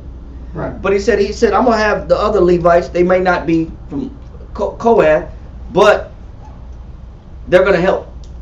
They're gonna help. They're gonna help to get the service going. Okay. So he's using what he has that's available to him to institute the worship of the Most High. Read on. Okay. Till the work was ended, and until the other priests had sanctified themselves. Go ahead. For the Levites were more upright in heart to sanctify themselves than the priests. He said, man, they were more eager to do it than the priests. Read on. And also the burnt offerings were in abundance, with the fat of the peace offerings, and the drink offerings for every burnt offering. So the service of the house of the Most High was set in order. It was set what? In order. So Hezekiah set the service of the worship of the Lord in order. Read on. And Hezekiah rejoiced, and all the people, that the Most High had prepared the people, for the thing was done suddenly. Read verse 36 one more time. And Hezekiah rejoiced, and all the people. He said, why did Hezekiah rejoice and all the people rejoice? Go ahead. That the Most High had prepared the people. Go ahead. For the thing was done suddenly. So he's showing you that when you're committed to change, Beautiful. it doesn't take that long to make a difference, to get back in favor with the Most High. It'll take 10,000 years. It don't take 1,000 years to get to get in good standings with the Heavenly Father. All you have to have is a willing mind. When you look at when they made serving the Lord priority, it said they took 8 days to clean the inside and 8 days to clean the outside. Within 16 days after that, they cleaned themselves. Within about a month, they was already up and running. It didn't take that long. It hadn't been running for years. It didn't take that long to get back on their feet, to get the temple restored. It just took a few men with a lot of belief and a lot of passion and commitment to change and to want to change and involve themselves with the Most High. That's all it took. And look at what they were able to accomplish in a short amount of time. Yes, sir. What you got? Ecclesiastes 5 and 7. Yeah, read that.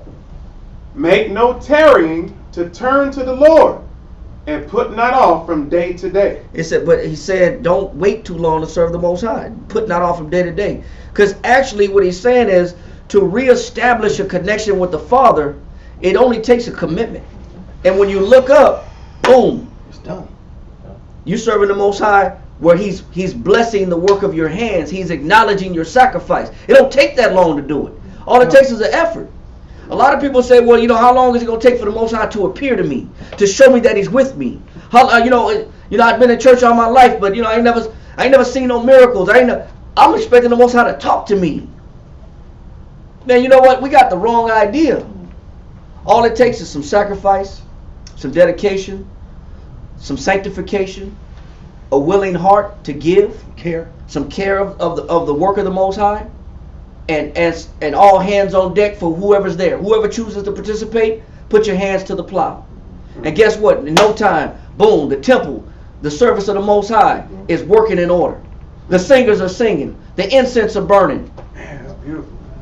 The blood is being spilled. Sins are being forgiven. Awesome. Now the Most High can defend His people all over again. Now He can come to their defense. It don't take that long. That's the whole point. It don't take a long time. Right. We use the idea of how long it takes as reason to not do it. Yep. It's gonna take forever. It's never gonna happen. You know how long it's gonna take to do this? Right. We think it's gonna take years and months, man. It's gonna take forever. No, it don't. Just dwell in this. We think it will. Yeah. That's our doubt speaking. Our doubt thinks that, you know what, the Most High, He's never, I've been trying to pray to Him my whole life. I haven't seen nothing. You said we're waiting on Him. Yeah. No, He's waiting on us. He's waiting on us, man. That's the truth. That's right. That's right. He's waiting on us to change and also to be clean, to clean ourselves up. He says, then we can be meat for the Master's use and ready for every good work. Now we're ready. Now we're qualified. Stop talking crazy and just make Him the main. It's impossible to do when He's not the main priority. Yes. That amount of passion and effort is impossible. It's hard to do. You got 15 things that are more valuable, important than the Father's glory. Kind. It makes it. There's a struggle for. That's why He said no man can serve two masters, for he will love the one and hate the other, or cleave to the one and despise the other. You can't serve two masters, man. You can't serve the Most High and money. That's why He said you cannot serve God and mammon, because there's a conflict of interest. They say don't go to work. Yeah. But it can't be the priority. Right. We like to be overboard. Yeah, but we'll put emphasis on the job more than we actually do on the Most High. I was trying to look for it. I can't remember. I came across it last year. It's where the man that's looking for riches. Can't remember. I was trying to look for it earlier. I know it's it's in this one. I can remember it. The man that looks for riches, but then he'll somehow have an evil eye towards his brother, but I can't remember. I was looking for it earlier. Riches don't profit, maybe. Because a lot of us are just looking for the riches Yeah. rather than looking What for. was So what was it Yahweh. saying? That he'll develop an eye to hate his brother or something? But I was looking for it earlier. I can't remember. I know. Is it in the Apocrypha? Yes, Okay. I know it. Yeah. Because me and my wife read it. Because when I came across it, Mhm. I was like, we had came across a situation with a Issachar brother, and it was all about money, and don't care about nobody else. Give to the godly man? Or Maybe. Oh. Yeah. I know. I'm gonna look for it. I've been Well, there. I'll bring it We'll up. let you find it. Yeah, we'll let you find it. 'Cause I don't want to suppose what it is. Yeah, I and don't it's need not. to. You know what I'm saying? I'd I rather don't want to you just add bring it words out. to Yeah, it. God. I'd rather you do Bible that. says not to add words to. But let's get to Josephus, and we'll finish with the Josephus. We'll read the same story in the Josephus, and we'll cut it with that, and then come back next week and finish the process of Hezekiah and how quickly, in a short amount of time, he restored the church and the body of the Most High to glory. How he brought back Israel in compliance with the Father. All right. So let's read Josephus chapter 9. Book 9, chapter 13. And let's start at verse 1.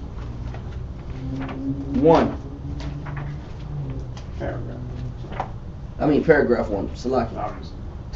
Nah, I'm tripping. Page 263. Book 9, chapter 13, paragraph 1.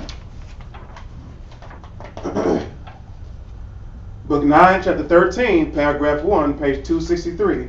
Josephus. About the same time Pekah, the king of Israel, died by the treachery of a friend of his, whose name was Hoshea, who retained the kingdom 9 years' time, but was a wicked man and a despiser of the divine worship, and Shalmaneser, the king of Assyria. Oh, sorry. Yeah, my bad. I didn't know they didn't have Josephus. Thank you. Said page 263. Page 263, And what paragraph, sir? book 9, chapter 13, paragraph 1. Page 263. Book 9, chapter 13, paragraph 1.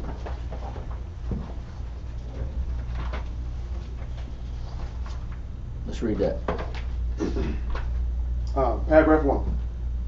About the same time, Pekah, the king of Israel, died by the treachery of a friend of his, whose name was Hoshea, who retained the kingdom 9 years' time, but was a wicked man and a despiser of the divine worship. And Shalmaneser, the king of Assyria, made an expedition against him and overcame him, which must have been because he had not the Most High favorable nor assistant to him, and brought him to submission, and ordered him to pay an appointed tribute. Now in the 4th year of the reign of Hoshea, Hezekiah, the son of Ahaz, began to reign in Jerusalem, and his mother's name was Abijah, a citizen of Jerusalem. His nature was good, and righteous, and religious, but when he came to the kingdom, he thought that nothing was prior, or more necessary, or more advantageous to himself and to his subjects than to worship the Most High. Damn. You thought what? I can read it again. Yeah, read that part again. It's wonderful. His nature, let me, okay. Now in the 4th year of the reign of Hoshea, Hezekiah, the son of Ahaz, began to reign in Jerusalem. His mother's name was Abijah, a citizen of Jerusalem. His nature was good and righteous and religious. For when he came to the kingdom, he thought that nothing was prior or more necessary. He says he thought that nothing was prior Powerful. or more necessary. That means the temple was priority, man. Read. Or more advantageous. More beneficial. Read. To himself. Go ahead. And to his subjects than to worship the Most High. Come on, Powerful, man. bro. And this is what made Hezekiah so great. One of the greatest. Because he chose to put the Most High first. And he said, that's the best thing for me and my life and the people around me as a king. That sounds familiar. That's like Joshua. Oh, yeah. That's not the subject matter. That's not the subject matter. Wow. It's where it says his nature. Is that what he's talking about? Is the being necessary? No, his nature was good. It says nature was good. Yeah, but I mean that's the main subject. No, that's not the main subject. What's the main subject? The main subject, read it one more time. Okay. His Start nature with was his nature good. was good? Yeah, start from his nature was good. His nature was good and righteous and religious. But when it came to the kingdom, read. he thought that nothing was prior. When it came to his kingdom, his business, He was a king. he was a king. His house. His kingdom is his house. And the people that he's over, that he's ruling, his subjects are the people of his kingdom. Okay. All right. So he says when it came to the kingdom, that means his government. Yeah. Right. Read. Or more necessary, or more advantageous. He says he thought nothing was prior, which means comes in before. Nothing was more necessary, or more Important. advantageous. more critical. Oh. Critical. Yeah, more critical. Go ahead. Or more advantageous, or Okay. more beneficial. Read. To himself That. Go ahead. and to his subjects Go ahead. than to worship the Most High. So the best thing for him as a king and his people and his government was to do what? To worship God. Worship the Most That High. was the main That's the main point. Okay. There's nothing more important than the Most High. Right. Now America, we live in America, right? How important is the worship of the Most High in America?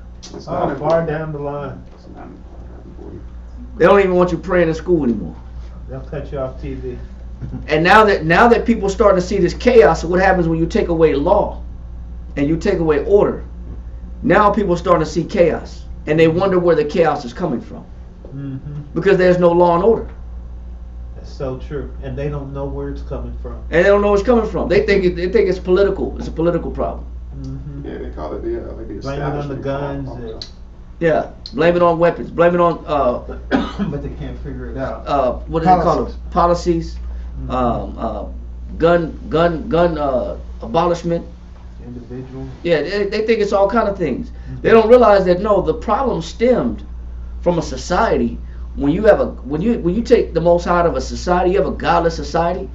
You're inviting chaos within your society Inviting real and demons. confusion in your society. Now anybody can do anything. You're bringing in lawlessness, anarchy. So he understood as a king, the best way to operate under my rulership, we need the Most High in our life. My subjects need the Most High.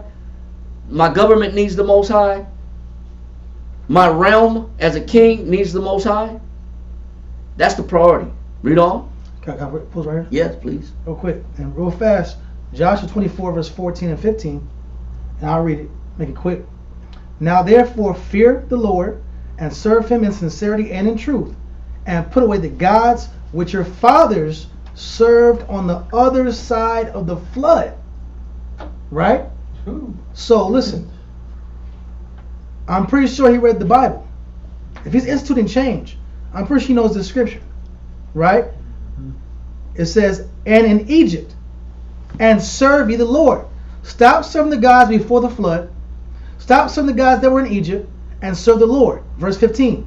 And if it seem evil unto you to serve the Lord, choose ye this day whom ye will serve, whether the gods which your fathers served that were on the other side of the flood, or the gods of the Amorites, in whose land ye dwell.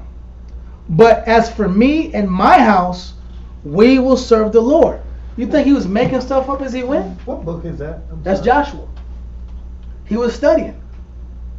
As for me and my house, we will serve the Lord. Right here. There's nothing that he thought to be prior, more necessary, or more advantageous to himself and to his subjects than to worship the Most High. He drew a line in the sand, bro. Right. When it came to his kingdom. And we have to draw lines in the sand in our house too. With our people, our friends, our relationships, and our behaviors. We gotta draw a line in the sand. What chapter was that? What verse? That was Joshua. Joshua 24 verse 14 and 15. But this king is in the same situation. Yeah, I draw a line in the sand. This was going to be. This was not going to be. We're going to see the Most High. If you don't want the Most High, that's on you. But as for me and my house, or me and my kingdom, this is what we're going to enforce. But he was pulling from this spirit right here. He pulled from David. And what did David pull from? Didn't David go to war? Who went to war before David? Didn't Joshua go to war before David? Before there was a David? Every great king, every great man pulled from the previous generation. They pulled the best elements of the previous generation. They didn't use the previous failures of the previous generations as their excuse to continue a tradition of failure. Ecclesiastes chapter 2 verse 10. Ecclesiastes chapter 2 verse 10. Look at the generations of old. You're supposed to do what? Look at the generations of old. You're always supposed to look at the generations of old. Look at their mistakes. Look at their failures. Look at what they did correct. Look at what they did right. Look at what they did to get the Most High to bless them. Read on. And see, did ever any trust in the Lord and was confounded? Did you watch the old generation, the ones that believed in the Most High, were left hanging? They were left confused. Read. Or did any abide in his fear? Go ahead. And was forsaken? And did the Most High leave Noah behind? Did the Most High leave Lot behind? No. Did the Most High leave Abraham behind? No. Read. Or did he leave Joseph behind in the prison in Egypt? No. Or did he leave Daniel in the lion's den? Or the three holy children in the furnace? Read. Or whom did he ever despise that called upon him? Right. So we got to look at. We use the old generation as momentum and as persuasion. Why it's so important to make the Most High priority? Because he's a trustworthy power. We can trust him because he doesn't leave you hanging. So we got to be able to pull. If we don't recognize that, or we need to strengthen that idea, we need to pull from the past to strengthen that notion. Yes, sir. And that was, King David said that first before something. He got it from his father. In the sense of, because David said it first, where remember the days of old. Yep. And he meditates upon all the works of the Most High. Yep. I've been old and I've been young. Yep. But I've not seen the righteous forsaken, nor their children begging for bread. Yep. Same thing. So they all pull from the previous generation to strengthen themselves in the current time. All right, let's go. Now keep going in Josephus. Back to the top of paragraph 1.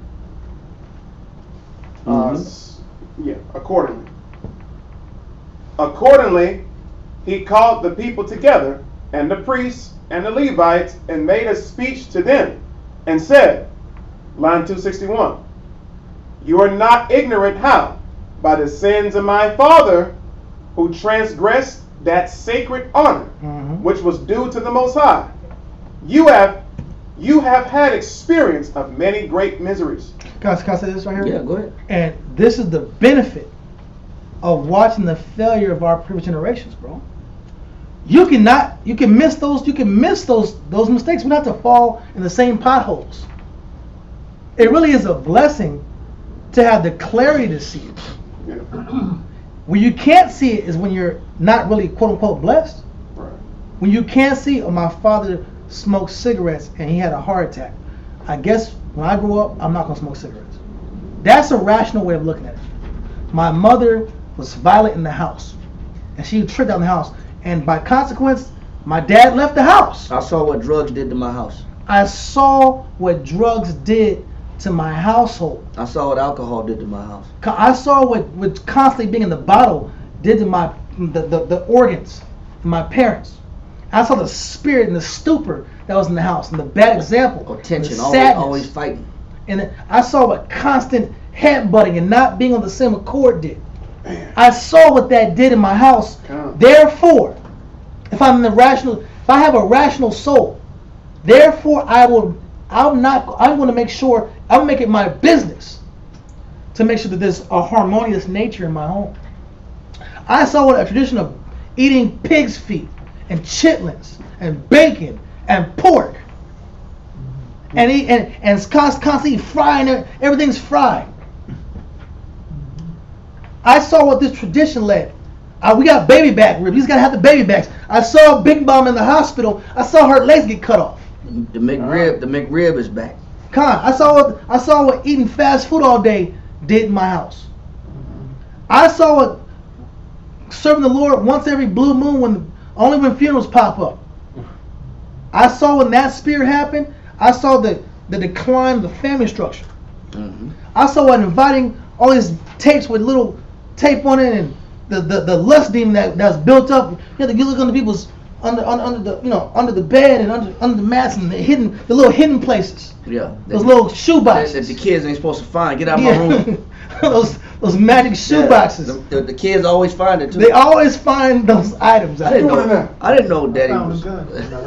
I didn't know he was this way. Daddy likes these pictures. But I feel what you're saying, brother. But is it the battle we're going through, or because I could swear that in these days here it's damn near conspiracy that they are out through the TV broadcasting through economics and taking our black men and making them work, keep them from the house, and conspiring with our women to do other things, and breaking up the house. And I mean, you could go on for all the things you were saying.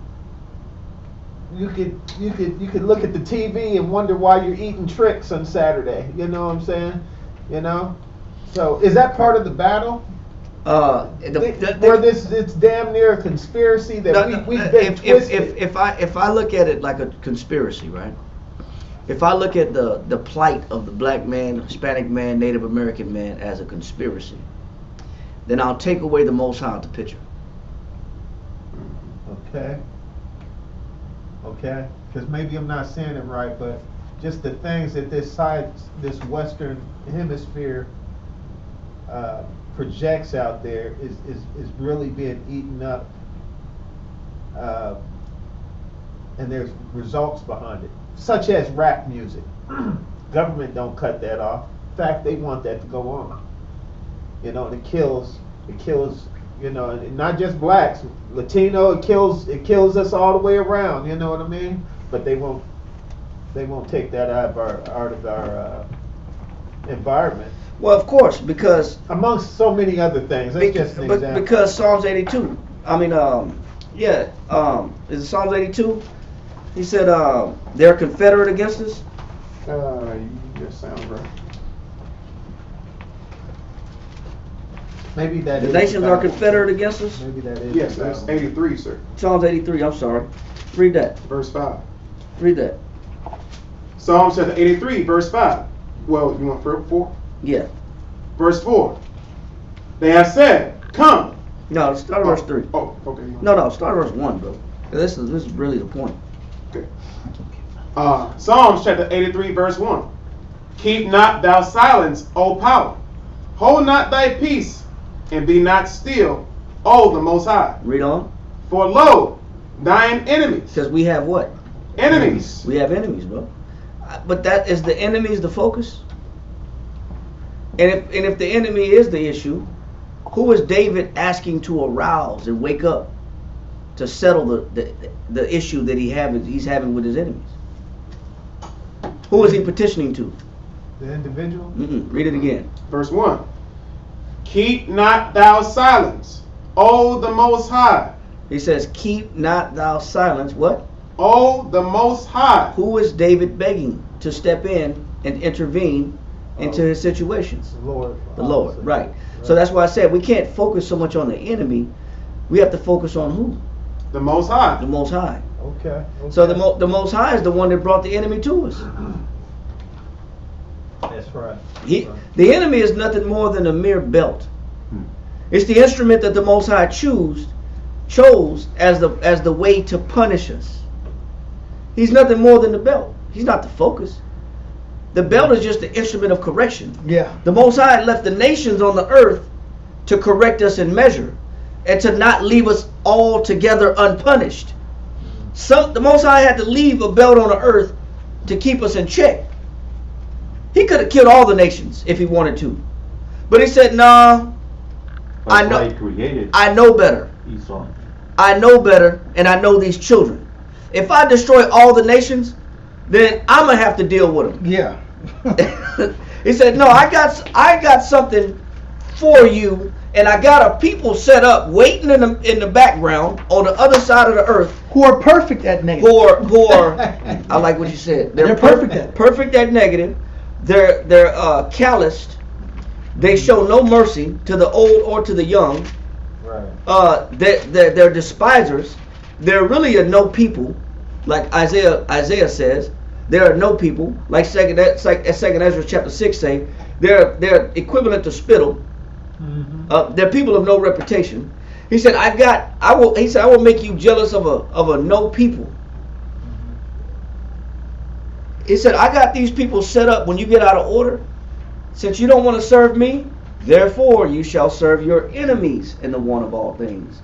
So the Most High left the enemies on earth, the nations on earth, to chastise us when we get out of order. As an instrument to put us in check. So the focus is really not the enemies and what they're doing. They're doing what they're supposed to do. They're a result. What is the cause? It's called causality. It's the principle of causality. Which is, what's the cause? Cause and what? Effect. We're mad at the effect. Oh, there's cracks over here. There's crack pipes over here. There's police over here beating me down. Look at what they did to Rodney King. How did it get to this point? If I'm 500 pounds overweight, how did it get to this point? If my immune system's weak, how did it get to this point? If my blood pressure's about, if I'm a couple situations from a heart attack, how did it get to this point? If my marriage is on the rocks like a drink, how did it get to this point? If I'm ready to put my hands on my brother's face, I'm ready to break my brother's jaw, he ready to break my jaw and bust my nose up. How did it get to this point? If we're driving our cars and I'm about to stop the car on the highway, get the hell out. How did it get to this point? We look at the dramatic narrative or the end of the arc or the situation, how extreme the situation's gotten there. We'll look at all the statements that led us there, all the sugars and chemicals and the salts that got us there. We'll look at all the disrespect that got us there. We'll look at all the lack of the times we didn't deal with the problem when it was small, when it was fixable. Now the doctor's saying, hey, you know what? You got 6 months to live. Oh, now it's time. Where's God at? Where's God? Where is he? That's right. You got 6 months to live, and now where's God? What about where's God? Why would you ask him where the Most High was before the white guy, the guy with the button up, little lap, three-piece suit. Yeah, before the 3-piece suit guy came and said, "Hey man, you have life insurance?" Before that guy popped up, before his letter came in the mail and said, "Hey, we're taking your home." Before this bad news came, or this condition came, or the calamity came, where was our conscience towards the Most High? We buy his weapons. Yep. We drink his liquors. We drink his beer. Mm-hmm. We smoke his cigarettes. Con. And we do his drugs. But he's the enemy. But is he a problem when we getting our vices from him? Hell no. He's a friend. No, he's a friend. I'm mad as hell when he closed early, and I thought I was gonna give me a bottle. Con. But I forgot it was Sunday. Yeah. I said, damn, man. Yeah. Where's my friend? It's Saturday, and I walk in and it's 9:01, Right. and he closed at 9. And I'm trying to get my fix. We have selective hatred towards him. Now I'm mad because my enemy can't service me. Exactly. That's what I was actually saying as the conspiracy, but you said it right. It's still, that's not the focus. I'm mad. The focus. My question is this. I'm not the same point you out. Right. We're mad that he's giving us what we want. Hey, damn. Are you serious? I guess. Are you serious? I'm not being mad to real because. But it's not good for you. That's why. Her ex is at the job. And they're like, damn, what? Then tell us what's the job then? What's jobs? If the X is at the job and this communication, hey, this job's all done. We're done. No, go out and get the application. You tolerate it. You tolerate the dope in the house. I don't know why all these needles in the house. I don't know. There's a train track on my arm. I don't know why it's there. Right. We open the door for negative and get mad that there's negative. We open the door for adultery, but we get mad that there's adultery. Right. The adultery, the addiction, the negative is a product of negligence. Remember, Sean Schwan going to class previous, tapping in and dealing with the spirit of negligence. Only by slothfulness the house decayeth. It's our spiritual negligence that has our household, our children, our health, our perspective, our ribs. It has it all skewed off because we dealt with negligence. Yep. This is Esau's a product of negligence. Yep. Daniel chapter 12 verse 8. Yeah. And that's what gives you a reprobate mind. Daniel chapter 12 verse 8. We're not victims of it. No, brother. Or we can turn the focus and put the camera and the lens on our enemies, but he's not the problem. They're doing what they were. They're doing what they were chosen created to to do. do. Yeah, they're being the wicked. They're doing their job. And They're can always I- on time, And can I entertain this question here? Well, what about them babies that grow up into hood, been under bad parenting and this and that, plus the world giving it to them? Well, that's how we started off. But God has a place for each individual, even that individual. That's what we started with about Hezekiah. Hezekiah was brought up amongst a wicked father. One of the worst kings some say that Ahaz was the worst king ever out of all the kings. Some say he's the worst king on the Judite line, the Judean line of kings. He's classified as one of the worst of all. Hezekiah came out of the worst household, a household that despised anything as far as the service of the Most High. But that didn't dictate how he came out. He made sure he followed a different example. He imitated David. But read this right here. Daniel chapter 12, verse 8. Verse 8. And I heard, but I understood not. Daniel said, I heard, man, but I didn't understand. Read on. Then said I, O my Lord, what shall be the end of these things? He said, man, how all this is going to end? Daniel was given prophecies of the end of time. He said, how's all this going to end? What did the Most High tell him? Read. And he said, go thy way. He said, man, get out of here. Daniel. Go like Don't worry about all that. He said, don't worry about all that. Go thy way. Don't worry about all that. Read. For the words are closed up and sealed till the time of the end. Read. Many shall be purified. He said, but just know this. Before the end comes, many shall be what? Many shall be purified. What should my focus be before the end comes? Purification. Being purified. That's the topic that we're dealing with Hezekiah. Yeah. He sanctified himself. He sanctified the temple. He sanctified the priests. He sanctified the sacrifices. He sanctified the congregation. And he sanctified the worship of the Most High.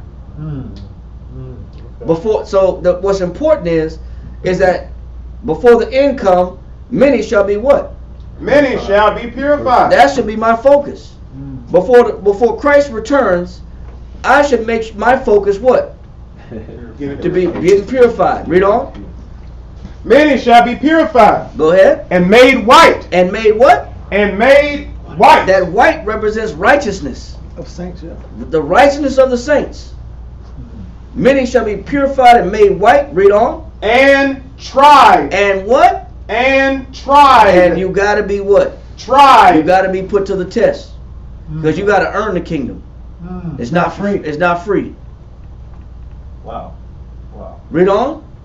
But the wicked. But the who? But the wicked. So what about them? What does the Most High say about the wicked? But the wicked shall do wickedly. They shall do what? Wickedly. So don't worry about them. Don't worry about them. The wicked's going to do wickedly. They're doing what they're supposed to do. The wicked's gonna perform wickedness. That's what they gotta do. Right. You worry about being purified. You worry about being made white. You worry about getting through the test of making it to the kingdom. Right. Let the wicked do what they do. So we can point the finger and point the camera on the wicked. Man, most I ain't dealing with. Let them do them. They're on a whole different mission. They got a purpose that they gonna fulfill. They gonna do what's wicked. Okay. Read. Look, they're pushing heavy cross-dressing right now. Right. Can they make you cross-dress? Oh man, they just made me wear this outfit. No, nobody made you do that. They might have put it in the store. It's at Target. You can get it from Target right now. They're gonna make you put it on? You know, if it wasn't here, Even I would have Target, put it I'm up. glad you said that. Even Target is reevaluating their practices, their merchandise, their rainbow merchandise, because they're watching the backlash of Bud Light. Lost $9 billion. Target just lost $9 billion. $9 billion yesterday. Target For what? Bud Light, right? Yeah, because of the Bud Light thing. I'm lost. What happened with Bud Okay, Light? we'll talk about it in a second. But the Okay. point is this. Okay. We'll put you up to speed in just a minute. They're gonna do what's wicked. Read on. But the wicked shall do wickedly. Go ahead. And none of the wicked shall understand. And they don't even what? Understand. They don't even understand what the hell they're doing. Why are we trying to figure out the wicked and they don't even know what they're doing? They don't know what's going on. They don't even know what's going on. They just being wicked because they're the wicked. And they don't even know what's happening. Our job is not to diagnose the wicked. Our job is to diagnose us. What's my problem? Yeah. What's my issue? Where are my vices? What are my vices? What do I need to purify? What do I need to clean up before Christ come back? That I'm the focus. The kingdom is the focus. Because that's what was important to Hezekiah. Let's finish that in Josephus.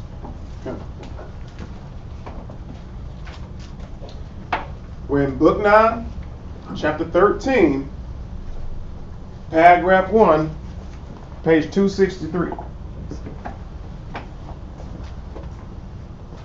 We're at the speech, so we're at line 261. Book 9, chapter 13, page 263, line 261.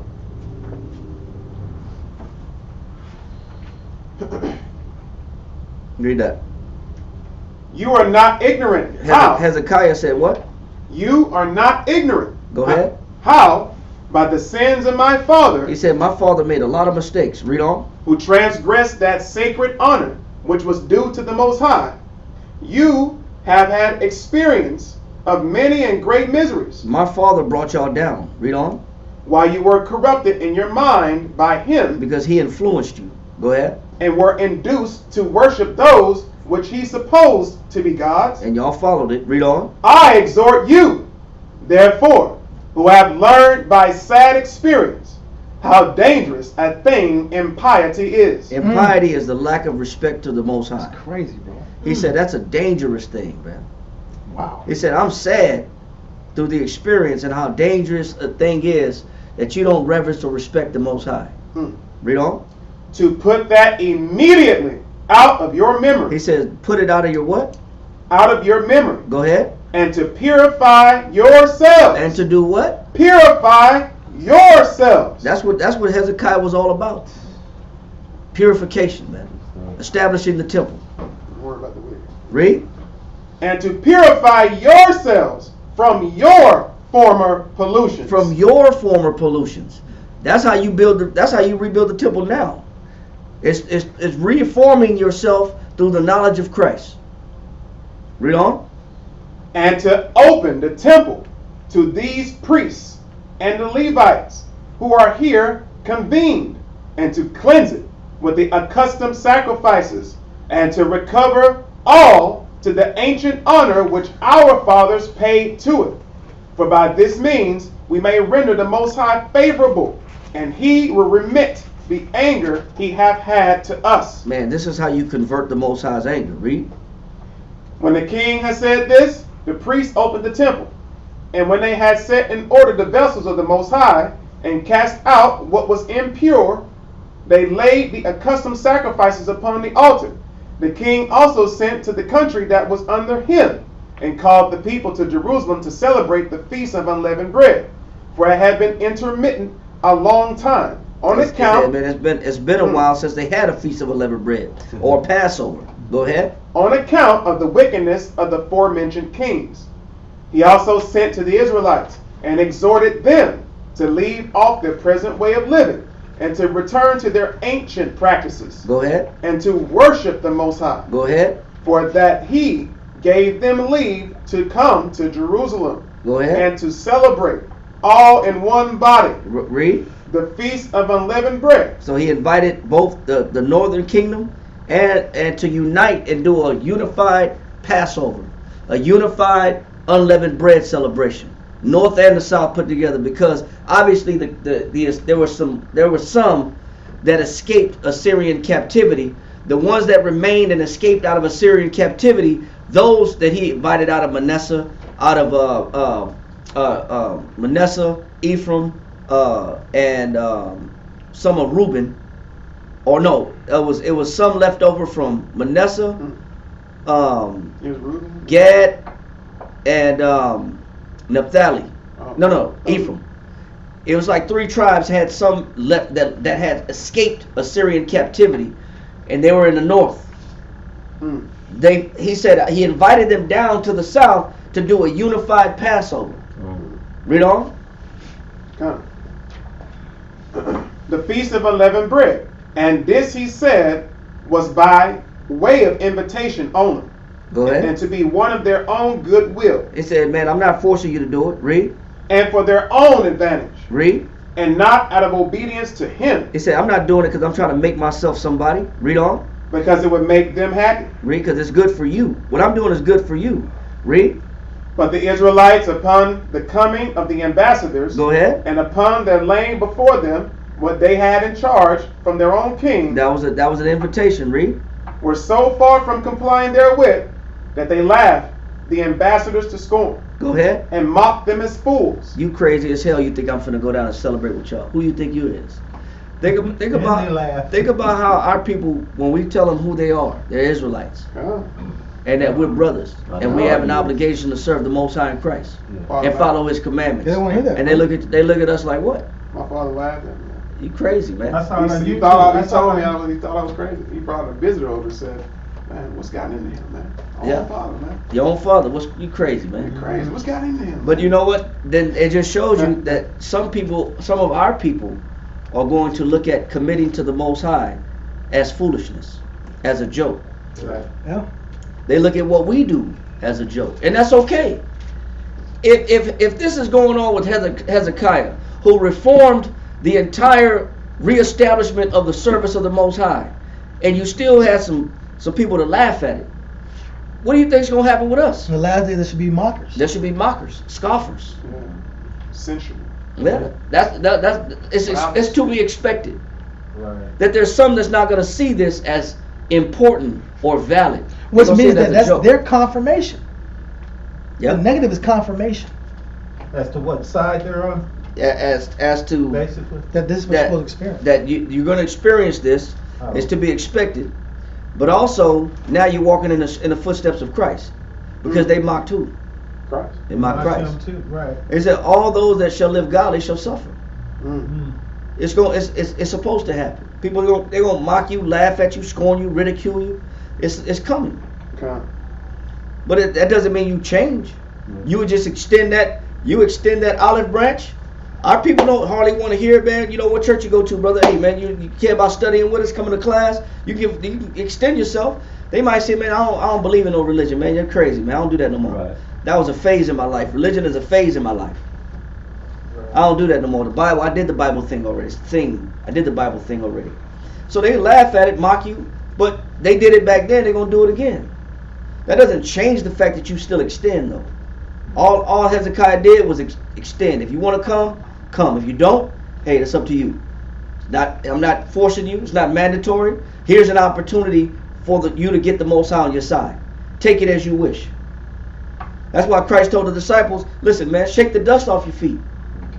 He said, when you go to a house, if you find it worthy, salute it. Oh, yeah. Let your peace be upon it. But if not, let your peace return unto you.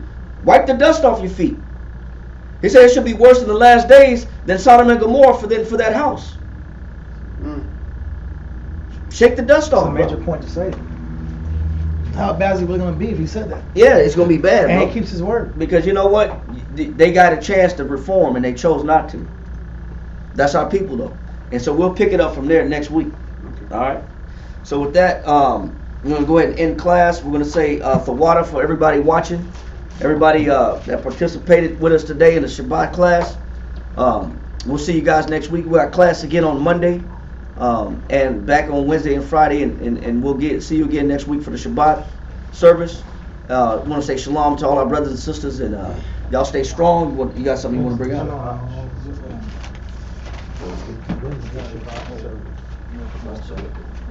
Yeah, I'm gonna do that. But I just want to let it be known, you know, the water for watching.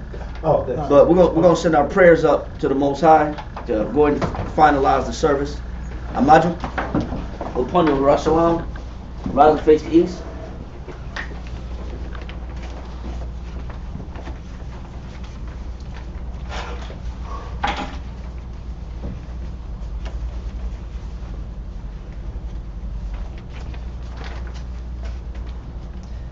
Yahweh, in the name of Yahweh, please listen to us right now. Send Micah out, and the righteous angels, to watch over, bless, heal, protect, and make strong the people of Yahshua. Also send unto us much wisdom, much knowledge, much understanding, much patience, much faith, much brotherhood, and much love. Spiritual power, and forgive all of our sins. Yahweh Shai, come quickly. For in thee is our hope. Always, and forever. Amen.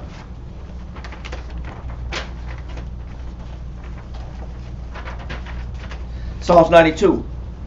It is a good thing to give thanks unto the Lord. It is a good thing to give thanks unto the Lord. And to sing praises unto thy name. And to sing praises unto thy name. O Yahweh. To show forth thy loving kindness. In the morning. And thy faithfulness. Every night. Upon an instrument. Of 10 strings. And upon the psaltery. And upon the harp. With a solemn sound. For thou, Yahweh, hast made me glad through thy work. I will triumph in the works of thy hands. O Yahweh, how great are thy works, and thy thoughts are very deep. A brutish man knoweth not, neither doth the fool understand this. When the wicked spring is the grass, and when all the workers of iniquity do flourish, it is that they shall be destroyed forever. But thou, O Yahweh, art most high forevermore. For lo, thine enemies, O Yahweh, below thy enemies shall perish. All the workers of iniquity shall be scattered. But mine horn shalt thou exalt, like the horn of a unicorn. I shall be anointed with fresh oil. Mine eye also shall see. My desire on mine enemies, and mine ears shall hear. My desire of the wicked that rise up against me. The righteous shall flourish like the palm tree. He shall grow like a cedar in Lebanon. Those that be planted in the house of Yahweh shall flourish in the courts of our power. They shall still bring forth fruit in old age. They shall be fat and flourishing, to show that the Lord is upright. He is my rock, and there is no unrighteousness in him. By Hashem Yahushua. Psalms 133.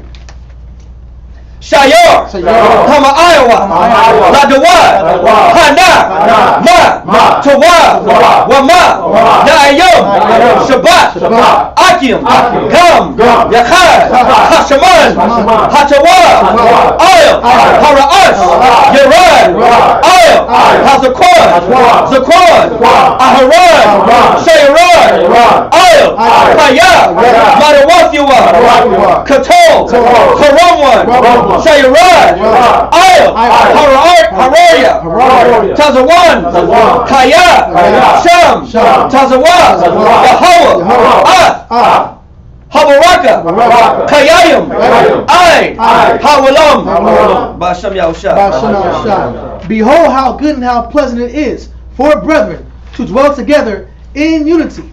It is like the precious ointment upon the head that ran down upon the beard, even Aaron's beard, that went down to the skirts of his garments, as the dew of Hermon, and as the dew that descended upon the mountains of Zion. For there the Lord commanded the blessing, even life forevermore. Amen. Amen.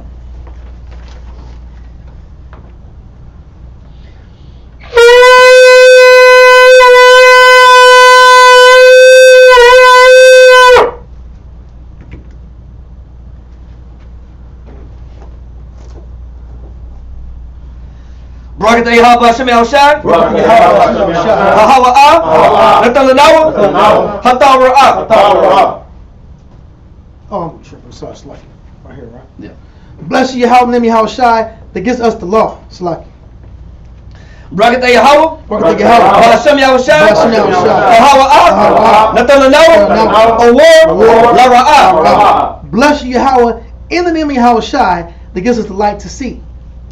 Barakatah Yahweh. Barakatah Yahweh. Ba'ashem Yahushua. Ba'ashem Yahushua. Hahawa'ah. Natalanawa. Ha'ayah.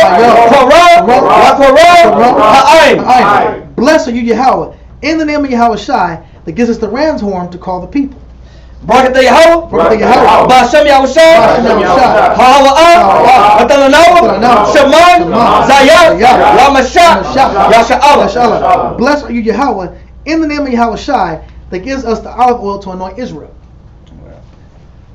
Yahweh, Ba'ashem, Yahushua, Rakadawa, Washa'Allah, Wahabiyah, Sapori, Yahweh, Ba'ashem, Yahushua, Rakadawa, Washa'Allah, Wahabiyah, Sapori, Yahweh, Ba'ashem, Yahushua, Rakadawa, Washa'Allah, Wahabiyah, Sapori, Yahweh, Ba'ashem, Yahushua, Rakadawa, Washa'Allah, Wahabiyah, Sapori, Barakatah Yahweh, Barakatah Yahushua, Barakatah Yahweh, Barakatah Yahushua, Barakatah Yahweh, Barakatah Yahushua, the word of Yahweh, the word of Yahushua, the word of Yahweh, the word of Yahushua, the word of Yahweh, the word of Yahushua, all power, all praise, all might, all mercy, all truth, all wisdom, all knowledge, all understanding, all power